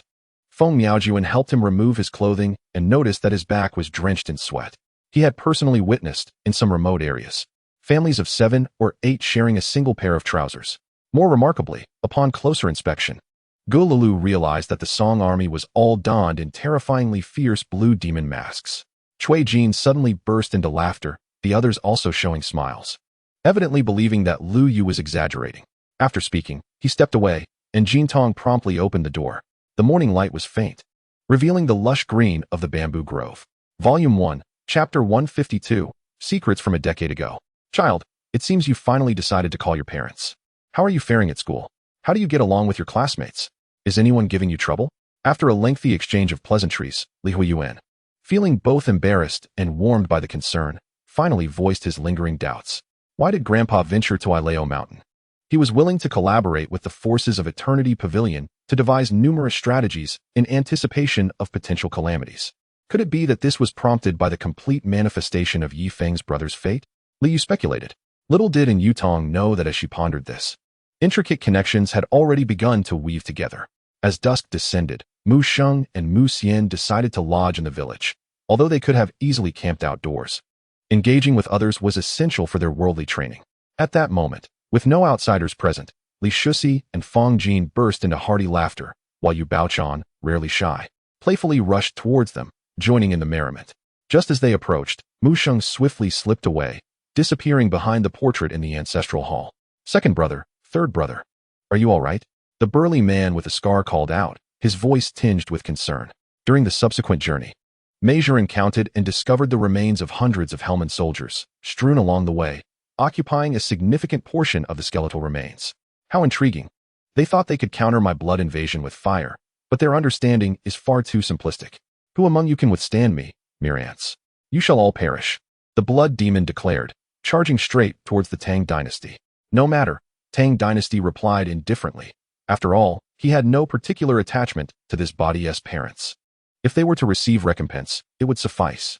Meanwhile, Zhuge Xiong was utterly astonished, more so than when he sensed the aura of spiritual energy from Zhuge Longyun. Look, this is the true heritage of the old Mei family. Meijuan's face lit up with pride and satisfaction. Qiu Wenning set down her coffee cup, donned her coat, and picked up her bag as they departed the office together. Zhang Yifeng recalled the events of the previous night, his face flushed with embarrassment. He averted his gaze from Xuemeng and went to freshen up. In the city, the 108 law towers exuded spirals of spiritual energy. At the cost of a vast number of spirit stones, these towers unleashed their might, and in their connection, a colossal spiritual barrier swiftly formed, enveloping the entire royal city, temporarily shielding it from the aerial beasts of the skies. The power had also significantly increased, yet it remained uncertain how much force he could exert. For the bionic entity, this passage was hardly noteworthy. It lacked scenery, and there were neither red phoenixes nor any remarkable sights, merely a path strewn with stones and ice.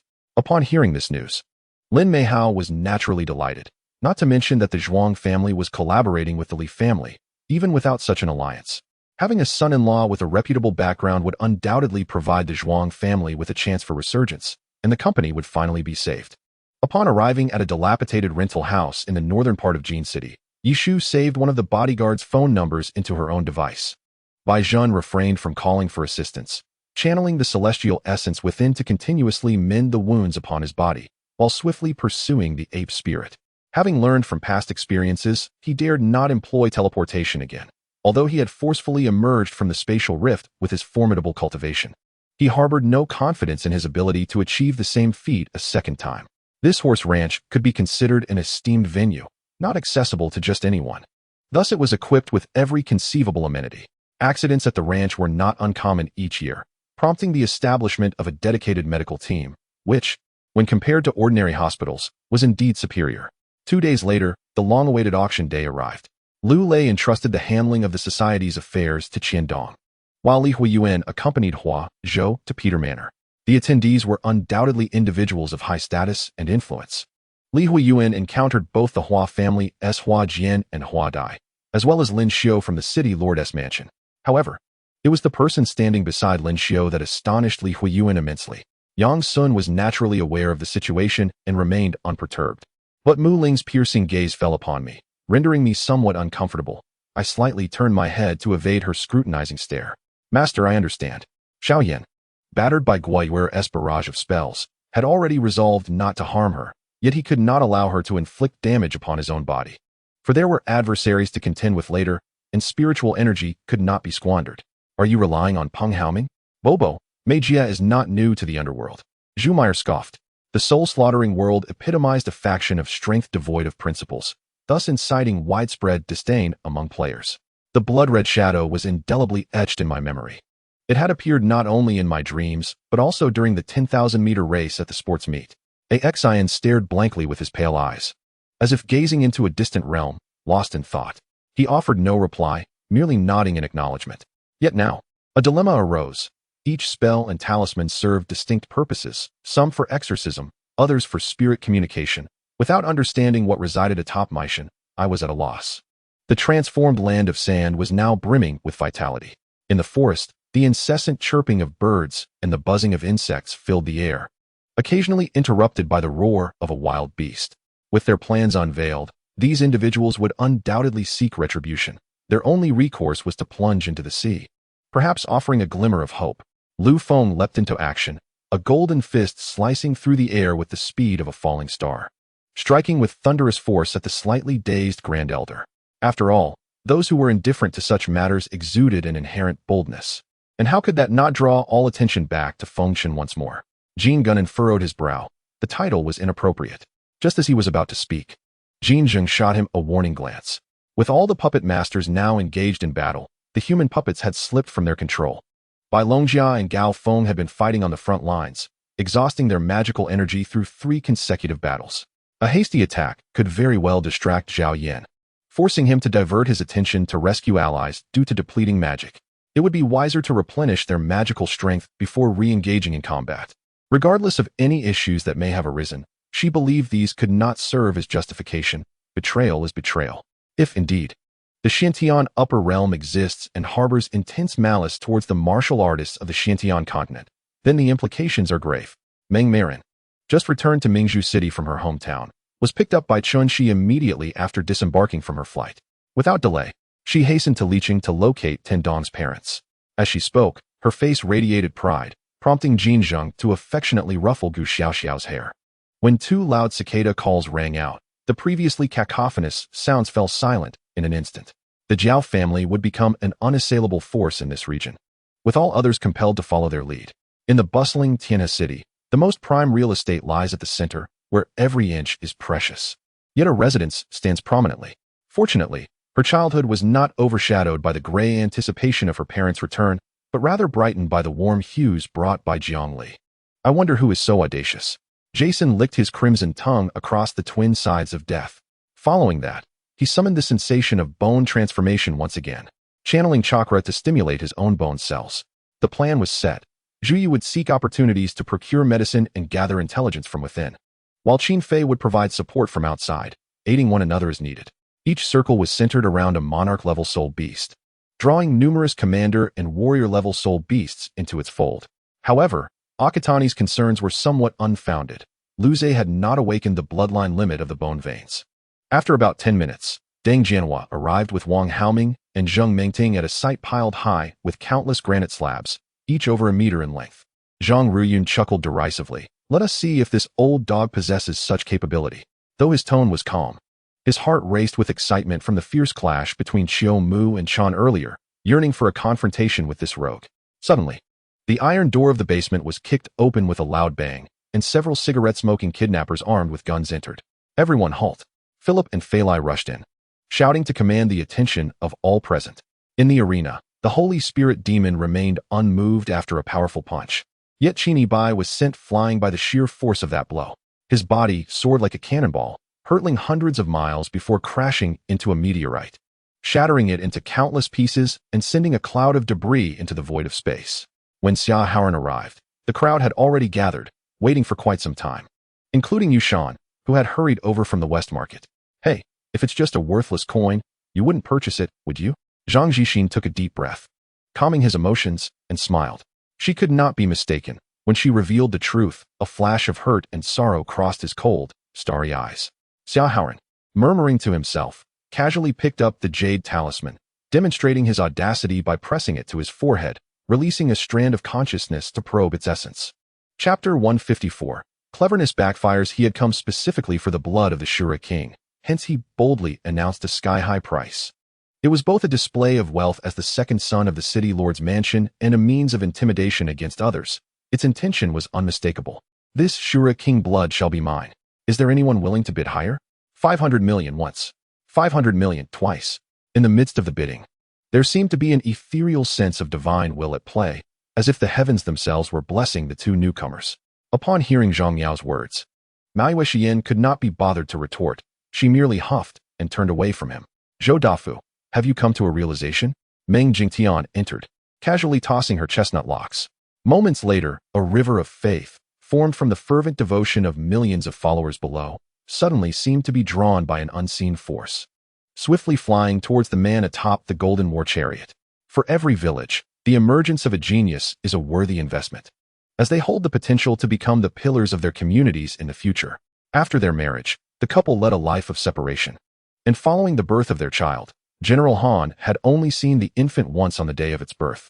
Their second meeting would not occur until 8 months later. Every action is driven by purpose.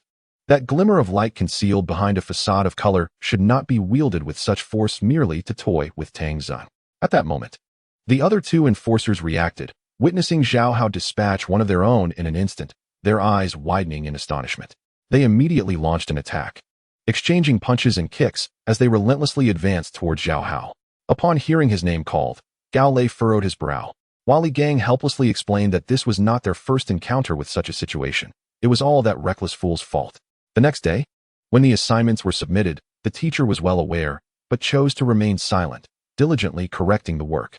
Ma Xingyao rubbed his head once more. This time, he genuinely felt cold sweat trickling down.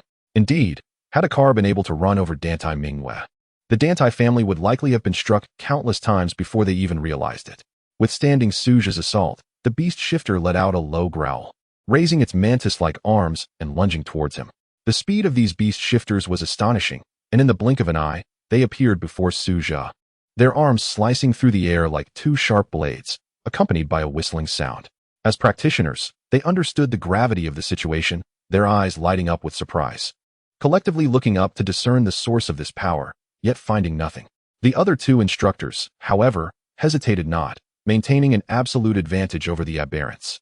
Though they too witnessed the pain and torment in their eyes, their reason dictated that they must act, that they must eliminate these former colleagues turned aberrants. Was it the lightspeed punch that disrupts the five senses? Lu Hao raised his palm, unleashing an undying flame to collide with Saga's lightspeed punch. Have you checked my score?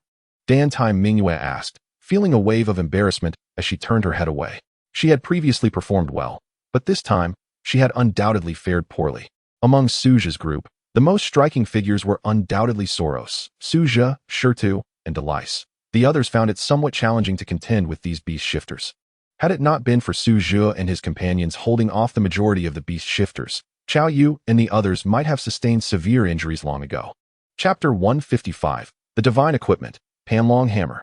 The speaker was a middle-aged man clad in a black suit, sporting a pair of gold-rimmed glasses, accompanied by an enchanting woman in a purple gown. Just then, a youthful voice rang out, clear and bright. I bid 3.5 billion.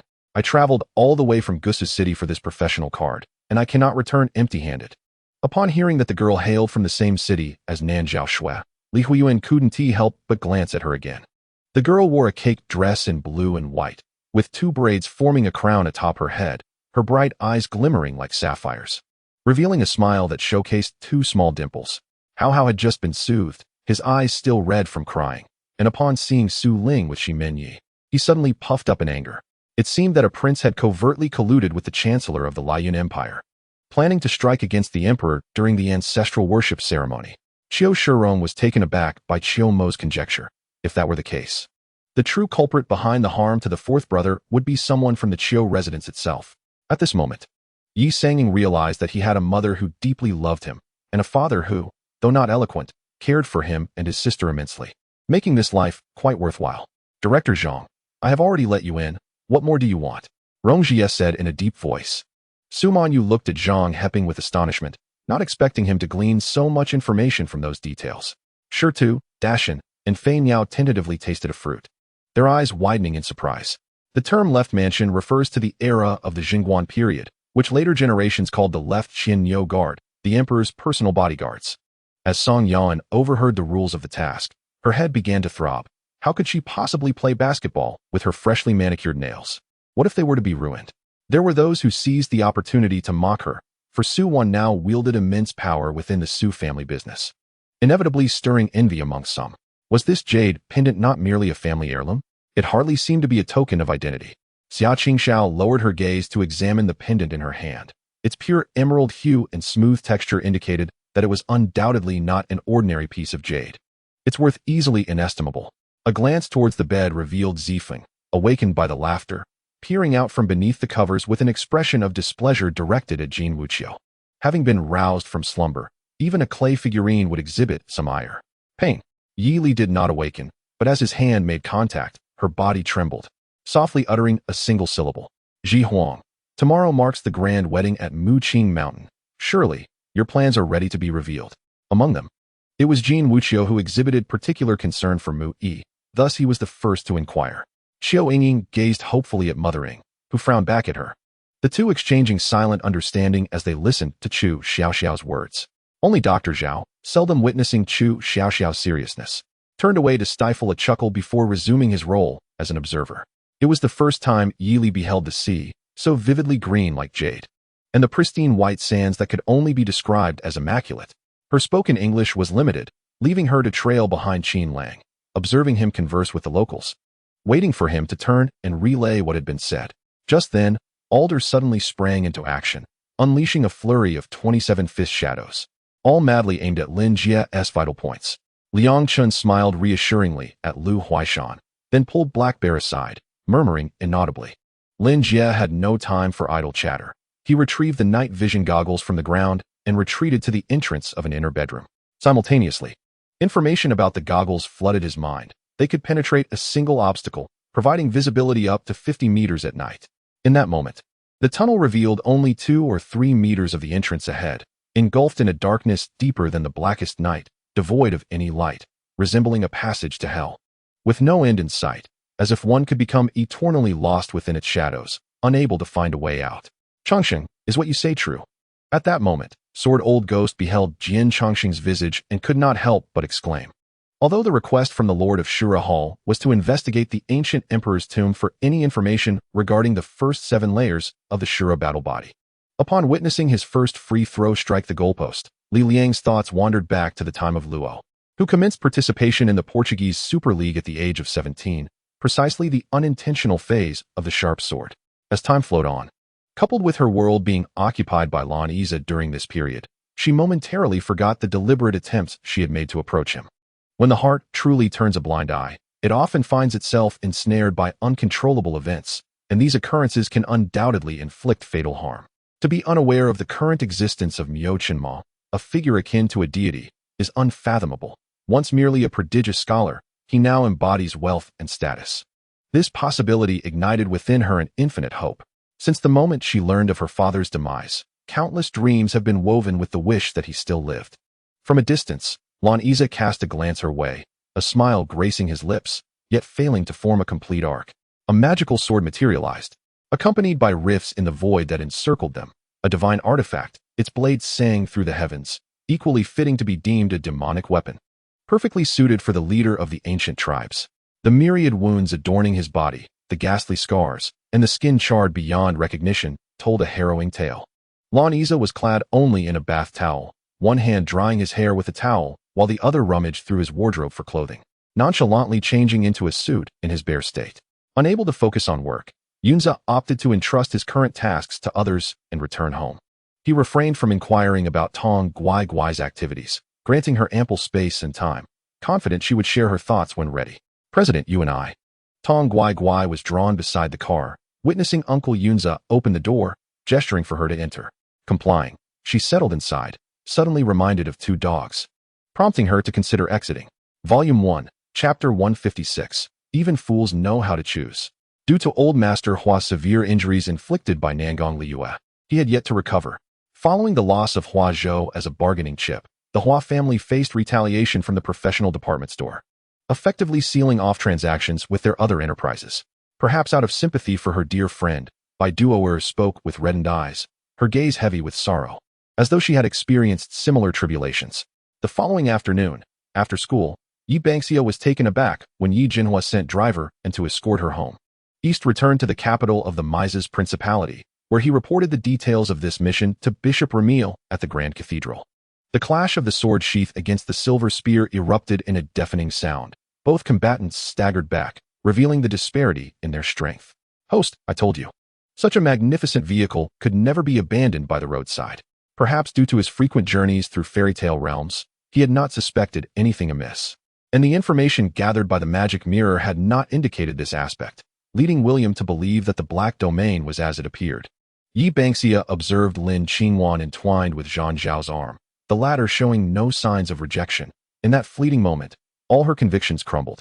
The leader of the Hongmen, Hong Yudao, raised his hand, signaling his disciples to depart, surging toward the outer limits. Having settled all matters, Lin Rong bid farewell to her parents amidst a wave of reluctance, setting forth toward the outskirts of Weihai City. At this moment, Li Jingyi, wielding his shield, activated his skill and charged toward the axe, while Lin Rui grasped the magical plant, finally managing to dislodge the axe from before the armor. I caught a whiff of the blue blood smeared on the cobalt spear. Surprisingly, it bore a metallic scent. It seemed that in my earlier exertion, I had pierced a substantial hole in the back of the blue-eyed zombie. The transformation of the zombie before me into a blue-eyed creature was likely related to its azure zombie blood. Once this was resolved, I must summon the forensic expert, Yu, to examine this peculiar blue blood. Lin Feng's furrowed brow had yet to relax. Through this battle, he had come to comprehend the composition of these monsters. The younger generation truly had no grasp of what Elder Yi was articulating, nor did they understand why their blood could provoke a reaction from the bloodstone. Yi Fan hastily explained. Perhaps it would be more accurate to say it was a convoluted situation.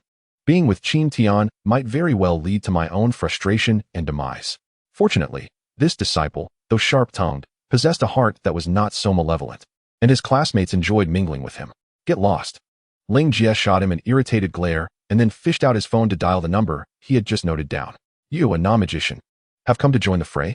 As Qin Tian's thoughts wandered, the tester before him addressed a 15 or 16-year-old youth with barely concealed ire. Upon hearing Emoshi's response, Muiza instinctively raised an eyebrow. Was this truly the matter that Emoshi wished to convey? What aspect of it could possibly render her the subject of ridicule? Muiza found himself perplexed and sought to reconfirm with Emoshi. Jiang Qianqian was continuously taking deep breaths, for they were currently unable to breathe steadily. As she realized her plans were gradually unraveling, the ancient spear, sealed for a millennium, was evidently forged from extraordinary iron. Its sharpness far surpassed that of ordinary blades and weapons. The spearhead gleamed coldly, emitting a crisp sound as it sliced through the air, seemingly capable of tearing the very atmosphere apart. In Volume 1, Chapter 157, The Restoration of the Everlasting Gourd, continue to watch him, but be cautious. Do not let that woman notice you, the old man in white robes instructed before his figure slowly vanished once more. Unbeknownst to Li Huoyuan, who was being used by others, he had now arrived at the windy pavilion alongside Huazhou, who instructed you to deliver things here. Are you trying to endanger my brother? Meng Sen's tone was calm and unhurried, yet his fierce gaze was worlds apart from before. Upon seeing him, Su Bai offered a faint smile. He had previously pondered the similarities between the swordsmanship and the dream of all beings. The edges of the field were entirely adorned with sunflowers, while a remaining triangular plot was cultivated with barley by Father Dong, which could be brewed into liquor come autumn. In the Hall of Eternal Harmony, he, donned in pure white, stood quietly by the window, holding the jade pendant gifted by Yuan Hong on the day of their mutual vow.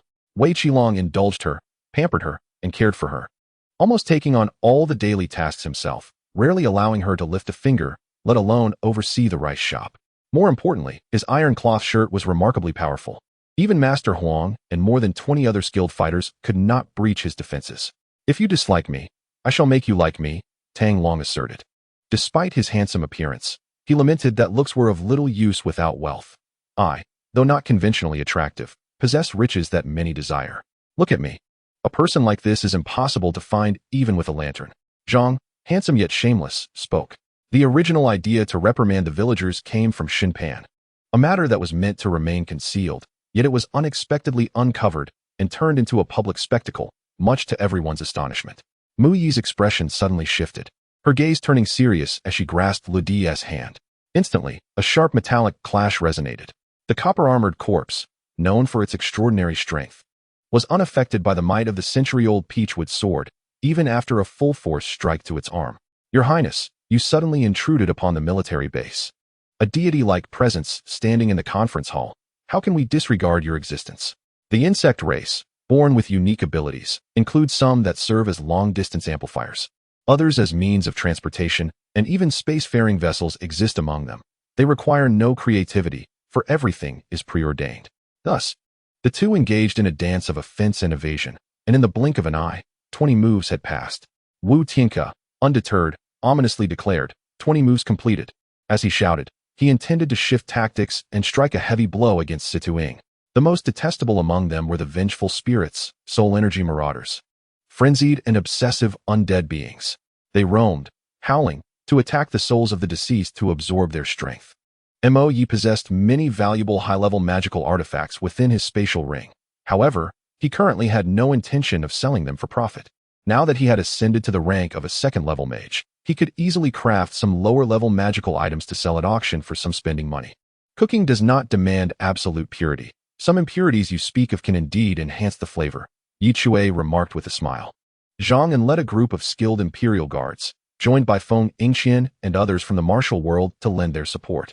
Shun Yong was delighted upon seeing them, and ordered the 5 poisons sect to gather poisons from the scorpions, snakes, flowers, and herbs of Lingnan to create poison pills and arrows, distributing them to the army-s crossbowmen, awaiting the Yin forces. Those simple 2 words echoed like a decree from an emperor, causing 1,000,000 corpses to lie in silence. A chilling sensation enveloped all. When flying over 4,000 zhang high, the oppressive force became so intense that it rendered aerial flight impossible, forcing one to intermittently ascend by stepping on protruding rock formations. Volume 1, Chapter 158, The Return of Tianhua. For instance, certain sects and churches possess the ability to nurture the next generation, often with fewer members, allowing them to garner a greater share of resources. Thus, the prodigious talents emerging from these factions are not to be underestimated. You may attempt to refine this skeletal remains. Yet, even so, it cannot autonomously execute your commands. In simpler terms, you are still unable to bestow it with life, declared the king of the Nine Nether. A native evolver from the eastern Tianyuan realm spoke coldly, leaping into the sky, soaring towards Taishan Mountain. As he advanced, Liang Yu discreetly cast a glance at Chao Li, who was closely following Chao Lin, a flicker of contemplation appearing in his eyes. Not intending to take the blue substance himself, Yi Tian leisurely aided in the refinement before casually venturing to gather wild monsters, biding time for the minions to arrive. While 300 million pounds is a substantial sum, given his strength and status, he could recoup this loss within 3 years. However, should he lose his life, all would be for naught. In the next instant, as Liang Yu's expression shifted drastically, the young man in white had vanished without a trace, leaving only an expanse of emptiness swaying before him. Simultaneously, he had deliberately alerted the emperor, suggesting that the Prince of Ji and the Left Chancellor's son engage in conflict, leading to mutual destruction, after which the emperor could step in to eradicate the remaining scourges. Old Gu scolded him for his nonsense. Already feeling that the matter had left no room for negotiation, exuding an aura that conveyed a willingness to risk everything to protect their few remaining lives.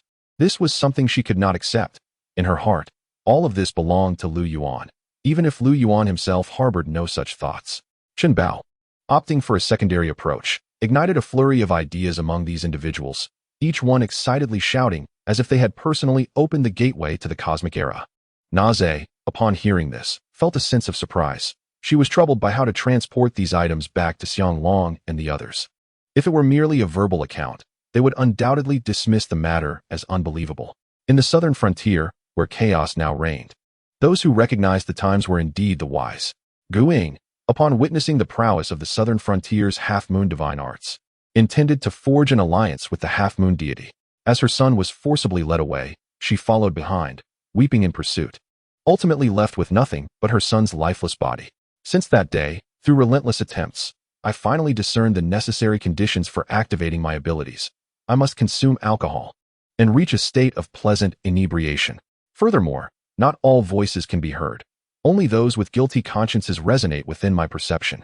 Originally, the minuscule emerald ants, akin to mere specks of dust, suddenly unleashed their formidable techniques, multiplying in size and swiftly overpowering the tiger-like beast beneath them. This lady, believing we could not afford the purchase, could certainly wait until we were financially incapacitated to act, trusting that her sister would sell to you rather than simply bestow it upon us. The waters of the canyon and the rugged terrain have greatly drained everyone's stamina. In a state of ravenous desperation, Commander Gao seized a packet of compressed biscuits and swallowed them down with water from the stream, paying no heed to the taste. Ahead, The SWAT team and the armed police special forces began to move. Adjusting his helmet, Commander Gao set off to follow. Days prior, Long Sheng had dispatched individuals to discreetly investigate who was accumulating shares of the group in considerable quantities, as Wei Xing added. I focused my gaze on the cave, reluctant to harbor any resentment towards him. To resolve my doubts, I had no choice but to approach him directly. I could not tell if it was merely my imagination, but from such a distance, I faintly discerned a pair of blood-red eyes, as if they had met my own gaze, and that flash of crimson pierced my heart. Dripping with blood. Volume 1, Chapter 159, The Vast Mountains. The speed of the wind and fire wheels is incomparable to before. After half an hour of travel, Li Huoyuan finally arrived at a large wilderness zone, where a significant dungeon awaited. A pale blue vortex stood quietly amidst the deep mountains, and as Li Huoyuan approached, a system prompt appeared before him. Overwhelmed with excitement, his entire demeanor flushed crimson. Flapping his wings and raising his voice, he crowed louder than the hens that had just laid their eggs. Zhao Jing was unsure of the level he had achieved after practicing the sunflower scripture, but he was certain it was not inferior to that of old Lu. The furry ball lay on the bed, looking at the two with confusion. After pondering for a while, it decided against interrupting them, clutching a blue orb and eagerly gnawing on a piece of jerky. They had never concerned themselves with the choices that should be made during such moments, as the main characters had already departed. A group of young talents from the demon clan naturally began to discuss and leave, while the elders of the talent hall exchanged polite farewells. In an instant, radiant light filled the void, captivating to behold. Yun Duo was silenced by a sharp retort from Madame Gao, understanding that she bore a grudge over recent events. The village chief, sensing the situation was amiss, directed someone to intervene. He held a certain status in the village, and thus, the villagers stepped in to mediate. A loud thud echoed. A heavy object had fallen, revealing a colossal snake egg before the crowd. All eyes instantly turned to Chu Qingqing. Before returning to Wolf City, Yu Qingluo had sealed the news of capturing Bear Da and his son, urging Yu Qingcang to return swiftly and report military matters to the emperor in secret. Yu Qingluo's kindness towards me was irrelevant to her. Mei Su, as the younger sister, felt overly concerned. Wang Daoda's head was spinning. One lesson was sufficient, and he no longer dared to compete in drinking with Li Ruoying. Nursing a headache, he lay down on a nearby couch. Chen Xiuyan remained silent, seemingly engaged in an internal struggle. After a while, she spoke, yet her gaze remained fixed elsewhere, as if muttering to herself. Meanwhile, Shifeng, having slain hundreds, once again felt that surge of power. Though he could not be certain, a newfound confidence surged within him. On the second floor, Zhang Shilin watched Huoyuan from a distance, brimming with confidence, eagerly anticipating his impending embarrassment. Although Lin Han has ascended to the status of the heavenly Tao, the animosity between him and Yuan Shitian Zun runs profoundly deep. Even after decades, Yuan Shitian Zun still harbors a lingering resentment towards Lin Han, speaking with an unmistakable lack of courtesy. Are you truly intending to take action against me? Chao Sheng's expression darkens, as a swirling aura of chaos emanates from him, seemingly suppressing his rage. In fact, long before Zhou Wei, many establishments had already implemented delivery services and supported mobile payments. Supporting the barbaric beast tribes is imperative, regardless of whether the beast clans are genuinely ensnared by delusions at this moment.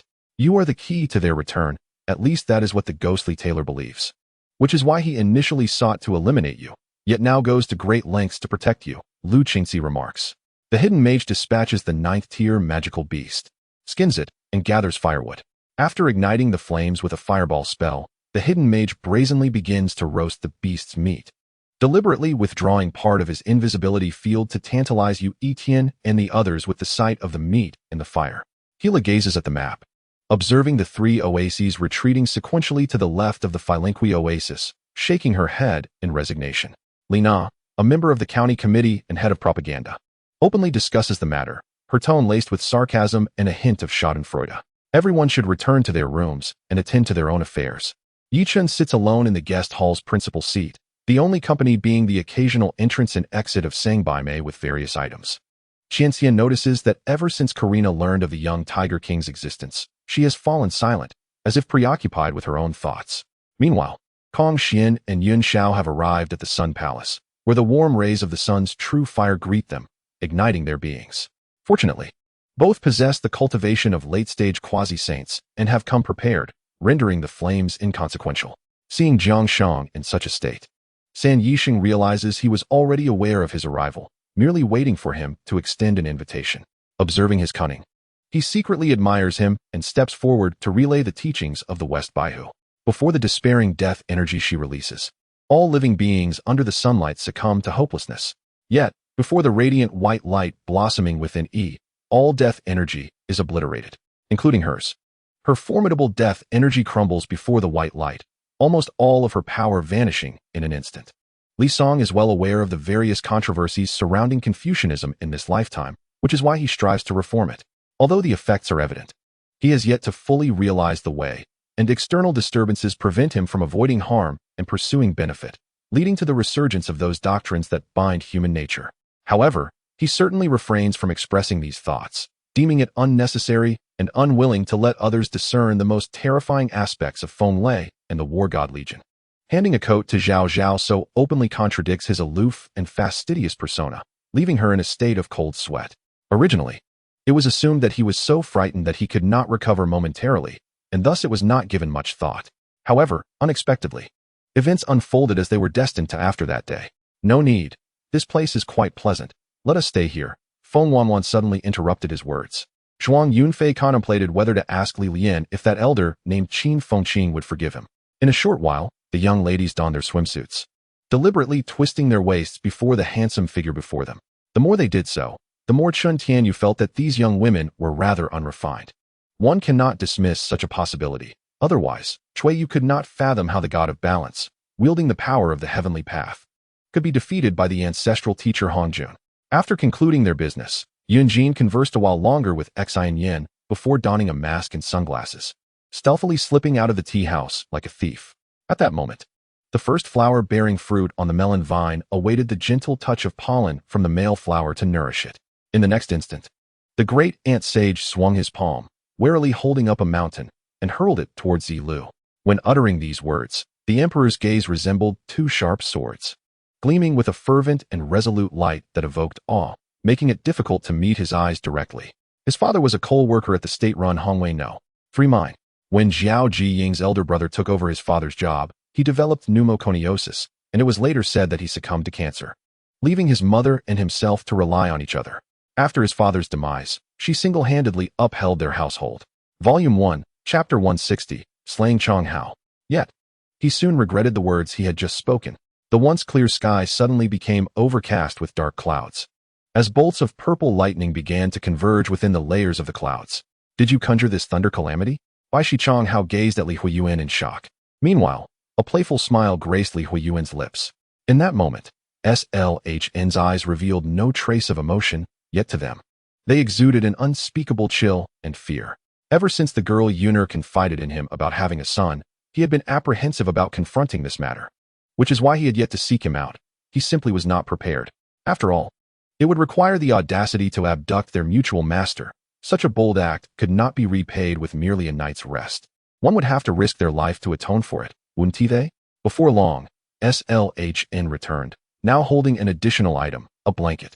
Under the sunlight, young Master Shao appeared pale and unwell, yet his elongated eyes shone with a cold light, markedly different from his usual demeanor, which compelled Tang Lichuan to regard him with increased reverence. He was clad in sleepwear, draped with a coat, and his arm was in a sling, suggesting his injury was indeed serious. Although the height and gender of the assailant remained unknown, along with their identity, if one could wield a steel weapon to commit murder, it was certain that their strength was formidable. In an instant, the entire capital was enveloped in a splendid array of luminous colors, whose brilliance even subtly overshadowed the blazing sun hanging high in the sky. Though the crossbow is formidable, its efficacy is lost if it fails to strike its intended target. Just then, a faint voice unexpectedly reached the ears of the gathered crowd. Thus concluded the inaugural Asian Amateur Table Tennis Championship, a process spanning approximately 2.5 months, with half of that time dedicated to promotional efforts. In the quest to uncover corruption, the most direct evidence lies in the apprehension of the guilty, for without tangible proof, a meager abode cannot be deemed corrupt. Yet the assassin remained unperturbed, stepping forth with measured strides of 1 meter each, advancing in a straight line, taking 12 steps in succession.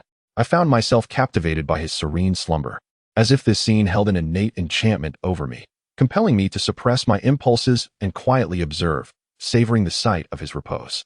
Zhang Jian. We had an agreement. and I have already invited Elder Wei and the others. Will you not descend to the third underground level for a few matches? Ko Tian interjected with a sly smile before Fong Jie could express her ire towards Zhang Jian. Regrettably, Audric paid no heed to the minuscule expressions of gratitude from the station commander. He scanned his surroundings and noted the compatibility of his hand shield with the circular window, hastily unfastening the latch to secure it in place. Jingxian, are you here to fetch me? Ling Ji suddenly displayed a bashful demeanor, shedding her earlier resolve. Momentarily reminiscent of Han Ying's spirited charm, evoking memories of carefree joy. Reflecting on the words exchanged between Yan Piyu and Xiao Yunjie before launching an assault on the Blue Army's headquarters, the squad leaders simultaneously felt a mix of amusement and exasperation. After satisfying my hunger, I searched online for rental accommodations, identifying 2 promising options and coordinating with the respective parties to depart with my companions. The Knight of Virtue first picked up a shattered horn from a vendor, its plaque marking it as the key to the Minotaur Labyrinth. He mused that it must indeed be a curious artifact from the labyrinthine tree world, speculating its potential to facilitate a group venture into a monster's lair. Given the complementary advantages of our collaboration, the demigod lowly grasped his hand, decisively swallowing the awkward yet anticipated village whole. Volume 1, Chapter 161, Slaying 3 Demons in Succession. The 100-legged Wu Long lifted his twin blades high, aiming a fierce strike at Li Huoyuan's shoulders. Nan Zhao Shui could not suppress a gasp, yet Li Huoyuan's reaction was astonishingly swift. In an instant, he activated Flash Spirit, appearing behind Wu Long. What else could one expect from these 2 ostentatiously dressed scions of wealth, who seemed to have an abundance of riches with nowhere to spend them? If he did not promote something of value, he would feel remiss. Alas, he harbored a sense of false hope, mistaking the 4th master for a fool akin to the elder, unaware of the latter's superior cunning and ability to trace the thread of the curtain upwards. In my view, we should contact General Zhang Feng, the commander at Lintong Pass, to convene for discussions, suggested one individual. After a prolonged moment, Qi Tian finally withdrew his gaze. Cognizant that the opening of the emperor's tomb could not be concealed from Tian Peng, who was responsible for activating the formation and would inevitably perceive it. Bathed in sunlight, Phoenix Mountain resembled a divine phoenix taking flight, its majestic form soaring into the clouds, standing tall and imposing. Upon arrival, Tang Yuan felt the noble character and formidable cultivation of the phoenix feather immortal, a quality that the phoenix from which he had absorbed blood could never hope to rival. Contemplating this, he summoned Xiao Yu from the supreme space, seated himself on the ground outside the grand entrance, and awaited patiently. However, the vulnerabilities of a defense composed solely of makeshift cloth-armored warriors were glaringly evident. The light brain seized from a soldier proved advantageous this time. Utilizing advanced technology and mental prowess, Hatsune effortlessly erased the soldier's traces and fabricated an identity for entry. Furthermore, the unexpected circumstances allowed for convenient concealment. What place could be safer than within the confines of space? 2 gatekeepers swiftly moved to rearrange the furniture, bringing out a chair and a low table, brewing a pot of tea and setting out 2 plates of delicacies. Meanwhile, one gatekeeper hurried inside to report to Li Tong. The chaos of battle spread rapidly.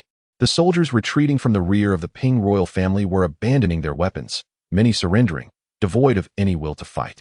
Some were merely 10-year-old children, while others were elderly individuals too weary to continue. Her appearance, though beautiful, was also a source of trouble, drawing attention from suitors. She was aware that in the Great Rome, there was Yin-Yang, and in Beiwu, there was Han Shao, attracting a line of princes, including herself. That was only what she knew. The extent of the unknown was likely vast. Now, with the city's defenses weakened, it was an opportune moment to launch an assault.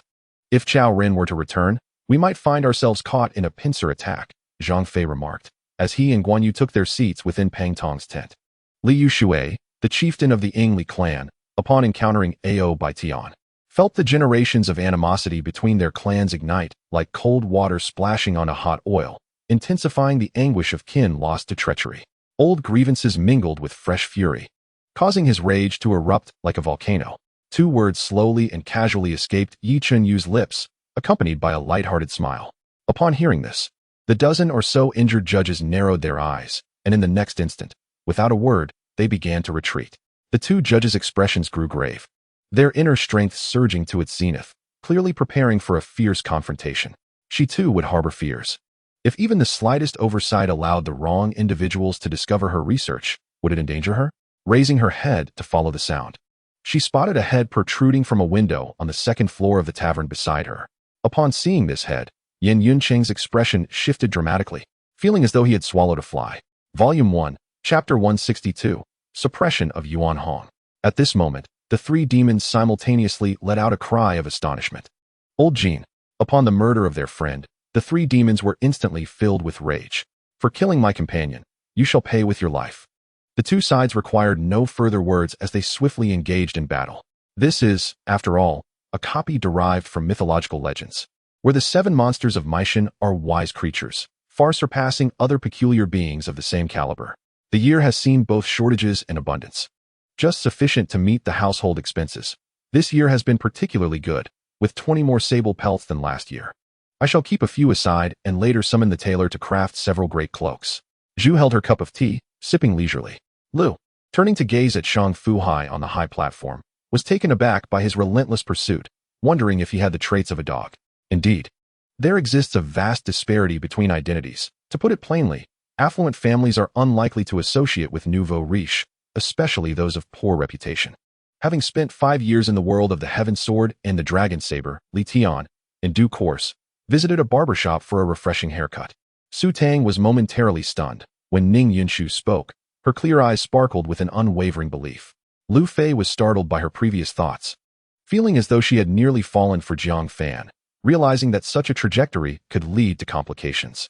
Reflecting on the assistance provided by EE today, he reopened their private chat window to express his gratitude. 19 men clad in gray sat motionless on their horses, awaiting their leader's command. The leader, a man in his 30s named Dugu Sanlang, bore the surname Dugu and was the eldest among the 13 riders of Yin-Yang. At this very moment, Su Qingyin's mind was a tumultuous whirl, his expression frozen as he watched Li Shanghan depart with Qilan, lacking the courage to pursue them. In the annals of the Sui dynasty, Yang Su supported Prince Yang Yong due to Gao Kang's backing, forging a familial bond with him, thus reluctantly turning to support Yang Guang instead. Although their relationship had grown quite intimate, they had never referred to each other as husband and wife. Prior to this, his customized creations emerged in such a manner. While some precision was lacking, in comparison to the craftsmanship of Pavel Continent, the standards here were already commendable. Awakened by her biological clock, she peered through the window to see Sister Gui and Uncle Zhong busily tending to the garden. Also noticing Mu Aoyun driving away with Mu Yusin from the villa, Chu Hemming glanced back at the theater, recalling the previous awkward silence, and continued to follow behind them, stepping through the swirling snowflakes until she reached the street's end, where a familiar Land Rover awaited her. Tian Wanyu was somewhat taken aback. Regardless of whether Mu Yusin's sentiments were sincere or merely a pretense before the man, her declaration of their friendship surprised Tian. After speaking, Hika opened the car door for them, then circled back to the driver's seat, heading in the opposite direction of Xinghaodong. I forgot to mention, Lilina is my sister, and I rule all the mermaids on Mermaid Island. Haha. Christina laughed wildly, her madness wholly unbefitting her beautiful visage. Hika pretended to be in pain, clutching his ankle and hopping in place, pleading for mercy from Chu Hemming, which caused her to beam with delight. Their every move fell under the watchful eyes of Xing Haodong and Chu Jueming, not far away. The ritual was indeed real, so I ask you, what was the essence of the ceremony? Du Yuancheng felt increasingly uncertain and timidly inquired. At that moment, my sword was no longer crimson. It halted before Xuelong. Yet its formidable aura did not wane. Instead, it unleashed an even greater force that enveloped my entire being in a shimmering golden light, reminiscent of a celestial deity. Volume 1, Chapter 163, The Woes of Huazhou. After completing these tasks, Li Huoyuan gazed in the direction of Nanjiaoxue. Dai Li, aware of the hopelessness of his escape, resolved to fight to the death. He leapt high, lunging towards Nanjiaoxue, as the Hunyuan silk beside him promptly ensnared her. Dai Li had no intention of evasion. Instead, he expelled a crimson orb from his mouth. Jose, I hope Inter Milan can offer a transfer fee worthy of Deco. It has been proven that Mourinho's judgment was indeed accurate. At this moment, Principal Lee Joseph and Instructor Anu were wholly absorbed, their gazes fixed upon the luminous screen. Tokugawa No. 7's complexion changed drastically as he forcefully slapped his young master's face, hoping to rouse him from his stupor. My relationship with Neymar is quite amicable. Though we are not lifelong friends, there exists mutual respect, Messi remarked. They all shouted in unison, locking their sights on the Black Serpent, and commenced a relentless barrage. Old Master Ning observed Su Ming's demeanor, pondering why she dared to display such defiance before him. Had she grown increasingly unafraid? Although it seemed futile at the time, it later proved to be of great significance. Recognizing the importance of growth points, Lin can certainly prioritize the inexplicably diminished value. Have you all understood? My father is the district chief of the 3rd district. If you wish to continue existing in this world, kneel and beg for mercy immediately, Pu Dalian proclaimed, exuding an air of arrogance. Furthermore, the individual we paid our respects to today was likely not Murong Jia. Xiao, he continued. Your tone is quite presumptuous, reminiscent of an old man. You are no older than Linger. You are of the same generation. I am even a year older than you. Yet you still refer to Linger as girl? Yu remarked. One Rinyan, of noble descent, drew only the affluent and esteemed to pay tribute. Yet this young man appeared unremarkable. Unable to compete with Mo Lian in resources and means, Tian and resolved to win the recognition of the people by sharing their hardships. Thus he lived and dined with the refugees, aiding them in overcoming their immediate challenges. He rose, approached the doorway, and peered outside, where indeed, gray, feather-like snowflakes danced in the air. Shortly after arriving at the elders' courtyard, Linger and Xiao Ke followed closely behind, and soon, they all departed for a meal. This does not concern you, Lu Qi stated coldly, clutching the ghostly relic as he turned to leave, heading toward the place of demise that the great ghost had mentioned. However, a group of monks ventured there, only to return shortly thereafter with grim expressions. According to their accounts, they encountered a mist at the very edge of the immortal island, rendering passage impossible. Observing that Bata had managed to regain his composure, Xiao Yuqin felt a slight sense of relief.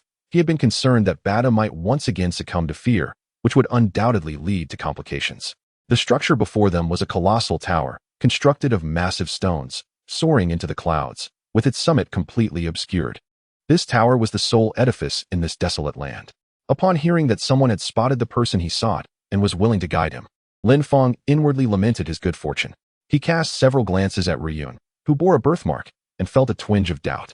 The saying goes that no one offers kindness without ulterior motives. Why would this birthmarked individual, a stranger, wish to assist him? Due to the current inability to transport cavalry, Li Dingguo walked amidst the honor guard. These soldiers served not only to display authority and power, but also as Li Dingguo's personal bodyguards, ready to protect him fiercely in the event of an assassination attempt. Jiang Shan furrowed his brow as he regarded Ouyang Kaitian, uncertain whether the claim of at least 3 swords held any deceit. The peculiar cats present subtly opened their nostrils, sniffing intently. Although the breath emanating from the simian-like creature ought to be foul, for some reason, it exuded a fragrant aroma, invigorating the already alert cats with heightened anticipation. Volume 1. Chapter 164. Assessing gains. Huazhou found himself significantly delayed in leveling due to the intricacies of winemaking, leading Li Huoyuan to feel a pang of guilt towards him. While Huazhou appeared to bask in glory, profiting from his brewing endeavors and greatly enhancing his connections, he was simultaneously ensnared within layers of constraints, unable to break free. Eventually, some powerful figures in the 9 heavens domain deduced through rigorous calculations that the myriad sources of existence could indeed be real. Yet only in the event of total annihilation of a realm, disorders collapse, and the return of all things to their essence. Moreover, a long-established master at the nascent soul stage later founded the Flame sect, and it was said that the venerable ancestor of Flame had embarked on a journey. The journey unfolded without incident. By morning they departed, and by afternoon they had returned to the domain of the Dugu family. The formidable 36 arts, each a cataclysmic secret technique, had the potential to elevate one to the pinnacle of the Emperor realm, and now he had acquired all 36. This place marked the undercurrent of the Yellow Springs, where the waters had calmed and thousands of corpses floated by. Observing the plants growing along the riverbanks, Jean Tian couldn't help but voice a question invoking the principles of mutual generation and restraint in traditional Chinese medicine. Enchanting words flowed like mesmerizing music, stirring the hearts of all who heard them. As they echoed through the air, the trees and flora of the forest suddenly began to grow wildly, blossoming into extraordinary and beautiful golden lotuses, with vines sprawling forth. A young man slowly emerged, clad in a black tank top and tattered jeans, his feet adorned with straw sandals. He carried a large woven bag over his shoulder, his hair cascading to his shoulders, and a stubbled visage adorned his face. Ray was astonished to witness how effortlessly Luo had slain Tulls, realizing just how formidable he had become. Yang Ling found herself at a loss for words once again. Following Jean Tian's acerbic remarks, yet her curiosity was piqued. Having sensed Lan Lianxia's affection, He not only remained, but grew increasingly bold, extending his hand into her being, mimicking the intimacy of love with a rhythm of entrance and retreat. As the group pursued, Pylon suddenly gestured for them to halt. She spun around in place, crouching to scrutinize the surroundings before turning right and proceeding. The persistent sound of hissing echoed, and as the escaping black smoke met the white light, it melted away like fresh snow, vanishing entirely in the blink of an eye. This tavern was situated not far from the prince's residence. During this period, Gu Qingzhou and Pei Sun had let down their guard and were drugged, unaware that their assailant had underestimated their prowess, leading Gu Qingzhou to awaken before his companion. Although he felt immense sympathy for the couple, there was little they could do. Their capacity to assist was limited. He needed to uncover the hidden individuals of the 4 heavenly palaces, evade them to complete the wager, while the opposing party would surely devise means to locate and impede him. In the Zheng family's courtyard, all the bodyguards were so terrified by the corpse king that they retreated, lacking the courage to engage in combat. Top-quality goods? A young man scoffed, stepping forward and abruptly tossing stones into the various cages. Besides, even if they sought him out again, they could not ascertain whether he was a true master or a charlatan. It was better to rely on luck. Was this the punitive task following their initial failure? A wave of enlightenment washed over Li Jishe, and when he turned to regard the trio in iron masks, who had vanished after he had slain the Qi King, he noticed a glimmer of faint hope in their eyes. The vampire, taken aback by Lu Ming's evasion of his attack, momentarily froze. Yet, with a sinister grin, he declared, "This is the great secret of our bloodline. How could I possibly divulge it?" He lunged at Lu Ming once more. In Volume 1, Chapter 165, Farewell, Principal Nangong. Liu Bei spoke as he removed a talisman from around his neck. Li Huoyuan glanced at the talisman, sensing something amiss. Just as he contemplated inspecting it, Liu Bei hastily snatched it back. "What are you doing? This was a gift from a senior. If you want it, have someone else give it to you." Li Huoyuan felt exasperated upon hearing this and decided to disregard him. "Who cares about your talisman? Just be careful. Would a normal person not know how to conceive?" It was simply a matter of that, followed by that, and after an indescribable sequence, one would just have to hope for the best. The following morning, rising from the embrace of the Enterprise, I washed up and encountered Bismarck, who had just returned from his morning jog, holding 2 bags of food in his hands. Today's breakfast for everyone consisted of soy milk and fried dough sticks. If I had the leisure to monitor you, perhaps I would not have fallen into this predicament today. My grandfather severed ties with this monstrous being before me, which will undoubtedly have a significant impact on his future claim to power. Junyao glanced at Zhou Sun, perhaps fearing he might misconstrue my actions, and proceeded to explain everything that had transpired since Qin Xiaowen entered the room. After unbinding Moyue from the pillar, he still secured her hands tightly, escorting her to the 10 passageways. Although Yin Xiao had been raised in the general's residence since the massacre of the Liu family, his ailment had never improved, and the torment of love only compounded his suffering. The phantom fighter jet, akin to a nimble sea swallow, ascended and spiraled, swiftly appearing behind the enemy's tail, unleashing a merciless barrage of fiery tongues from its cannons. Bullets pierced through the enemy's wings and fuselage, black smoke billowing forth, accompanied by a resounding explosion as a fighter jet shattered into a burst of flames. Refocusing on Takagi Shojin, he was diligently imparting knowledge in his daily lesson, primarily addressing common ailments encountered in the wild. They were tasked with monitoring Mi Yulin. Once she vanished, no one attended to Feng her, prompting a hurried report to Mi Yikuan. As Chu Su spoke, the surrounding gazes grew increasingly frigid, piercing like daggers. A thief, unworthy of sympathy. Despite the resistance from the fire-flame beast, it appeared utterly ineffective. After a brief struggle, it was completely engulfed by Mu Yi's flame talisman, demonstrating the formidable power of this advanced martial art. The next morning, as dawn barely broke, Yang emerged from her room, her heart heavy with thoughts, only to hear the clattering of pots and pans from the kitchen. Preparations must be made, ensuring their housing, production tools, and living supplies were ready, along with provisions for their journey, including transportation and food. After shaking off the heavy fog clouding her mind, she swiftly grasped her sword, leaping forward to burst through the door. Black is a favorable color. At the very least, the blood upon me remains obscured. Fully retrieved all the arrows, conducting another inspection of the area to confirm that no weapons or items had been overlooked by the 3 of us before returning to Yunxiang's side.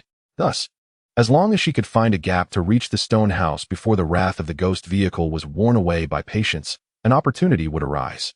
In response, Manager Gao assured me that he would use his wealth to secure my release from prison. Even if unable to do so, he would ensure I was provided for throughout my life. Yi would deliver my wages to my home. He mentioned that the sentence would only be a few months. At most 3 years, and there was no death penalty involved.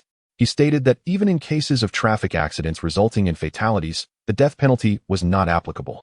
It is entirely our fault for failing to protect them, allowing the prince and princess to suffer. We truly deserve the utmost condemnation, said Yi Feng, filled with shame. Indeed.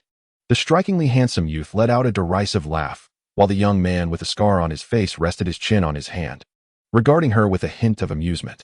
The exceptionally fine-looking gentleman chuckled lightly.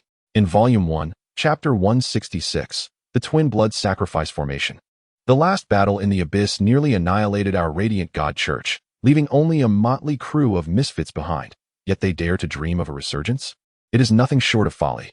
You are to relay the order. Any remnants of the Abyss Church encountered must be eliminated without exception, not a single one spared. In the following days, there was little of note, as Li Huoyuan led the deities and others into dungeons to level up. The Taoist priest, clad in a plain robe, with his ink-black hair tied up and a white silk cloth covering his eyes, held a fan in hand, the hem of his garment gently billowing in the breeze. Upon hearing Qin Feng's flattery, Ochuliang felt a sense of comfort wash over him, while Tiandi Long, seated beside Qin Feng, could not help but chuckle silently. Giving a thumbs up to Qin Feng. Everything is fine now, let us be affectionate. Holding you makes all troubles seem trivial, Qin Feng remarked mischievously. Dashi nodded, redirecting his focus back to the court, but as he glanced down, his pupils suddenly constricted. The room was eerily silent, and as Yuling approached, she hesitated before pushing the door open. At that moment, upon seeing Lu Xianger, Lu Ernyang felt her heart settle back into place, her spirit lifting considerably. Observing the tears by Lu Xianger's cheeks, Lu Ernyang felt a pang of sorrow. She could not recall the last time Lu Xianger had cried. With the lesson learned today, Lu Ernyang vowed never to leave Lu Xianger alone again. Yin Yu had been watching the two of them holding hands with a certain unease. Although his feet were still in motion, his gaze remained fixated. It was not until he collided with a nearby pillar that he snapped back to reality. Upon opening his eyes, the dark crimson orbs regained their clarity. He turned on the water, letting it flow cool against his skin, splashing a bit on his face to sharpen his thoughts. Before departing, he glanced at the mirror, where his expression had returned to its usual indifference, and only then did he turn to leave. However, Tian Sheng was not disheartened. He recognized that there remained a gap between himself and the Demon Emperor. Even though he had managed to slay 2 winged demons in quick succession, a stroke of luck accompanied his efforts, yet without substantial strength, mere fortune would suffice not. As for the part-time coaches, they held no objections, as their role in the dojo was contingent upon necessity, thus not fixed, granting them absolute autonomy. This statement was rather vague. Peng Xiangming observed the vehicle departing the bustling area and promptly initiated a voice call on WeChat. After a brief moment, the connection was established. Liu Bei's recent venture to the capital aimed to request the Zongjing to reissue a familial token, to subsequently affirm his lineage as a member of the Han dynasty. The once dull and lifeless Songyun Water Village now appeared revitalized, with laughter and joy echoing throughout the village, transformed into a serene and vibrant haven. Silence! Pan Zheng exclaimed in anger. His words were not directed at Wu Xing, but rather at the general beside him. Zhang Hao waved his hand and said, I appreciate your concern, Zi. It is solely due to my diligent subordinates and the affection of the common people that I have attained the position of county magistrate. In truth, she had repeated this several times, but in recent days, Peng Xiangming, eager to showcase his industriousness, had been spending nearly every day at the residence of old Master Hua, laboring on his behalf, until today when he finally decided to take a break. At that moment, Lu Qing was making his way toward the riverbank, his gaze equally filled with a chilling intent. It was truly a pity. The Ling Emperor felt a tinge of disappointment. However, his resentment towards Zhang Hao for presenting such a treasure had dissipated. What could compensate for the frailty of his own body was worth far more than gold. Wei Yuan, with a mocking chuckle, loudly derided Yu Yao, saying, one must possess a sense of self-awareness. Do not be like a toad yearning for swan flesh, coveting what is not rightfully yours. To prance about all day is akin to a bothersome fly. He then provocatively glanced at Wei Yuan across from him. Volume 1. Chapter 167. The enormous array. I understand that this may seem unjust to one of you, but the first place in this competition is of paramount importance. It pertains to the Abyssal War a year hence. Should we fail to secure the top position, all of our Lin family's decade-long plans will come to naught. Subsequently, the prisoners and ghostly slaves jumped beside the lean monkey, clearly opposing the demon lord's treacherous actions. In that moment, Qisha transformed from indecision to resolve, declaring, I, Qisha, will never ally with you. If you intend to murder our master, you must step over our corpses first. However, as the three hulking figures raised their clubs, the two who had previously seemed like meek sheep morphed into ferocious tigers. Xiaohua executed a flying kick, sending the burly man with a hairy chest flying out of the alley, crashing onto the ground, unconscious and unresponsive. Phew, he still breathes. You nearly frightened me to death. Long Hongyu remarked, patting his chest, still shaken. The old man, sensing a powerful fluctuation of spiritual infant cultivation rapidly approaching, acted without hesitation. Slapping the back of the great azure bull, which, as if responding to a summons, immediately turned and headed towards the vortex. Now, those afflicted by calamity had been relocated to various high-dimensional fragments, receiving aid from the Four Directions clan. You shameless Takai have truly been vexed by these 18 old rascals.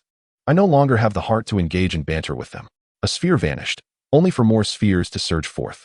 Chenfeng and Hua Tsuetsue joined forces, knocking down these spheres one after another. As the spheres fell, they transformed into green water. This is also why Yu Zishir, at the tender age of 20, possessed a soul that seemed to have matured over 2 millennia. Su Yin let out a soft cry, feeling at a disadvantage. Instantly, she seemed invigorated, donning her high heels and preparing to chase down Yu Zishir. Cousin, I have come today at the behest of my mother-in-law to deliver some belongings of your mother.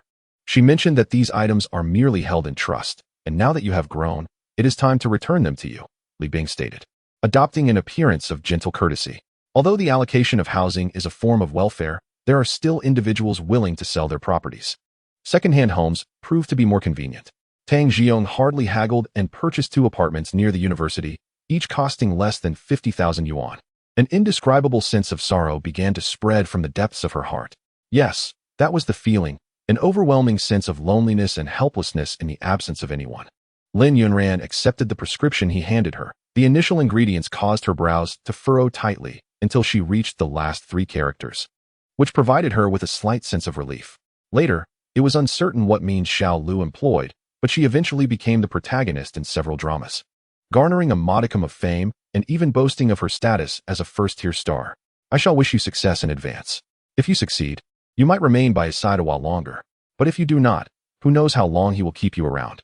Lin Yunran understood that her warning held little weight for her, despite being acutely aware of her inferior cultivation compared to Jin Chun, and knowing that he was currently in seclusion to strive for an ascension. How could Song Luo wish to linger in the mortal realm? This was not characteristic of Song Luo. How could it possibly be inconvenient? You have set me ablaze with worry, Tang Jiong protested. Yet he was also concerned about Shi Huiying's potential anger, his hand gradually sliding away from the large bun. The 2 ship guardians exerted all their might, yet they could not contend with the severely wounded giant demon. Just as Hua Wenxiang prepared to act, a flurry of flower petals appeared in the sky, imperceptible to the naked eye. Hua Wenxiang found herself struggling, barely able to defend against the ferocious onslaught of the 3 monstrous beasts. The giant ape swung its fists wildly, while the great bird circled in the air, its formidable beak capable of shattering trees, and the rabid dog-esque gaping maw seemed capable of tearing through anything. Ryan longed to cast a bubble charm to shield himself from the foul air, yet he understood that this would blatantly violate confidentiality laws. Though as the overseer, he possessed the right to freely use cultivation resources, the prospect of consuming hundreds of high-quality Daoling gold seemed rather unseemly. It appears that Daoist Li had already resolved to let you know about this place, Tang Hao remarked calmly. Muron Lan's figure swayed as she surveyed her surroundings. Despite the clear weather, an overwhelming chill enveloped her. Suddenly, her vision blurred, and she fainted. It was not until Bai Baidong arrived with Tian Yao and Hu Laina that she regained consciousness. Silently, she consumed her food. Yet Qi Yi could clearly discern something amiss with Yi Tian.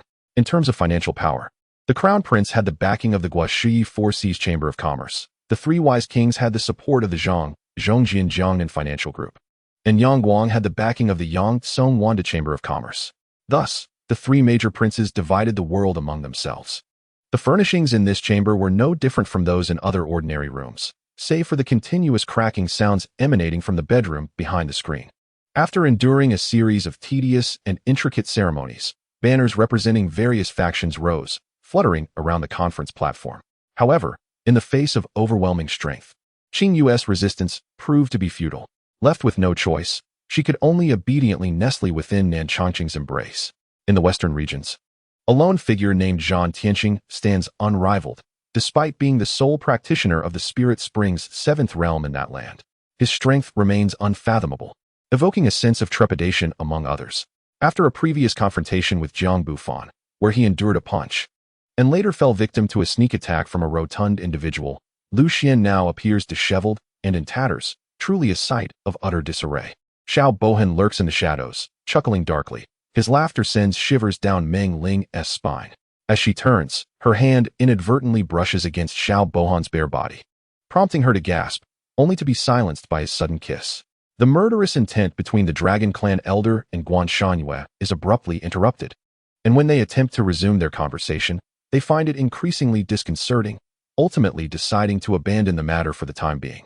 In the first volume, Chapter 168, Azura by Qi, Lin Yuan finds himself momentarily at a loss, yet his experience as the city lord quickly restores his composure. He begins to piece together the underlying reasons. Rebellious son, consider what you have done. Lin Yuan reprimands fiercely. Father, it wasn't me. I did not. Lin Xiu's protest falters when met with Lin Yuan's penetrating, icy gaze, causing him to swallow his words and abandon his defense. Clothes.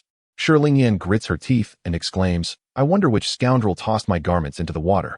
Clearly, she remains oblivious to the events that transpired in the latter half of the previous night. I thought you had it all figured out, Ji Yue muses, believing that Gu Maching had a definitive plan when he led her away.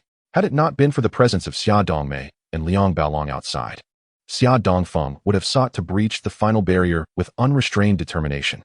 As Shi Lingyan escapes, she casts a flirtatious glance at the man beneath the tree, reflecting on her 3 years spent in this wretched Yaoguang, during which she has learned little, save for the art of lightness, which she has whimsically dubbed the urine escape technique. Presently, her consciousness feels somewhat disoriented. Her perception is intermittently clear and hazy, akin to the sensation of dizziness. They walk for 2 full hours before arriving at a town, a welcome respite for their weary feet. We can finally rest here, Shi Lingyan cheerfully remarks. And when they look up, they see a colossal sign emblazoned with the words New Knowledge Town. Before he agreed to marry her, when they were not yet together, she had always presented herself in the best light, winning her father's favor. Though she had little interaction with her mother, she consistently brought gifts and endeavored to impress her in every encounter. Around them, gazes gradually shift from surprise to sympathy and even regret. Compared to the unwavering devotion of love, what is the crime of deceiving a sovereign? In the earlier battles, the deputy commander had already witnessed the princess's peculiar ingenuity. Her seemingly unreasonable methods ultimately proved remarkably effective, and without hesitation, everyone hurried to prepare. Mu Qin grits her teeth, her eyes fixed intently on the figure before her. Tang Xian, taken aback, joins in agreement from the side. The original Soviet Union did not initially place significant importance on this war. What prompted such a sudden fervor? The interconnectedness of these events is enough to perplex Li Er. Fortunately, in his past life, he was not a military enthusiast and had never researched related materials, thus sparing him from the torment of contemplation. Upon opening the door and catching sight of the gold ornaments in Li Er's hands, her face flushed instantly. Observing Li Er's cheerful demeanor, she clenched her teeth in frustration, muttering, "Do as you please," before retreating to her bedroom and slamming the door shut. The crossbows of the Qin army began their fierce assault once more, darkening the skies like a locust swarm as they heavily bombarded the formation of the Chao army. In truth, the journey from the capital to Xizhou was one that Qi Zhongtian had traversed multiple times, yet each occasion varied in duration. Prompted by Su Qingyue's remarks, the discussions among the Hongyu chess players began to converge, yet even so, including Su Qingyue, they remained baffled by how Xing Luo managed to accomplish what he did. Unable to alter the fate of Lin Mingyang, who was imprisoned, the winter solstice inevitably arrived, and in preparation for the banquet the following day, Zhang Hongbin and his subordinates immersed themselves in the preparations. Perhaps only through such activities could he forget his family across lifetimes and maintain a perpetual smile. The substantial spoils and the dejected captives served as the most compelling evidence of their victory. The local populace, witnessing this scene along the route, welcomed the return of the heroes, even organizing numerous support groups carrying cooked corn and other provisions to bolster the troops. Volume 1, Chapter 169, Departure from Yinjing. The fervent, almost worshipful students suddenly found themselves breathless, their eyes sparkling. It was indeed Principal Nangong. My goodness, she was even more beautiful than the rumors suggested. Oh, Principal Nangong, I wish to be your loyal dog. How could you utter such words? Truly an embarrassment for our university. This time, the concert tickets were evidently more plentiful than those for the concert in Bohai City, although the prices remained unchanged. Enough with the tears, you won't die. Lu Jihong chided with a smile, setting down his bowl and directing his gaze at Chun-Yi.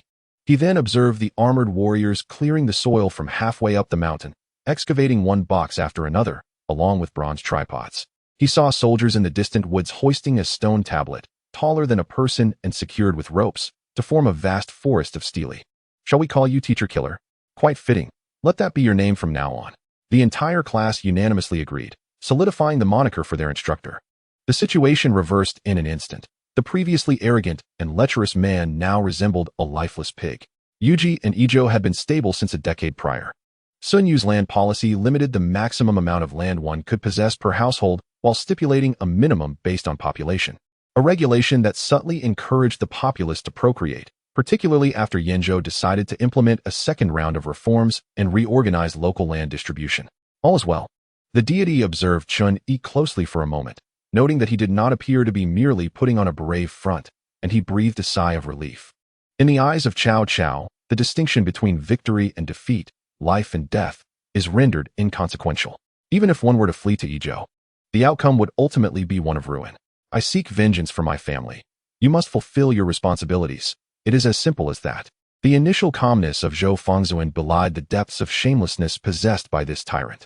The efficiency with which he dealt with bandits far surpassed that of the ordinary man, indicative of a level of ruthlessness that transcended theirs. Eavesdropping became a trivial moral quandary. Zhao Mingyue's voice turned cold. Her piercing gaze and sardonic expression left not only Jin Xuanzi, but also Yun Fengze momentarily astonished. Are you anxious about me? Ouyang Shaoqing chuckled as she glanced back at me, having noticed my obstruction. With her reassurance, Fu Yunin felt a wave of relief wash over him. He raised an eyebrow at Shun Wang, who, seemingly oblivious, exchanged a warm, melancholic wink, silently conveying a few words, prompting Fu Yunin to resume his meal with a cheerful demeanor. Just as the phoenix steadied itself, flames inexplicably erupted around them, encircling them in an impenetrable ring. A sudden bout of sneezing struck her, a relentless series that sent chills coursing through her. Brother, are you aware? Qianshou Feijian suddenly realized that, among those present, he alone remained oblivious, while the others concealed their knowledge from him. Over a decade ago, Jiangnan was beset by a once-in-a-century flood, swallowing fertile fields and collapsing countless homes. The deluge claimed both lives and livestock, and in the aftermath, a great plague ensued, leaving survivors in dwindling numbers. It could be said that 9 out of 10 houses stood empty, as everyone fled to escape the disaster. Gu Qingyan typically refrained from accepting gifts from his grandparents and parents, for their toil was considerable. Should they fail to provide adequately, what would become of him? In this household, prior to his coming of age, they were his sole reliance. Yena and her companions eagerly anticipated their long-awaited opportunity, while Ling Jingjun looked forward to his part-time teaching role. The extraordinary textbooks, with content that felt superior even to university materials, were nothing short of impressive. In Volume 1, Chapter 170, Encounter with the Young Man in White at the Rejuvenation Hall, Li Huoyuan expressed his astonishment upon learning that the skill book held such substantial value. Let us sell it all, he declared, and transfer the proceeds to this card. For if Zhou Yang were to perish on Daijishan, he would never acquire the Void Blade, nor would he achieve renown. The sack was hastily torn open, and the sunlight blinded Zhu Tong and Lei Heng, forcing them to shield their eyes. Despite his attempts to resist with all his might, he found himself utterly subdued. Some audacious men boldly cleared the obstructing door, donning an assortment of pots and pans, wielding a pot lid in one hand and a watermelon knife or cleaver in the other, as they rushed downstairs to join Imo Qingyu and her companions. What splendid weather we have today, said Dan Xinwan, as she looked up at the sun behind the leaves, shielding her forehead with her hand. 2 individuals were in a cold standoff, neither acknowledging the other. Li Jinghan and Su Jinshi entered first, followed closely by Maya and Lawyer Song, who fortuitously encountered the two at the entrance. Not long after they took their seats, Su Zhihan also arrived, and finally, Shun Xiaoxiao returned after finishing a phone call outside. Su Jinshi's expression was as frosty as ice as she retorted, "It was your brother-in-law who dragged me to register.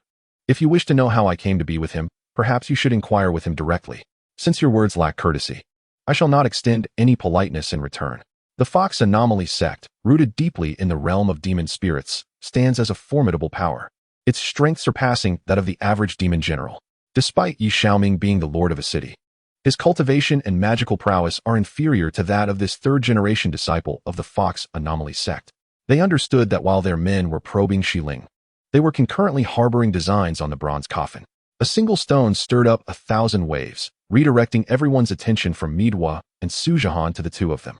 With a thunderous roar, the leader of the evil clan, along with the demonic furnace constructed from his malevolent energy, was suppressed beneath the world formed by the sword wave's dragon might. The northern city allied with the notorious Yin Feng, while the western city joined forces with Jinxi. And the central district reached a new cooperative agreement with Jinghong, indicating that the greatest beneficiary of this birthday banquet would be Lu Yi. The sixth prince is a generous and loyal friend. I believe Shining thinks the same. Shen Yin's words were delivered in a calm and clear manner. Yet, several large hands, suffused with a dazzling aura of death, descended like dark clouds, enveloping the area in an instant. Shen Bai furrowed her brows in deep concern for Yun Hao, and at that moment, a voice echoed in her ears. Shen Yin, however, was aware that he had not prescribed the right remedy for Shining. Regardless of how the illness manifested, it should have safeguarded her safety. Upon seeing those patients in Zheng'an Hall, most were still able to move freely. Thus he had not worried unduly. To his surprise, it proved to be a fatal blow when it came to Shining. However, considering that during the selection of the Commercial Alliance's leader, there would be a display of spiritual ingredients by the three giants, it could potentially reveal the preparatory work of these giants, thus necessitating a shift to a more private approach. My grandfather actually had 8 brothers. However, the 8th uncle passed away young, and the 9th uncle is a brother of my great-grandfather. Qing Lian studied the layout of the Bindi Manor. This grand, unassailable overlord of the coastal region was an unexpected presence in such a desolate place as Gongwang Town. As she spoke, Yi Chun's voice gradually rose, as if to fully awaken Han Shang. You go ahead, I will hold them off for you. Although uncertain of Kent's intentions, it was evident that he had a plan. As the upright Superman continued to maintain the ship's position in Kent's stead. Volume 1, Chapter 171, I shall take this. After uttering this phrase, the woman clad in light gauze floated away. Yet, before she departed, her gaze lingered on the young man in white for half a second. At that moment, the recently returned Xiao Ruan was so startled by the scene before her that she trembled uncontrollably. Esteemed guest, after years of investigation, it appears that no substantial conclusions have emerged, despite the considerable efforts and technological advancements employed. Nevertheless, I harbor significant concerns regarding the integrity of our nation's so-called experts and professors, who seem more inclined to deceive for monetary gain than to yield any meaningful results. For reasons unbeknownst to me, an unsettling feeling lingers within, suggesting that something is amiss, though I cannot quite pinpoint the source of my disquiet. Perhaps it is merely my propensity to overthink. As for my situation, aside from the unconventional young lady, there are 9 others, all armed, with countless spirits, some dating back to the Ming Dynasty, whose ancient wisdom renders them formidable. One could effortlessly select a dozen to vanquish the adversaries of the Silent Spirit sect. Observing Shi Er's irate visage, her cheeks flushed after Wang Xinyuan grasped her wrist, I noted her delicate features contorted in displeasure, her brows furrowed and teeth clenched in anger, while her form-fitting leather pants accentuated her exquisite silhouette. Raising my hand, I scratched my head in disbelief at the sheer coincidence of it all. If indeed this method were to be employed, I felt compelled to collaborate with Li Ying. I simply cannot comprehend why they choose to fight independently. If they were to unite their souls, they could transcend without the need to collect them individually, thus avoiding the tedious process of sending them off one by one, which is an utter waste of time. Wu Di contained all his energy, preventing any from escaping, and instantaneously shifted the boundary of his domain, causing everyone to align with its periphery. As he beheld the immense entity before him, he felt as though his very breath was being stifled. If you truly manage to drive me away, I shall be grateful, Coco taunted Zheng Zijia, whose expression was marred by anguish. A sudden chill enveloped her, causing her scalp to tingle and her pores to bristle, as if myriad eyes were scrutinizing her from every direction, rendering her paralyzed with fear. Upon hearing my words, Zhao Kaijun let out a lament. Such torment is indeed unbearable for an ordinary individual. As one of the earliest established academic factions, the Sky Association now boasts an unparalleled stature, its membership swelling to an impressive 700,000, thus securing its position as the foremost power within the academy. Among its ranks are countless formidable individuals, with over 100,000 at the Golden Core stage and nearly 8,000 at the nascent soul level. You have yet to experience it, Long Chunqing exclaimed. Do you know what the greatest distance in the world is? It is not the divide between life and death, but rather the fact that when my mother-in-law stands before me, I can only address her as Auntie. What shall I do when Shishir's father seeks to reprimand me? Upon hearing Yang Jian's words, Shenxian felt a wave of relief, recognizing that it is not an easy feat to annihilate the existence of the Chaos Bell. Even if encountered, specific conditions must be met to destroy such a treasure of that caliber, so there is no need for excessive worry. Sun Chun and his companion, adhering to Chichu's approach, proceeded to pay their respects to Yang Hao, hoping he might intercede on behalf of General Park. Given the urgency of the ongoing conflict, capable commanders are desperately needed, and more than half of the 2,000 troops brought along are subordinates of General Park. If he were truly killed, the soldiers would undoubtedly cause an uproar. Indeed, upon the first glance at the newcomer, Li Jingrong noticed the 3 characters 21 emblazoned on his armband, followed by the insignia of a corporal on his epaulette, which bore one thick and one thin stripe, indicating that this soldier was a veteran. Volume 1. Chapter 172. Mutual Testing. As this thought crossed his mind, the young man in white uttered an even more astonishing revelation. Do not be deceived by her beauty. She is, in fact, a male. To be precise, she is androgynous, regrettably possessing male attributes, yet her spirit is predominantly feminine. Upon hearing this, Li Huoyuan's expression turned to one of renewed astonishment. The vastness of the real world is indeed filled with wonders. Within and without, Zhuang Jian unleashed the ethereal dark flames, which swirled around him, igniting in a terrifying blaze. The intense heat began to show signs of melting in the surrounding area. I felt the hunter drawing ever closer. For around me, I saw no one, an unexpectedly serene silence enveloping the air. Mingtong occasionally surveyed the surroundings, proceeding forward slowly alongside Lin Lang. It was also the first time he realized the incompleteness of his previous form. Fortunately, those who had witnessed his grotesque visage were long dead. Now, he bore the fortune of the stars, possessing an unparalleled beauty, a celestial grace. Thus, upon encountering Zhuang Jian and the others, his foremost thought was to behold their appearances. Casus, at this moment, gazing at the reflection conjured by War Sila's energy in the mirror, Gaia fell into silence. They managed to capture some individuals, and the information was extracted from their lips. However, those 2 families vehemently denied it, even slandering us for arbitrarily detaining guests and tarnishing our reputation. Moreover, the newcomers were formidable, many being adept in the liquid realm, making it exceedingly difficult to apprehend them. The second elder's expression darkened as he spoke slowly. Gulu, following the advice given, directed the dispersed spiritual energy to circulate around the obstruction. Indeed, the semi-solid substance began to dissolve like rock candy immersed in water, gradually melting from the outside in. However, compared to usual, the rate of dissolution was markedly slower. According to Gulu's estimation, it would take at least 15 days for it to vanish completely. Wang Sini lowered her head, a glimmer of disappointment flashing in her eyes as she turned back onto her side. Xiao Wei summoned the doctor, who stated that Zuolun was grappling with psychological barriers, assuring that once overcome, he would regain his memories. In just a few lines, akin to a calming elixir, Zhang Zhiping felt his heart settle. His eyes glistened with emotion, and with a tinge of gratitude, he discreetly sent a photograph of the test paper to Zhuang Jing. Before the 3 elders could retort, Zhan Taizun transformed into a wisp of purple shadow and departed from the edge of storms. The 3 elders cast a resentful glance at Lin Yin before reluctantly vacating the premises. After all, in the past, his father had shared a deep camaraderie with Gu Tianzuan, and he held a favorable impression of Gu Qingkong. Gu Tianzuan's madness was merely a result of a momentary lapse in his cultivation, yet his heart was not wicked. Just as he intended to seek him out, he unexpectedly caught sight of Kong Yanbing and hurriedly ran over. The grand door opened without a whisper of wind, and Xiao Wulian, adorned in a flowing crimson gown, gracefully approached. Gue Buhui sat serenely in the center of the hall, calmly observing her while cradling a teacup. Ying Yi merely smiled faintly at the disdain expressed in Ming Ye's words, dismissing it entirely, for after all, could the realm beyond compare with the realm of detached sorrows?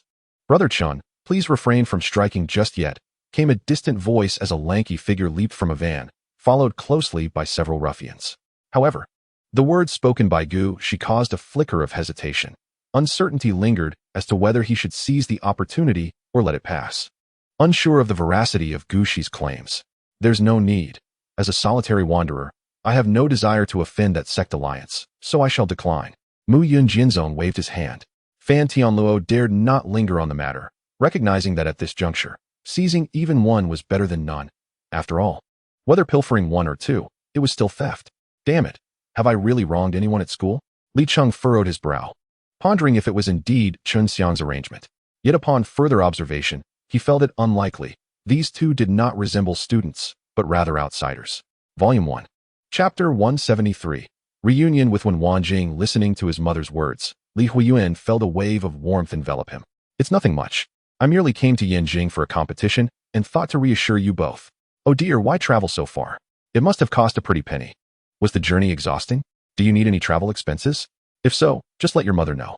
The golden-scaled dragon, reminiscent of iron forged in fire, shimmered with a chilling gleam, its colossal form stretching over 500 meters, several times larger than an ordinary dragon lord. Thus, he took a moment to analyze the motivations and actions of Lord Kong clearly. On the open ground outside the examination hall, Han Han stood at the center, evidently the examiner for the second round. Two catfish demons hastily knelt in supplication, tears and mucus mingling on their fish-like faces, creating a rather repugnant sight. Thanks to this, the children of the Sheng family received commendable education, ensuring that none exhibited arrogance or cruelty, thus maintaining a semblance of dignity. At that moment, a large hand settled on her shoulder. Upon glancing up, Tang Muqing found Wei Biding gazing at her.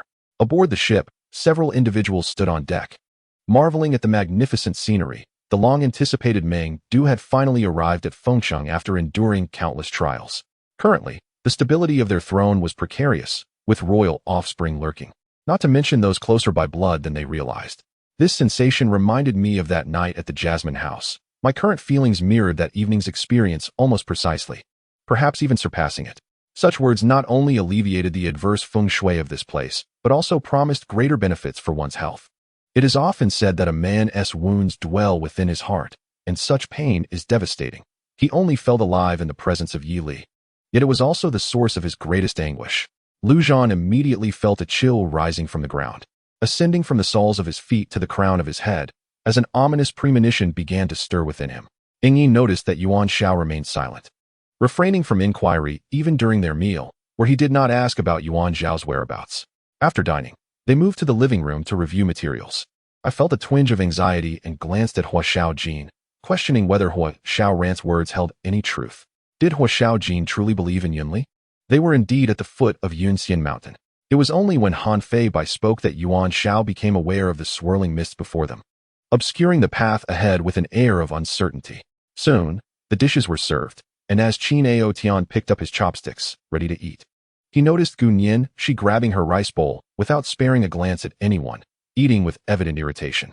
However, after engaging in a single endeavor for an extended period, one inevitably grows weary.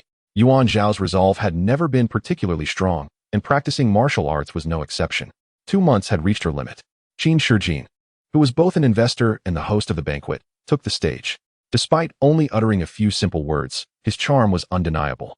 After a while, another servant came to announce that Chu Chao Yang had returned, albeit first to the main courtyard. "How have you been lately?" he inquired, expressing concern about the fourth prince's neglect due to your sensitive status, though his heart had never truly let go. Upon learning of your pregnancy, he finally felt at ease.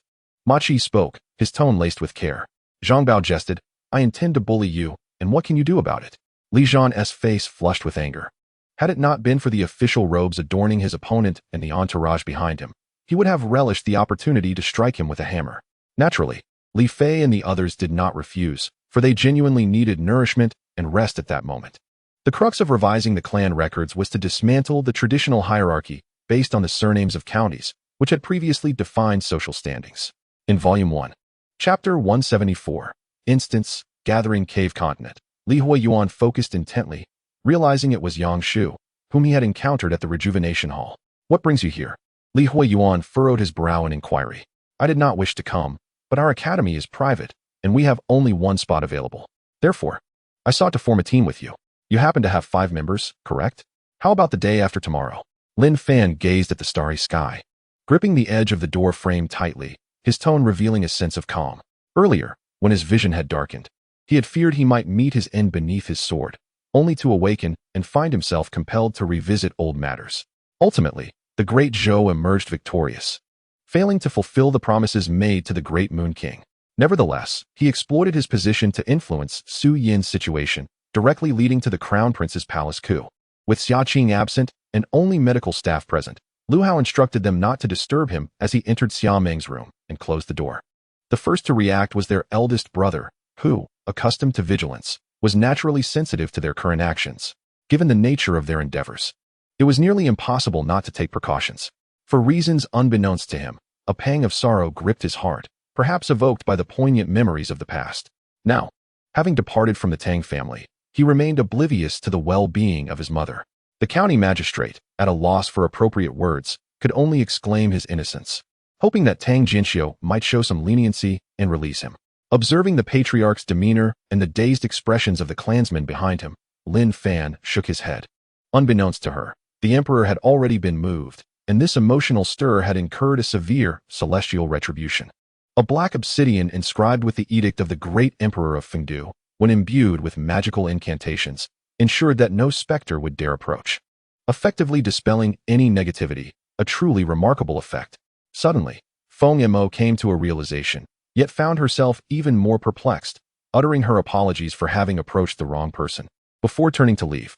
Even more troubling was her newfound awareness of a latent yearning within her, one that seemed to have awakened the first time she beheld the exquisite visage of Sang Yun. The 5 peculiar weapons were nothing short of astonishing, so bizarre that one might question whether they truly hailed from the mortal realm, or if they were indeed wielded by human hands. What's this? Are you not going to make your move? Mo Langyue, noticing her prolonged indecision, could not refrain from urging her. Your experience in the martial world pales in comparison. When I was a lad in the village, while you were still honing your skills in pig slaughtering, I, Guan Yu, have survived in this realm thanks to 3 principles: ruthlessness, loyalty, and a multitude of brothers. Guan Yu proclaimed with the swagger of a seasoned rogue. The Lord of the Netherworld was one of their own, and now, within the demon realm, a treasure belonging to the Lord of the Netherworld piqued Qi Xuani's curiosity immensely. Having spoken, he instinctively raised his hand to pat Long Qingchun on the shoulder, only to find himself grasping at air, staring blankly at his own palm. A living bodhisattva? It was the first time anyone had described him thus, and Zhao Chan stifled a laugh, nearly bursting forth, an action that only captivated Guan Yu further. Cheng Lingji nodded in reassurance, handing him the supplements, while Cheng Fu admonished his daughter for her extravagant spending. Yet his face betrayed an undeniable smile as he placed the items in their proper place. Oh dear, at this time, why quibble over authenticity? Just return with us. For goodness sake. The false Amitabha, upon encountering the true Amitabha, seized a nearby lunchbox and hurled it at him. Mu Yimi had gone to the restroom, where she washed her face. Her skin, naturally delicate, had become swollen and distorted after receiving 4 slaps. Young Master Zhou, adorned in fine attire, sat plumply in a chair, momentarily stunned as he listened to Steward Qian's report. The onslaught of the heavenly fury intensified, with 49 talismans appearing around him, immense and resplendent, emanating the power of diverse paths. He was formidable, his trajectory nearly mirroring that of Gao Ji. Volume 1. Chapter 175. The Profession of Yang Shu. You have slain the gathering treasure toad. You have obtained the key to the vault. Hao Yin. Upon seeing the vault key in Li Huoyuan's hand, Lei Qiandong's face lit up with joy, while Yang Shu beside him wore an expression of astonishment. To one's astonishment, there truly exists a key to a treasure vault. Yet, the whereabouts of this vault remained shrouded in mystery. With a hint of sarcasm, she chuckled softly, uncertain whether she was mocking her own cowardice or the illusory edifice before her, or perhaps some entirely irrelevant matter. The truth eluded her. Alas, her friend had departed, and that fearsome individual had vanished as well, but her companion had urged her to linger nearby, awaiting the summons of that enigmatic figure. Should he return and find her absent, a dreadful fate would likely await her. The dark-eyed demon of the Aiken tribe was none other than the final knight, Lord Wenderwood. Such secrets had been divulged to him, and it posed a significant question whether she could survive the whims of this bizarre and formidable being. What? Has Shen Yuan not yet succumbed? Observing Shen Yuan's pallid visage, Principal Advance was taken aback, having presumed him deceased. Never did he anticipate that Shen Yuan still clung to life. I pressed my lips together, stifling my tears, my eyes wide open, allowing the fierce winds to dry them. It was now dusk, the crimson flames illuminating the night sky, while howling winds carried thunder and lightning. The water curtain had undergone a transformation, revealing the all-seeing demon lord and the various demon kings, who wreaked havoc upon the celestial soldiers within the heavenly prison, leaving many slain. Of course, the astute celestial generals, like the Silver General, had long made their escape. With the demise of the celestial soldiers and the incitement by the demon kings, a great riot erupted within the prison. Princess Xinling, with a sharp command, raised her hand, summoning 3 formidable bolts of lightning to strike down upon the unsuspecting Yue. But what relevance does this have to me? I felt an unsettling premonition of impending doom. Following Governor Wang's recent inspection, Zhao Jingce's position in Shihing County had become unassailable. All tasks had been delegated, with designated individuals overseeing their execution. Zhao Jingce found himself considerably more at ease, spending his days in the municipal office before wandering the streets and administrative villages below. Have you ever encountered someone who speaks the most sinister words in the most mundane tone? Clearly, Si Luhan embodied such a character. Lu Sheng, I never anticipated you to surpass my expectations by such a margin. I glanced at him, smiling as I approached. Lu Ji, delighting in a piece of mung bean cake. Couldn't he help but cast furtive glances towards Xia Zihan's table, stealing several looks at Zhu Jingqi. I clenched my fists, feeling an overwhelming surge of strength within me, convinced that it would not be long before I attained the realm of Taoist master. At the moment the ringing ceased entirely, Chen Qingfan's lips moved slightly, emitting an almost inaudible sigh. Yet, before Su Zhou could broach another topic, the stubborn ringtone of a mobile phone blared once more. Qian Qingxi sighed softly and withdrew her gaze, pondering how long this favor might endure. She stepped forward, linking her arm with Feng Chen, playfully shaking him as if to dislodge the very meals he had consumed. Nangong Yin donned a white shirt, a hint of an elusive smile playing at the corners of his lips, his crimson mouth and pearly teeth set against a chiseled visage. Like Nangong Ming, he was of mixed heritage, his features so exquisitely sculpted they seemed a divine masterpiece, radiating cleanliness and sunlight, yet his eyes bore an air of aloofness. She shifted slightly, letting out a pained hiss, her body aching as if she had been ground in a stone mill, like a donkey being led in circles. In Volume 1, Chapter 176. A small trial, Xiao Lung was startled. You too, don't just stand there, lend a hand. The individuals known as a Hao and a Mean promptly sprang into action, shielding Xiao Lung from Yang Shu's assault. Yang Shu was temporarily repelled, casting a knowing glance at Xiao Lung. You promised a one-on-one duel. Yet the young general proves untrustworthy. What a disgrace to the general's residence. Humph, I underestimated you. Not only do you surpass me in strength, but you are also quite eloquent. Indeed, I say to you, perverse saying, if you have no friends, do refrain from offering misguided suggestions. The vice-class leader was elected by merit. Why should she resign based on unfounded accusations? It is not her fault.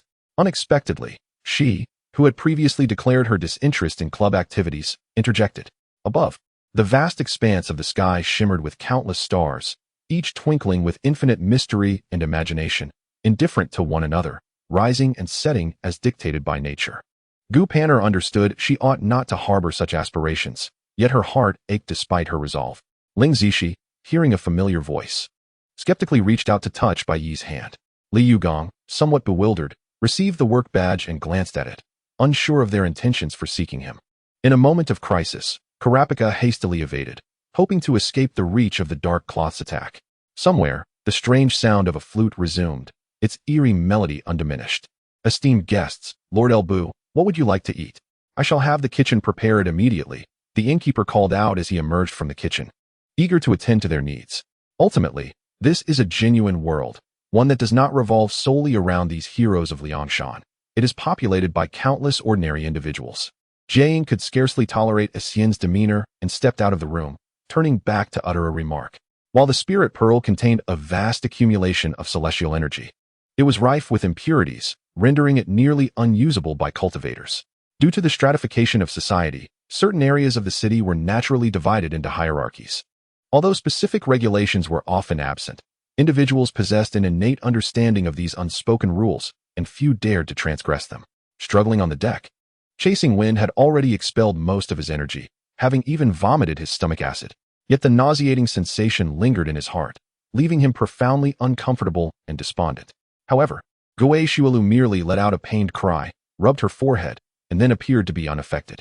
Su Haya, having been delayed in Tongliao due to the plague, hurried back to Fengtian after ensuring that Yi Chong had taken care of several matters. Darling, you're truly annoying. That's not how I feel at all.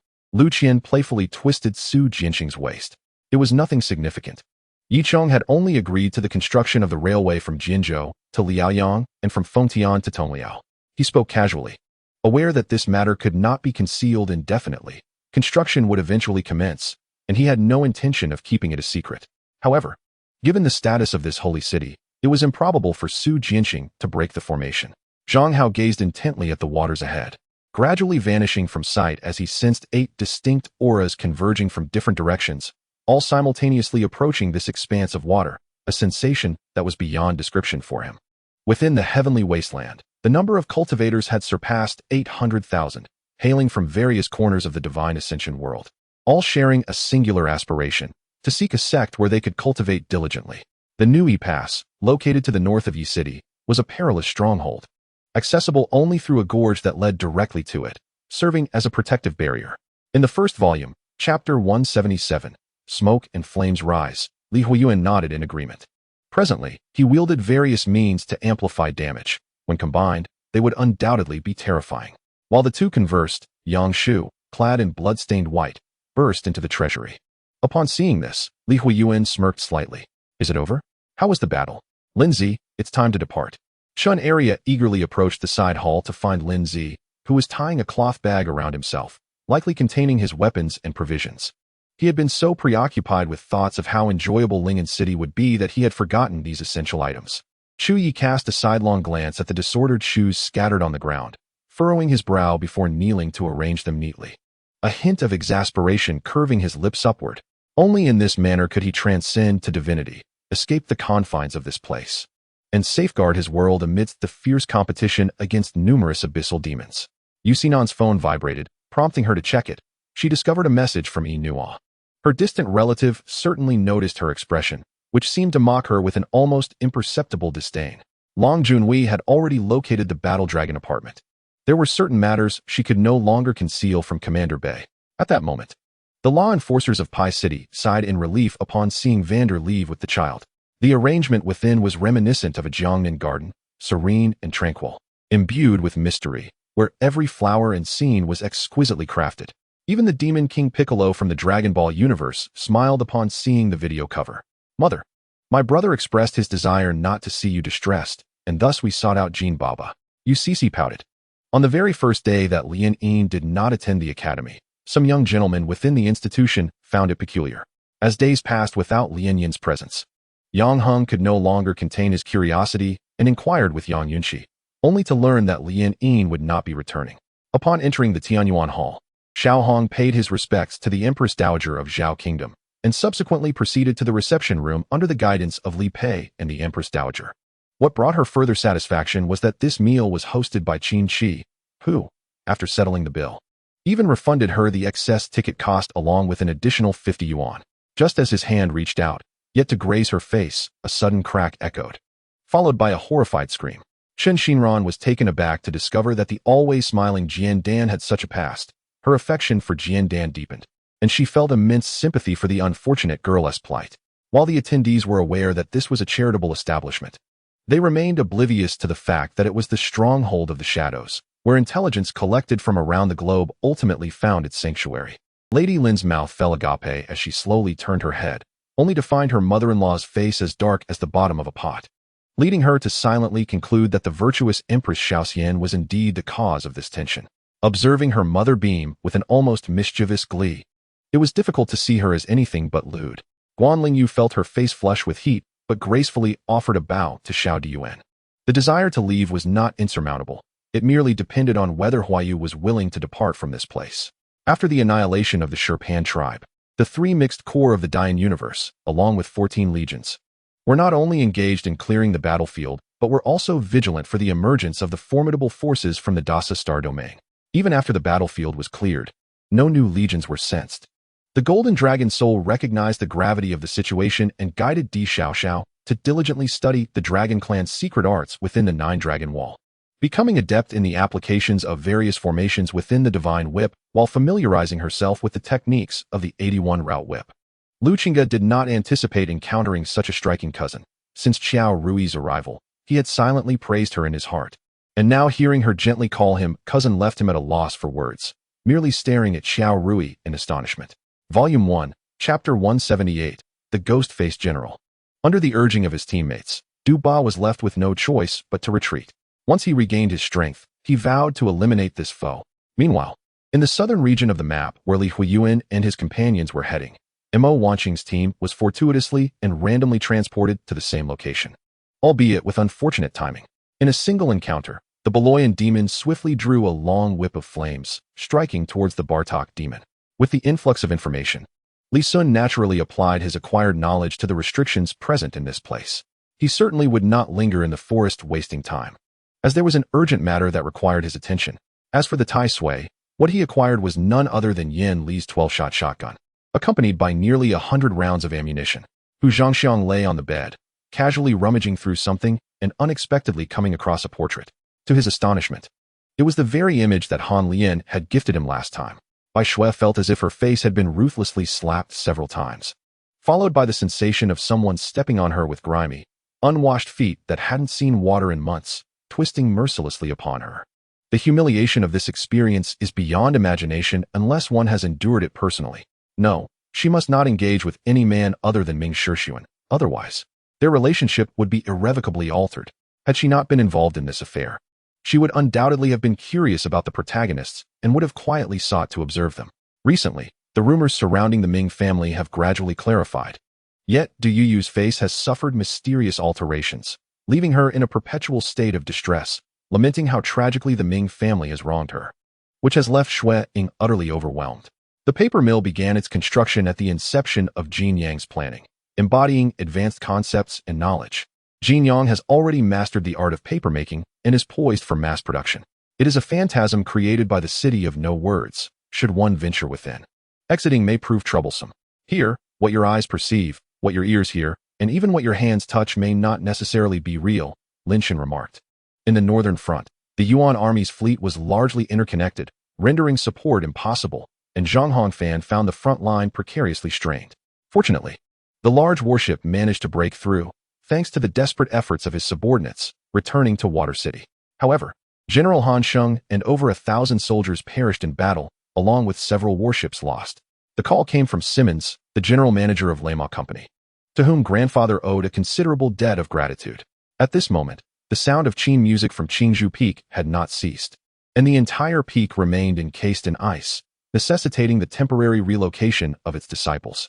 By the following morning, reliable news arrived that the rogue group had broken through 2 more checkpoints, advancing northward through the previously breached paths. The recent bloodshed of young aristocrats in Chang'an, ostensibly a furious response from the indomitable Guan Yi against those inept individuals obstructing his brother's chance at survival, was in fact a strategic move by a young prodigy from the Jixia Academy. While smoking nearby, Han Yun and the gatekeeper noticed someone approaching to post something, prompting them to draw closer to witness the spectacle. Indeed, once we are out, we can sell together and split the profits evenly, the thief nonchalantly waved his hand. These 4 words immediately stunned Mu Bai, leaving him frozen like a statue. Although resetting time does not possess the same overwhelming force as reversing reality, time remains both the creator and destroyer of history. It is often said that one learns wisdom through hardship. Boss Qian consoled Mr. Lin, suggesting that this financial setback should be viewed as a tuition fee. Reflecting on how he had been played like a fool throughout this affair, Tom's Tun not only harbored resentment towards the Wan family, but also bore no favorable disposition towards Song Feng and the Chao family. Song Feng spends money like water.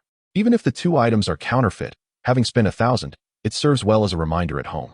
As the eldest legitimate son of the Fusu residents, being the eldest among them, his position is unassailable, and thus, others naturally dare not obstruct him.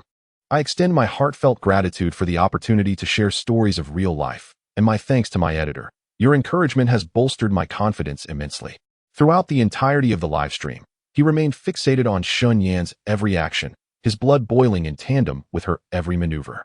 In the stillness of the carriage, the young man's voice was cold and commanding attention and becoming the focal point of the entire compartment. Zhang Liang and Lu Jia exchanged a glance, sharing a sigh. Although they had long suspected it, the revelation from Ying Cheng brought forth an overwhelming sense of helplessness. Gazing at the inept second grandson on the ground, Grandfather Xia felt an urge to strike him with his cane. He may not be literate, yet whenever he saw a dish that appeared appetizing in pictures, he ordered one of each. The city of Fanyang was enveloped in silence, its affluent citizens having been plundered, and at that moment, no one dared to step outside their doors.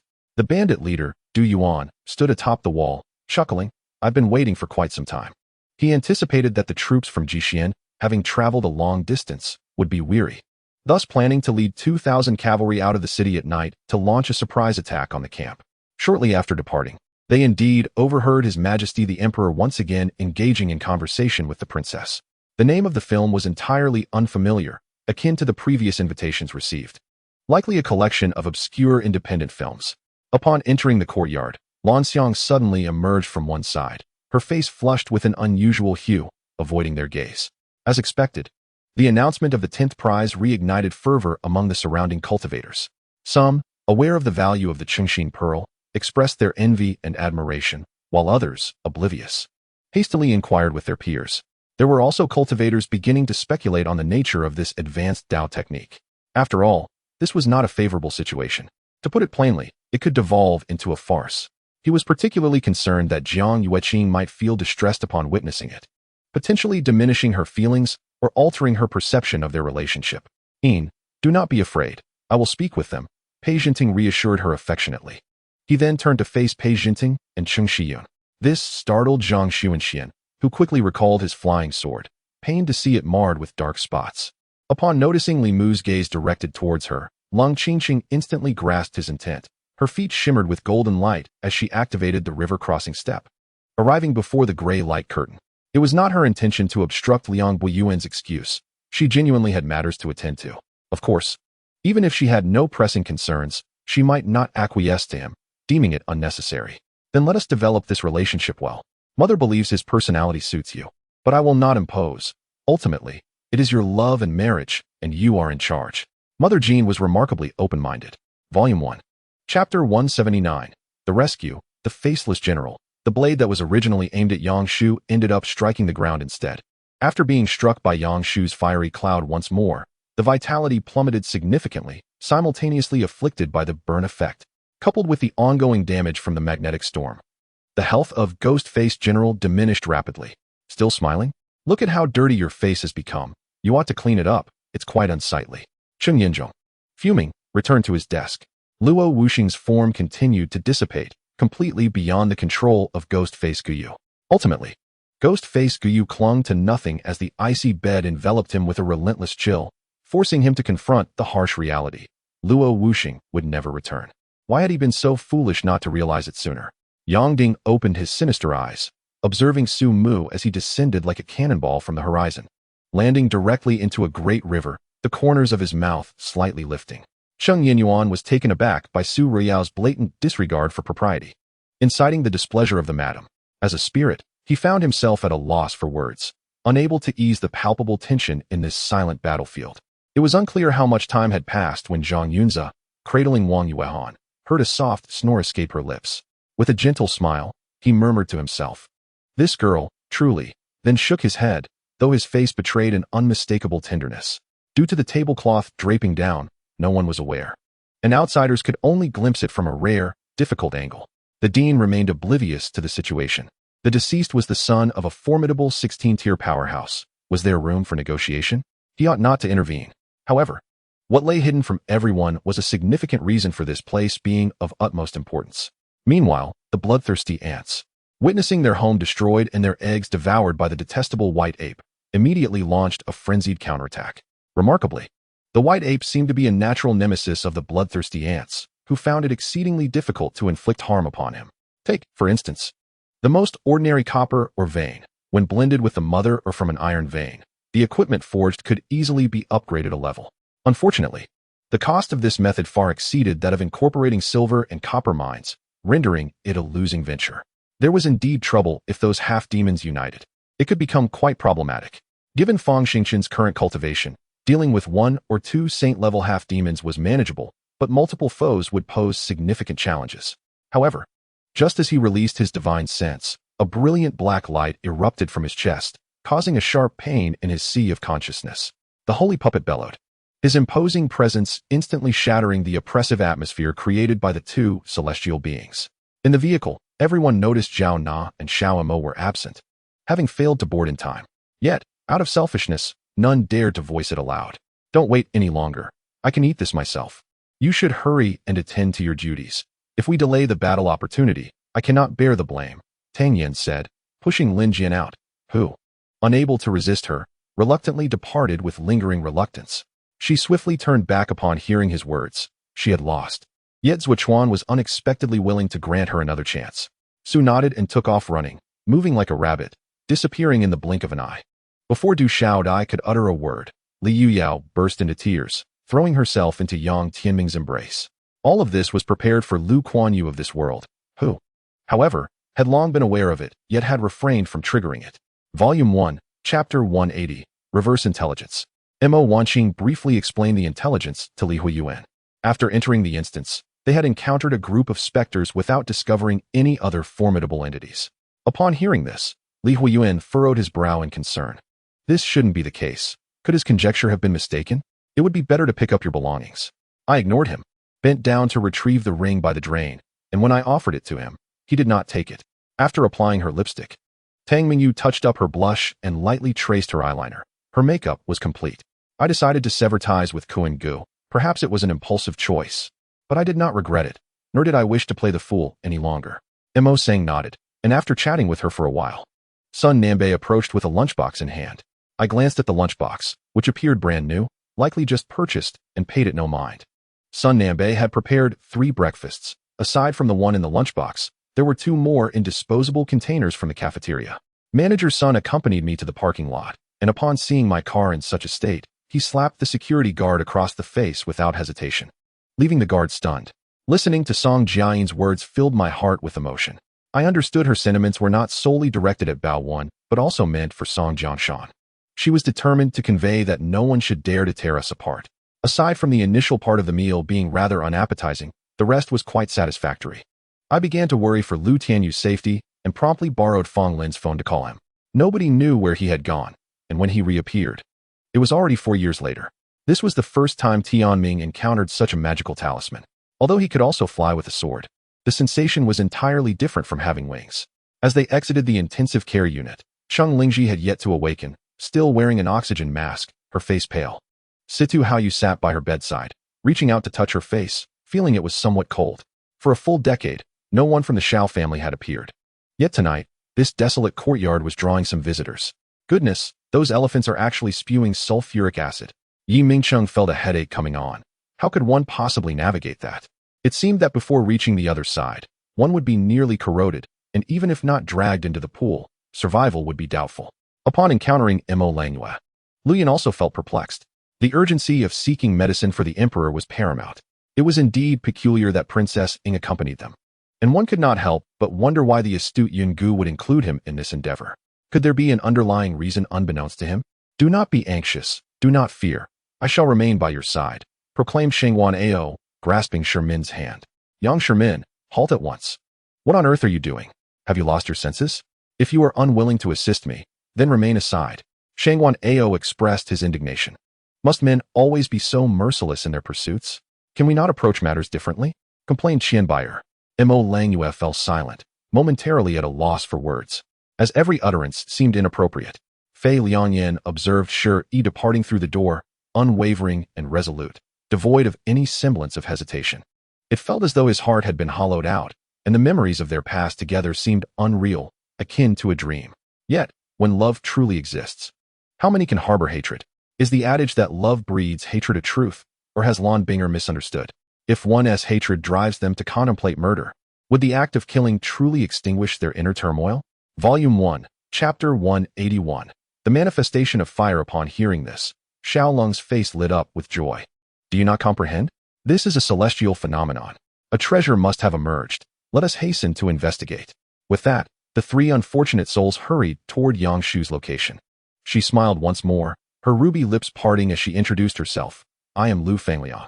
Turning to glance at Han Linfu, her expression conveyed, now do you recognize me? She then addressed Commander Sun, saying, I am the daughter of Lu Jingwu, a well-known landlord in this region. Huixiang articulated wisely. Prince Shu is already in his mid-20s and has served the emperor in warfare, having lived in the military for many years. He currently holds the title of Grand Commander of Yangzhou. It is said that he sustained an injury on the battlefield years ago, resulting in some difficulty with his legs. The emperor has granted him special permission to enter the palace in a sedan chair. He has repeatedly declined official duties to return to his homeland and tend to the fields, not out of disdain for office, but from a keen understanding of the darkness within the political realm, especially regarding the court's sycophancy towards foreigners. Without needing Knight Qingzhou to state the obvious, Yu promptly utilized her widely recognized knowledge to recite a spell capable of suppressing elemental liquids, though it required complete concentration at the arm. Ever since Yue had Shui Lin test the properties of the wild devourer, Muyu had finally witnessed the effects of the blood demon ascending to the next level. Sang Sanyang's voice soared, reminiscent of a hawk's cry, as 8 massive black fireballs shot forth from her sides.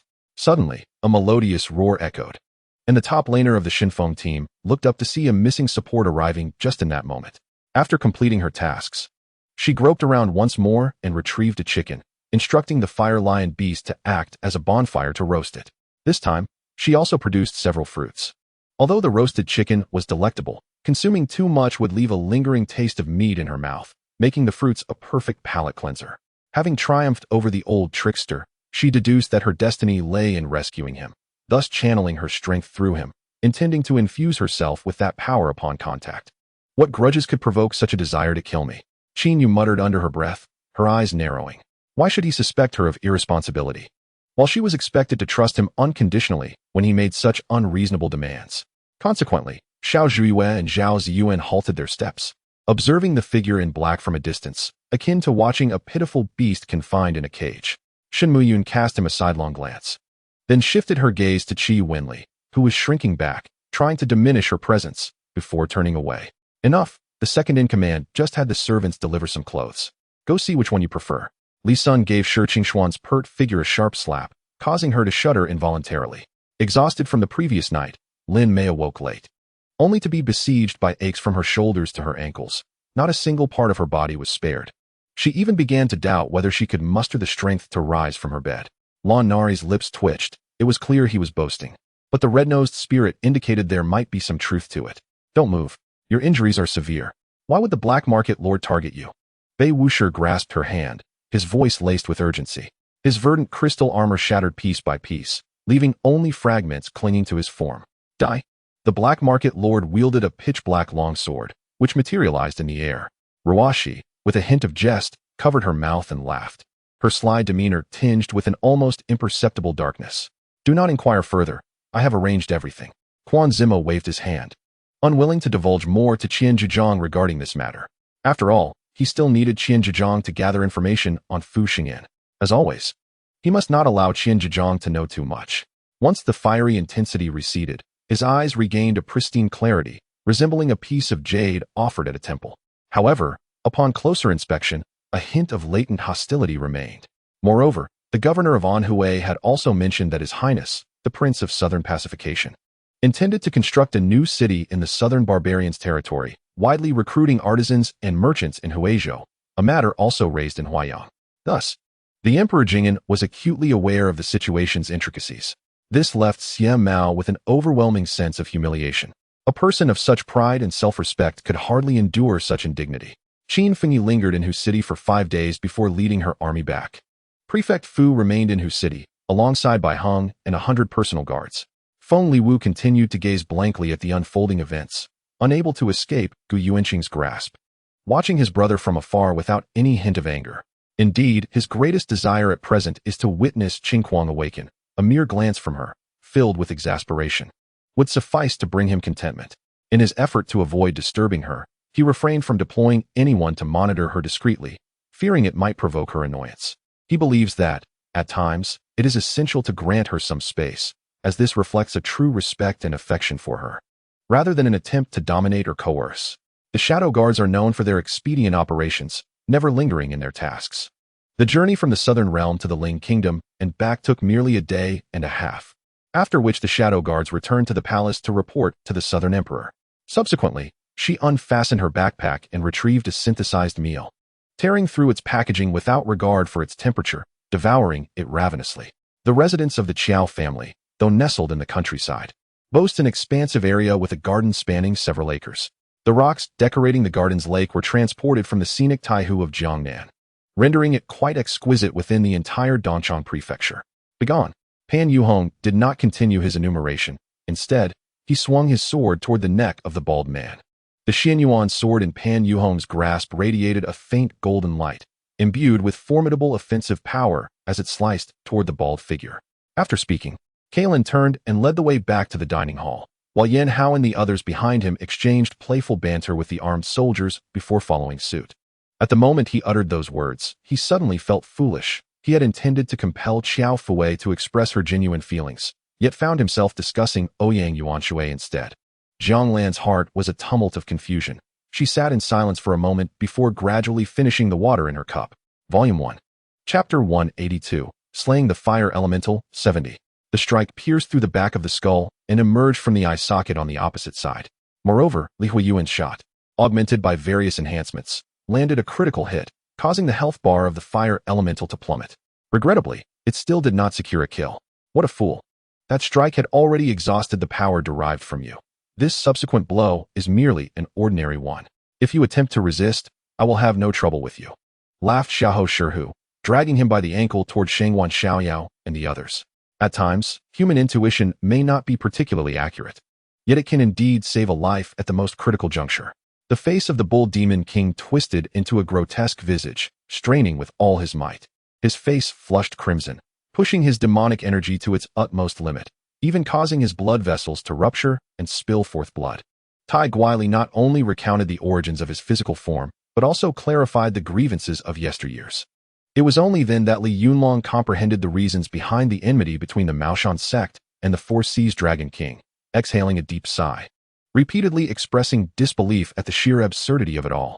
Furthermore, the Shadow Alliance now numbered barely 20, with the strongest among them, aside from Guchun, being mere second-tier practitioners. Upon reaching the stone cave where Xing Qian'er was in seclusion, the flower fairy Xing Qian'er had already emerged at the sound. Having been pregnant for 4 months, her dress no longer concealing her pronounced abdomen.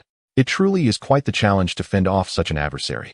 The moonlight did not elicit surprise, if only matters could be resolved so effortlessly. In the realm of dawn, apart from the imbecilic Fei Duan, there was not a single individual who could be dealt with lightly. Once Dong Shanha resolved his determination, he promptly summoned his private aircraft, intending to fly to London. And he also requested Smith to accompany him. Under Dong Shanha's directive, time equated to efficiency. Thus, Smith urged the San Francisco Agricultural Company to maximize their manpower, striving to complete the cultivation of the 800 acres within 3 days. Nonetheless, Dong Shanha felt the weather was less than favorable. How he wished it were winter. That cold, comforting season when everyone gathered around a bonfire, indulging in barbecues, sipping wine, and singing songs. A truly delightful experience. Indeed, the task was challenging. The last time I tracked the rain's location was several days prior, deep within the mountains of the tea country, and by the time I arrived, he had vanished without a trace, leaving me in uncertainty. The black magic practitioner, observing the situation from behind, felt a chill upon seeing the dark, glimmering black sword enter his field of vision. He knew this was the end. He was all too familiar with the technique wielded by the black skeleton, a favorite among warriors. Miyagawa Kei struggled to comprehend the plan for Kazuko as articulated by Yosuke. Zhuwen halted his steps upon hearing this, hesitating for a moment. Yet without looking back, he departed with his troops. Just as Li Ku let out a wail to the heavens, lamenting his fate, thunder clashed and torrential rain poured, extinguishing the flames and leaving only the murky roadblocks obstructing the post gate. Suddenly, a figure clad in a robe adorned with auspicious clouds appeared, wielding a large staff wrapped in bandages rather than an ice pole, with a tall stature, fish-like eyes, and gills on his face, blocking the path.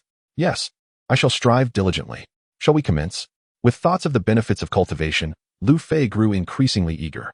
Zhang Cheng had perused the official documentation detailing the technique of the body-splitting fusion. This unique ability bore resemblance to the magical mirror, yet fundamentally belonged to 2 distinct systems, with significant differences in both power and essence. After his lengthy discourse, Jixia realized the opportunity had slipped away, rather than distracting him further. She chose to seize the fleeting moment of inspiration and meditate quietly with her eyes closed. On each battle flag, she inscribed the heavenly thunder talisman, initially employing fierce flames to counteract the enemy, followed by her own icy breath, a strategy meticulously devised by Mo Zichen. I shall take responsibility for this matter. A response to Master Ku will be provided within 3 days. Surely, my face still holds some weight. My lord, I eagerly await the celebration. Lin Xiangru was confident in persuading Lien Pao to agree to this marriage proposal. However, had Lin known that Zhao Kuo had nearly thwarted Lien Liru's prospects moments before, His confidence might have waned. In truth, Shui may had genuinely forgotten, as she relied on incantations to activate the artifact each time. This time, her spell faltered, and in her desperation, she used it for self-defense, overlooking the fact that the flower stem was poisonous. It was only after they departed and she regained her composure that the realization dawned upon her. Xiao Xiao's countenance was pallid, her grip on the hem of her garment tight, as if she were on the verge of tears. She believed that, while her mother's approval might be challenging to attain, she never anticipated that her mother had resolutely denied Zhang Ning any opportunity from the very beginning, intent solely on tearing them apart. Master Kuo, this way please. Zhang Ping, upon noticing Zhao Kuo and his companions entering, promptly stood to greet them, his words and demeanor exceedingly cordial. The group, led by Zhang Ping, rose in unison to welcome Zhao Kuo and Xiong Wan, bestowing ample respect upon them. Lu Xiaojie silently sipped his strong liquor, and as he instinctively reached for another drink, he realized his glass was empty. It was only then that Lu Xiaojie emerged from his reverie, offering a self-deprecating smile before summoning a waiter to order another drink. At the end of April, the Turkic envoy indeed entered the capital to pay a visit. With eloquence, he recounted the historical ties between the two nations and, as expected, proposed terms that demanded gold and riches under the pretense of rewarding the army. These 3 carriages, crafted with the technology of the traveler's set, appeared to be mere wagons. However, their interiors were as spacious as a room, furnished with ample seating and amenities. Volume 1, Chapter 183. If you're unwilling, then fight merely showcases the skill description. Yet it fails to convey the true magnitude of this skill's power. The extent of its enhancement can only be ascertained through testing. Nevertheless, this was more than sufficient to satisfy Li Huoyuan. At that moment, an exceedingly familiar voice echoed from a distance. Is it truly you all? Despite Yin Man's confidence in her appearance, her first gaze upon entering the hall instinctively fell upon Yi Chu, her eyes betraying a slight movement. The silver blade struck with resounding force into the robust trunk, while a crimson tassel hung gracefully from the tip of the dart. There was no need to trouble oneself over potential matters that may or may not arise in the future.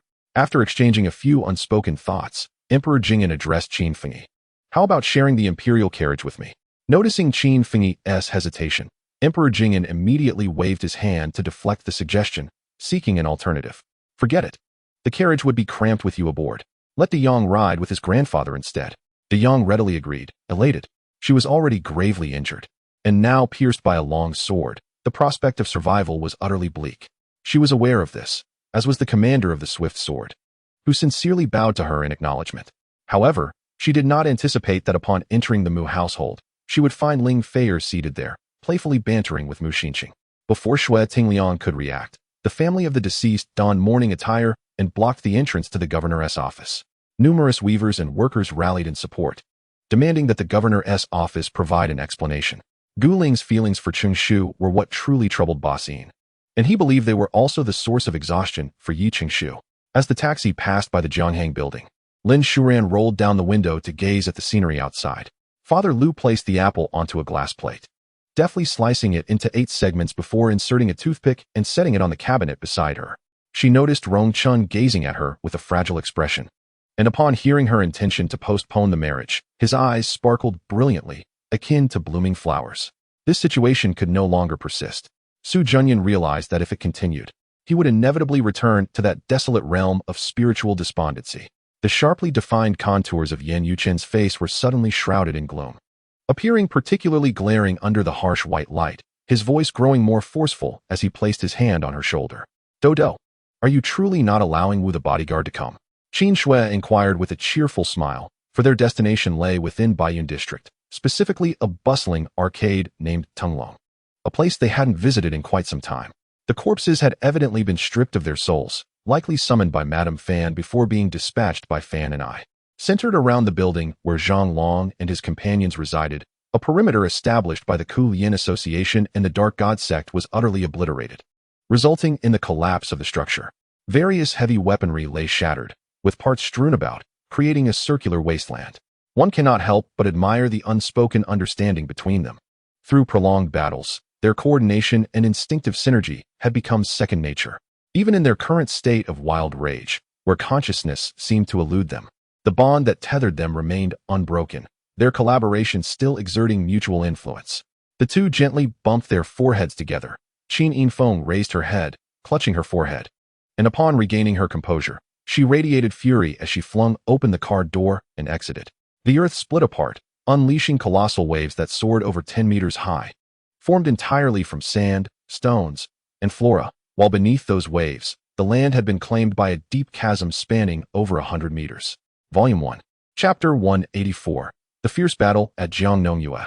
Yet, those under Qingzhou No.1's control displayed no reaction, their perceptions evidently warped by the manipulation. Observing this, Qingzhou No.1's expression darkened. Her frigid gaze fixated on Li Huoyuan, as if she wished to consume him whole. The sixth prince endeavored to counteract Qin's spell, but was overwhelmed by the multitude of sword shadows surrounding him. Upon entering, Xiao Bin was incensed to witness Gao Qin preparing to strike at Li Shishir, and he retaliated with a fierce kick.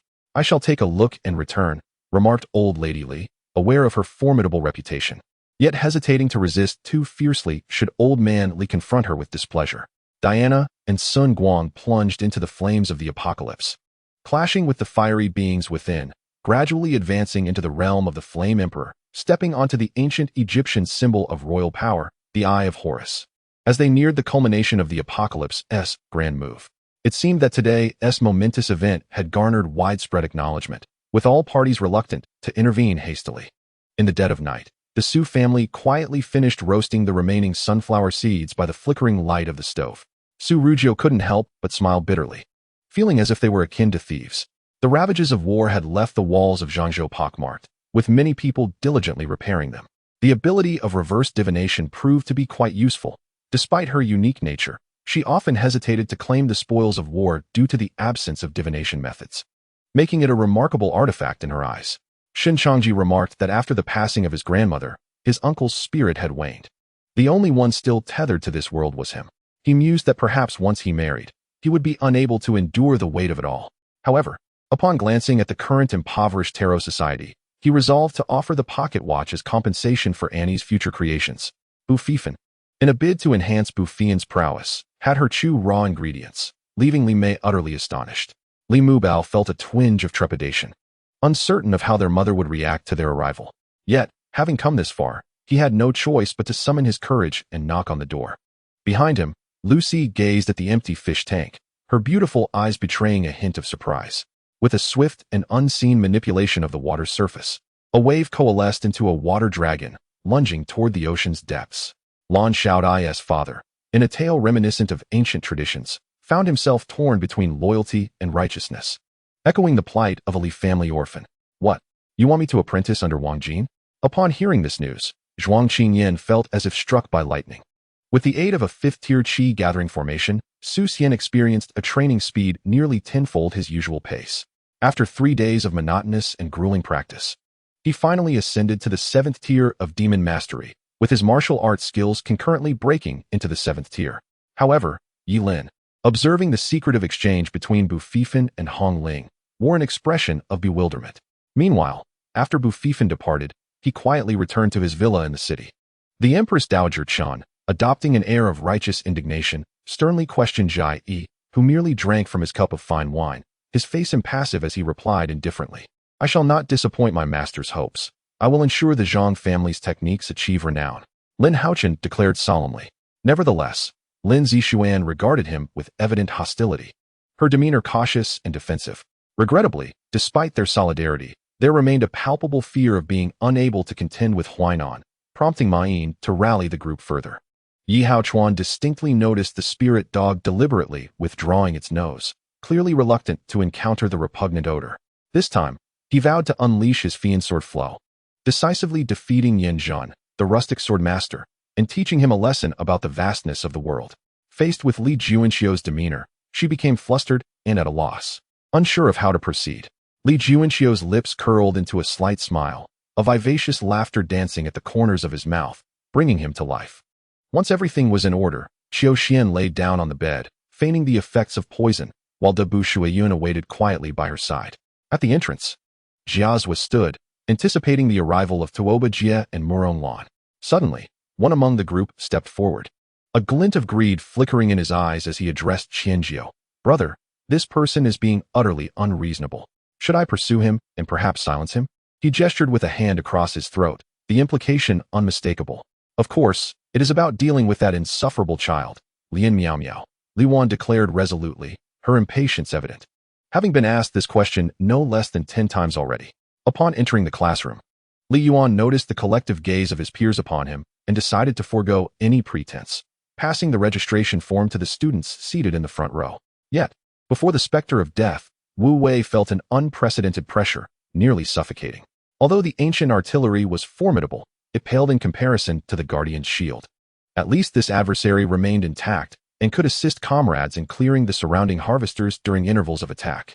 Gao Ziru hastily withdrew his hand, realizing that Shen Lulu, seated opposite him, had signaled with her eyes, and he understood immediately. After all, plotting against a royal heir was a scandal best kept within the family. And with the emperor's penchant for preserving his dignity, the matter could hardly be allowed to escape into the public domain.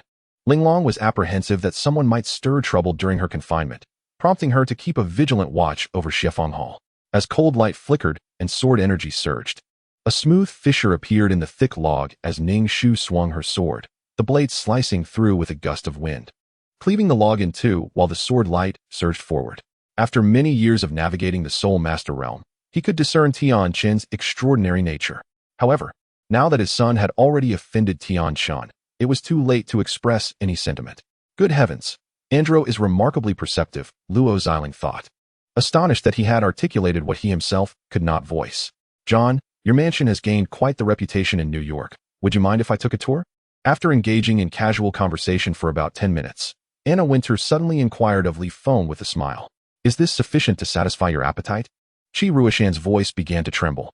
In Chapter 185, Seizing Victory, Jiang Nongyue's attacks were swift yet failed to graze even the hem of Li Huoyuan's garment. Simultaneously, the seventh bolt of heavenly thunder struck down with ferocity. The armored gorilla, despite sharing the burden of damage through a life link, could not withstand the onslaught of the thunder, and both perished beneath its wrath. Jiang Nongyue, caught in an absolute tempest of adversity, was thrown into a state of utter panic. Ho Sijin, concerned that his child might awaken suddenly, interjected before the two could finish their conversation. Rio was taken aback by the situation depicted by Alan. Just a short while ago, she had been unwaveringly loyal to the royal family, and now she could scarcely fathom that matters had deteriorated to such an extent. She hastily shook her head. Although her low rank and the defenses of her immortal body shielded her from any personal impact, the discomfort still caused Alan to furrow his brow, instinctively retreating a few steps to evade the attack from behind. Alan was uncertain whether he could withstand the incursion of the Holy Light Church, whether he could resist the sweeping tide of darkness, and he was even more unsure of his path following the descent of the gods. My father has made it abundantly clear. This is a matter of stance, and I must fight. A uniform defense. Nowadays, the reminder from Master Zizong instantly transported Kublai back to the day he first heard this explosive news. Jia Yin and Qingzhou, upon witnessing my initial success, immediately followed up with their attacks, leaving me no choice but to dodge. Qingzhou muttered under her breath, seemingly praising my appearance, perhaps hoping to abduct me. Jia Yin expressed his agreement. Currently, merely acting as an intermediary could yield profits of 200 to 300 million. For her, this was akin to an underdog's triumph. The disciples of the new realm looked on with fervor, for today they would finally witness the miraculous power of the beast god. Catherine wondered if Alan had refrained from killing her out of concern for this very issue, yet she dared not take that risk. If the so-called cooperation was merely a facade to find an opportunity to imprison her, then allowing the other party to depart was hardly a wise decision. After Daiyu finished speaking, Kai Rong and the others nodded in agreement, though only the Duke of Wu remained noncommittal. Fortunately, Lady Jia, despite her age, lacked the strength to hurl the teacup at Lady Wang, resulting only in tea splattering onto her skirt. Gu'er had come to understand Sun Jiaming. Yet she could not confess to him that she truly did not desire children at that moment. Although Gu Shuxian regretted her earlier impulsiveness, her foremost concern remained Zhou Yahui. From a distance, the sky roiled with dark clouds, forming a colossal vortex, while dozens of water dragons soared between the earth and the sky, resembling pillars that connected heaven and earth, exuding a power capable of obliterating the very cosmos. Sun Jiaming had not anticipated Gu'er's words. He embraced her tightly, realizing that he had misjudged her. 100 taels for a jar. Of course, if the embroidered ball could be discounted by 10%, it would still cost 90 taels. I had never seen wine so exorbitantly priced, old Zhang remarked. The green helmet resting upon the old man's head suddenly gleamed, only for his frail, ashen hands to fall limply. Wu Jing was oblivious to the true intentions of Gao Feng. Had he known, he would likely have wept. Gao Feng, merely seeking profit, was unwilling to take such risks. There were countless ways to earn money, and excess could not be spent. He preferred to quietly accumulate wealth at home rather than venture out to sea. Huang Jian chuckled. How could Yuer dare? Even if Yuer had the audacity, I would not. The emperor could not help but join in the laughter, and the atmosphere became significantly more harmonious. After enduring 2 tedious lectures on engineering mathematics, as Guasisi and AI Jing deliberated whether to dine at the school cafeteria or to venture outside for a meal and perhaps enjoy some time at an internet CAF, the venerable Zhang, standing at the podium like a monk reciting scriptures, abruptly uttered a notable remark. In chapter 186, The Journey to Ileo Mountain, at this pivotal moment, Yang Shu unexpectedly betrayed Li Huoyuan, opting to distance himself and observe the unfolding drama. Lin Xiao, witnessing this, wore a triumphant expression, convinced that Li Huoyuan was doomed to meet his demise. He would not grant Li Huoyuan the opportunity to concede or withdraw from the competition. Despite facing an onslaught from 5 adversaries, Li Huoyuan remained unfazed. Li Xiongfeng and Old Lu were equally displeased. Having traversed great distances on their yacht to the open sea not simply for the purpose of authenticating antiques, the disheartening atmosphere weighed heavily on Lin Gran, who felt a profound sadness. Even a person capable of wielding immense influence was stymied by such a venomous poison. What options remained for him? Awaiting death. Qi Lur, however, had meticulously prepared for the contest, donning her short-sleeved military uniform, which, under the vibrant lights of the bustling nightlife, rendered her particularly gallant and striking. At critical junctures, he relished in pausing, not out of vanity, but because this method allowed his subsequent words to resonate deeply without needing to be explicitly stated. This was precisely the effect he sought. At this moment, Hezian pondered why her mentor had never mentioned the myriad dangers they faced, nor had she ever asked for assistance in shouldering any burdens. The elder had now donned his attire, seemingly preparing to depart. Yet beside him, a figure nonchalantly perched with legs crossed, fiddling with a Qing dynasty ceramic vase, was none other than Xiaofeng. The rain that had descended began to freeze into hail, swirling like a puppet, forming a tempestuous dome of snow. Logically, Wang Qing, once merely a street vendor, now spoke with an air of grandiosity, proclaiming a desire to revolutionize the antique sales industry. Should others overhear him, even the likes of Master Songxing and Shi Dazhuang might mock him for his fanciful dreams. The expressions of those around were laden with disappointment. Indeed, James had been peddling his wares at this establishment for 4 or 5 years. Yet no one had ever profited from him. Occasional losses were merely a strategy to catch bigger fish. Throughout this journey, despite the absence of significant peril, Yuan Xing remained on edge, for the majority of individuals he encountered were disciplined soldiers. Had they been private militias or drug traffickers, he would have shown no mercy. What? How did he meet his end? Xiao Wei's countenance shifted dramatically, her excitement palpable, almost causing the towel wrapped around her to slip as she struggled to maintain her balance. Qin Mushi cast a glance at Su Chun, who was meditating with closed eyes, bemused by his lack of interest in seeking her autograph. Did he not favor her?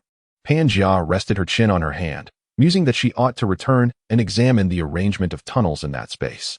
However, Kuan, being associated with the Earth, serves as a pivotal launch point for the water mechanism, which must never be left suspended in the air. Thus, this tunnel should be situated at the very heart of this so-called Nine-Palace space. Zhou Huaxing was elated to witness Yi Feng engaging with his fans. In an instant, he leaped to position himself above Yi Feng, raising his great sword high to deliver a fierce strike downward. Given the evolution of events, Zhao Ming and his companion could easily discern that Lin Hui was certainly no ordinary office worker. After all, one must ponder how a mere office worker could evade capture for so many days, repeatedly brushing past the police without being apprehended. The tall man seemed to regard me with disdain. Gritting my teeth, I abruptly extended my leg and delivered a kick to his knee, causing him to stumble precariously, nearly falling to the ground. Song Yu chose her moments to speak with remarkable precision, as I would engage in combat with the skeletal assassin each time she completed a segment of her dialogue. The 6th sword nearly blinded me, leaving a deep gash on my forehead that exposed the bone beneath. After the divine realm shattered, the light of the moon and its dark side began to merge, weaving chaos from the interplay of light and shadow, culminating in the unlocking of the moon demon's fate. At this moment, upon the moon, no one could suppress Shimin Mingyue. The entire space now belonged to her. Leaning against the wall, Minjialong slowly opened his eyes, inquiring, What is it? His gaze remained cold, seemingly lamenting the interruption of his slumber. It is truly lamentable and disheartening to realize that the supreme deity revered by our Eastern mythological system for countless millennia is such a despicable, shameless, and greedy individual. The 700-square-meter basement, equipped with a sunroom and bar, serves as the ideal venue for the host to entertain guests and unwind. At that moment, another faint starry light quietly illuminated the area. Due to its dimness, only Gui took notice. The warrior, mistaking the newly appeared individual for another challenger, roared and charged at him, intent on proving his strength by vanquishing his opponent. Yet, who could disregard the gaze of his comrades? Better to endure. Thus, Qingzhou, with excessive force, yanked Jiang Li's clothing into order, roughly pulling him off the bed, finally satisfied with a smile. Qing Tian snorted coldly, his entire being aglow with golden radiance as he waved his hands back and forth against the barrage of energy blades. Second young master, what do you mean by that? Why bring my uncle Zhang to the residence? While he may not be affluent, he can certainly manage a meal. Li Tianqing's expression darkened as he crushed the wine glass in his grip with a sharp crack, blood mingling with the wine that seeped through his fingers. Tong Leki, despite having expelled nothing, continued to retch incessantly. His complexion had long lost its previous flush, and his eyes now lacked their former sparkle. The medicinal garden was visible, but where was the alchemical chamber? Li Shan found it peculiar, searching around multiple times. Aside from the endless expanse of medicinal fields, there was no sign of an alchemical room.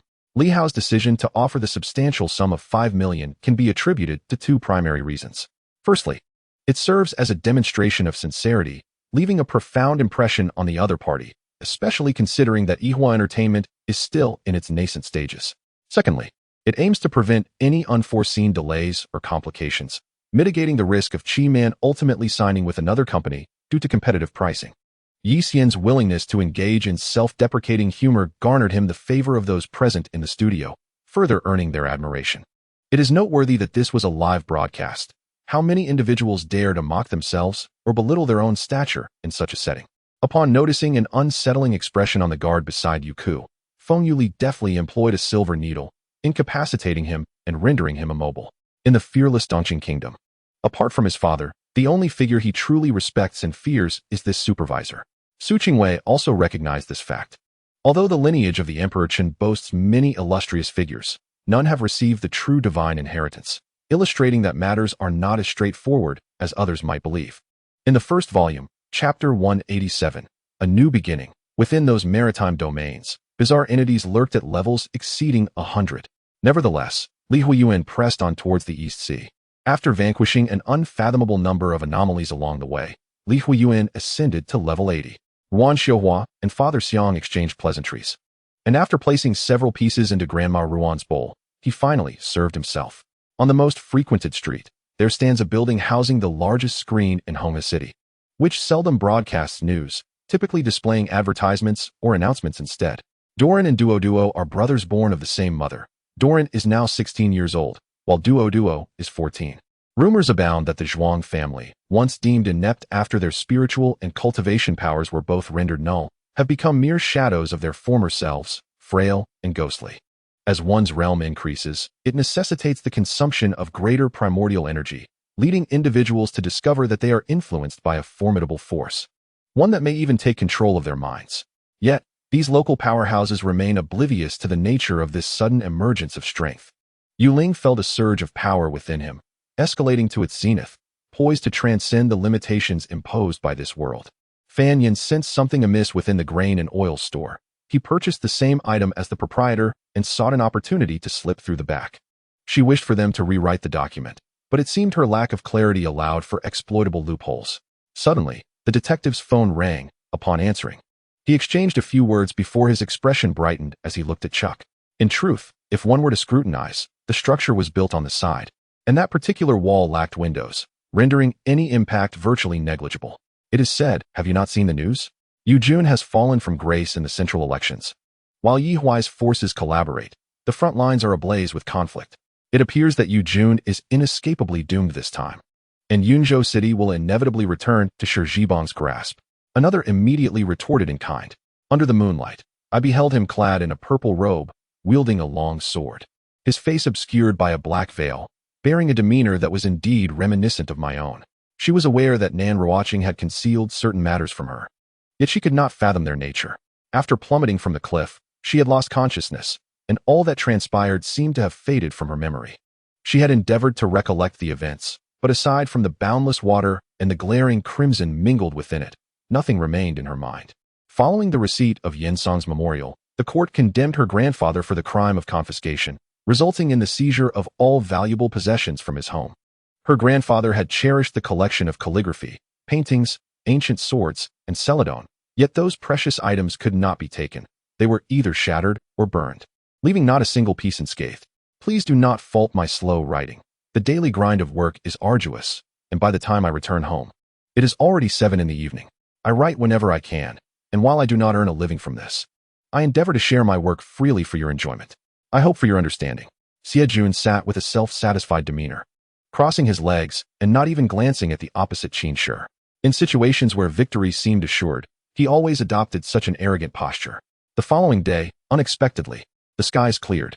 In the depths of winter, even the sunlight appeared a luxurious rarity, so feeble that it seemed the heavens did not belong to it. Initially, when the righteous army sought to cross the Huai River, Prime Minister Do Lujuan had proposed appointing Huang Chao as the governor of Tianping, intending to eliminate him once he had settled in the region. If possible, I wish to meet you, my friend, the middle-aged man pondered before speaking again. However, as he prepared to seek vengeance against the corpse of Zhu, he found his body immobilized, as if under someone else's control. Beside him, Ji Wujing gazed at him with a dangerous expression, seemingly connected to the situation. He glanced at Zhou Yu and Lu Su, who accompanied Sun Su. Both possessed remarkable talents, particularly Zhou Gongjin, who was astute, skilled in naval warfare, and exhibited outstanding military prowess. Returning home, he still had a legitimate wife awaiting him, while he had become a man who needed to tread carefully. Are you all right, my dear grandson? Zi Xian rushed onto the stage to support Zi Yuxing. Casting a fierce glare at Bai Shanha, Chen San wore a helpless expression. These two old codgers were utterly obsessed with wealth, singularly focused on amassing riches. I digress. I merely wish to inquire about the fate of the candle dragon. Bai Shanha redirected the conversation, channeling the energy within his dantian. Wisps of demonic mist swirling into his consciousness. Just as the man's foot was about to descend upon Bai Yu's head, the surrounding lights abruptly extinguished. Upon hearing the words royal family, both the Emperor Zombie and the Princess Zombie immediately became intrigued. They scrutinized the location marked by Chen Sanyi on the map, confirming it was indeed a site of great geomantic fortune. Observing the righteous Zhang Liao, Lu Bu appeared exceedingly pleased, whether in dreams or in reality. This youth left a profound impression on him, a person worthy of deep friendship. With a resounding crash, the cave, now reduced to ruins, stirred up a cloud of dust, obscuring any view of what lay beyond. Only after the passage of a stick of incense did Bai Shanha finally discern the contents within, merely a heap of rubble, devoid of any other remnants. The international prison is divided into 2 distinct zones, with the most heinous offenders confined deep within its innermost recesses, ensnared within primitive iron cages forged from dark steel. This observation, gleaned from Qin Sheng's conjectures, may not be entirely accurate, yet it is close to the truth. Lin Chong even harbors a peculiar illusion that since he has guided them onto the path of cultivation, his parents have grown somewhat indifferent to his well-being.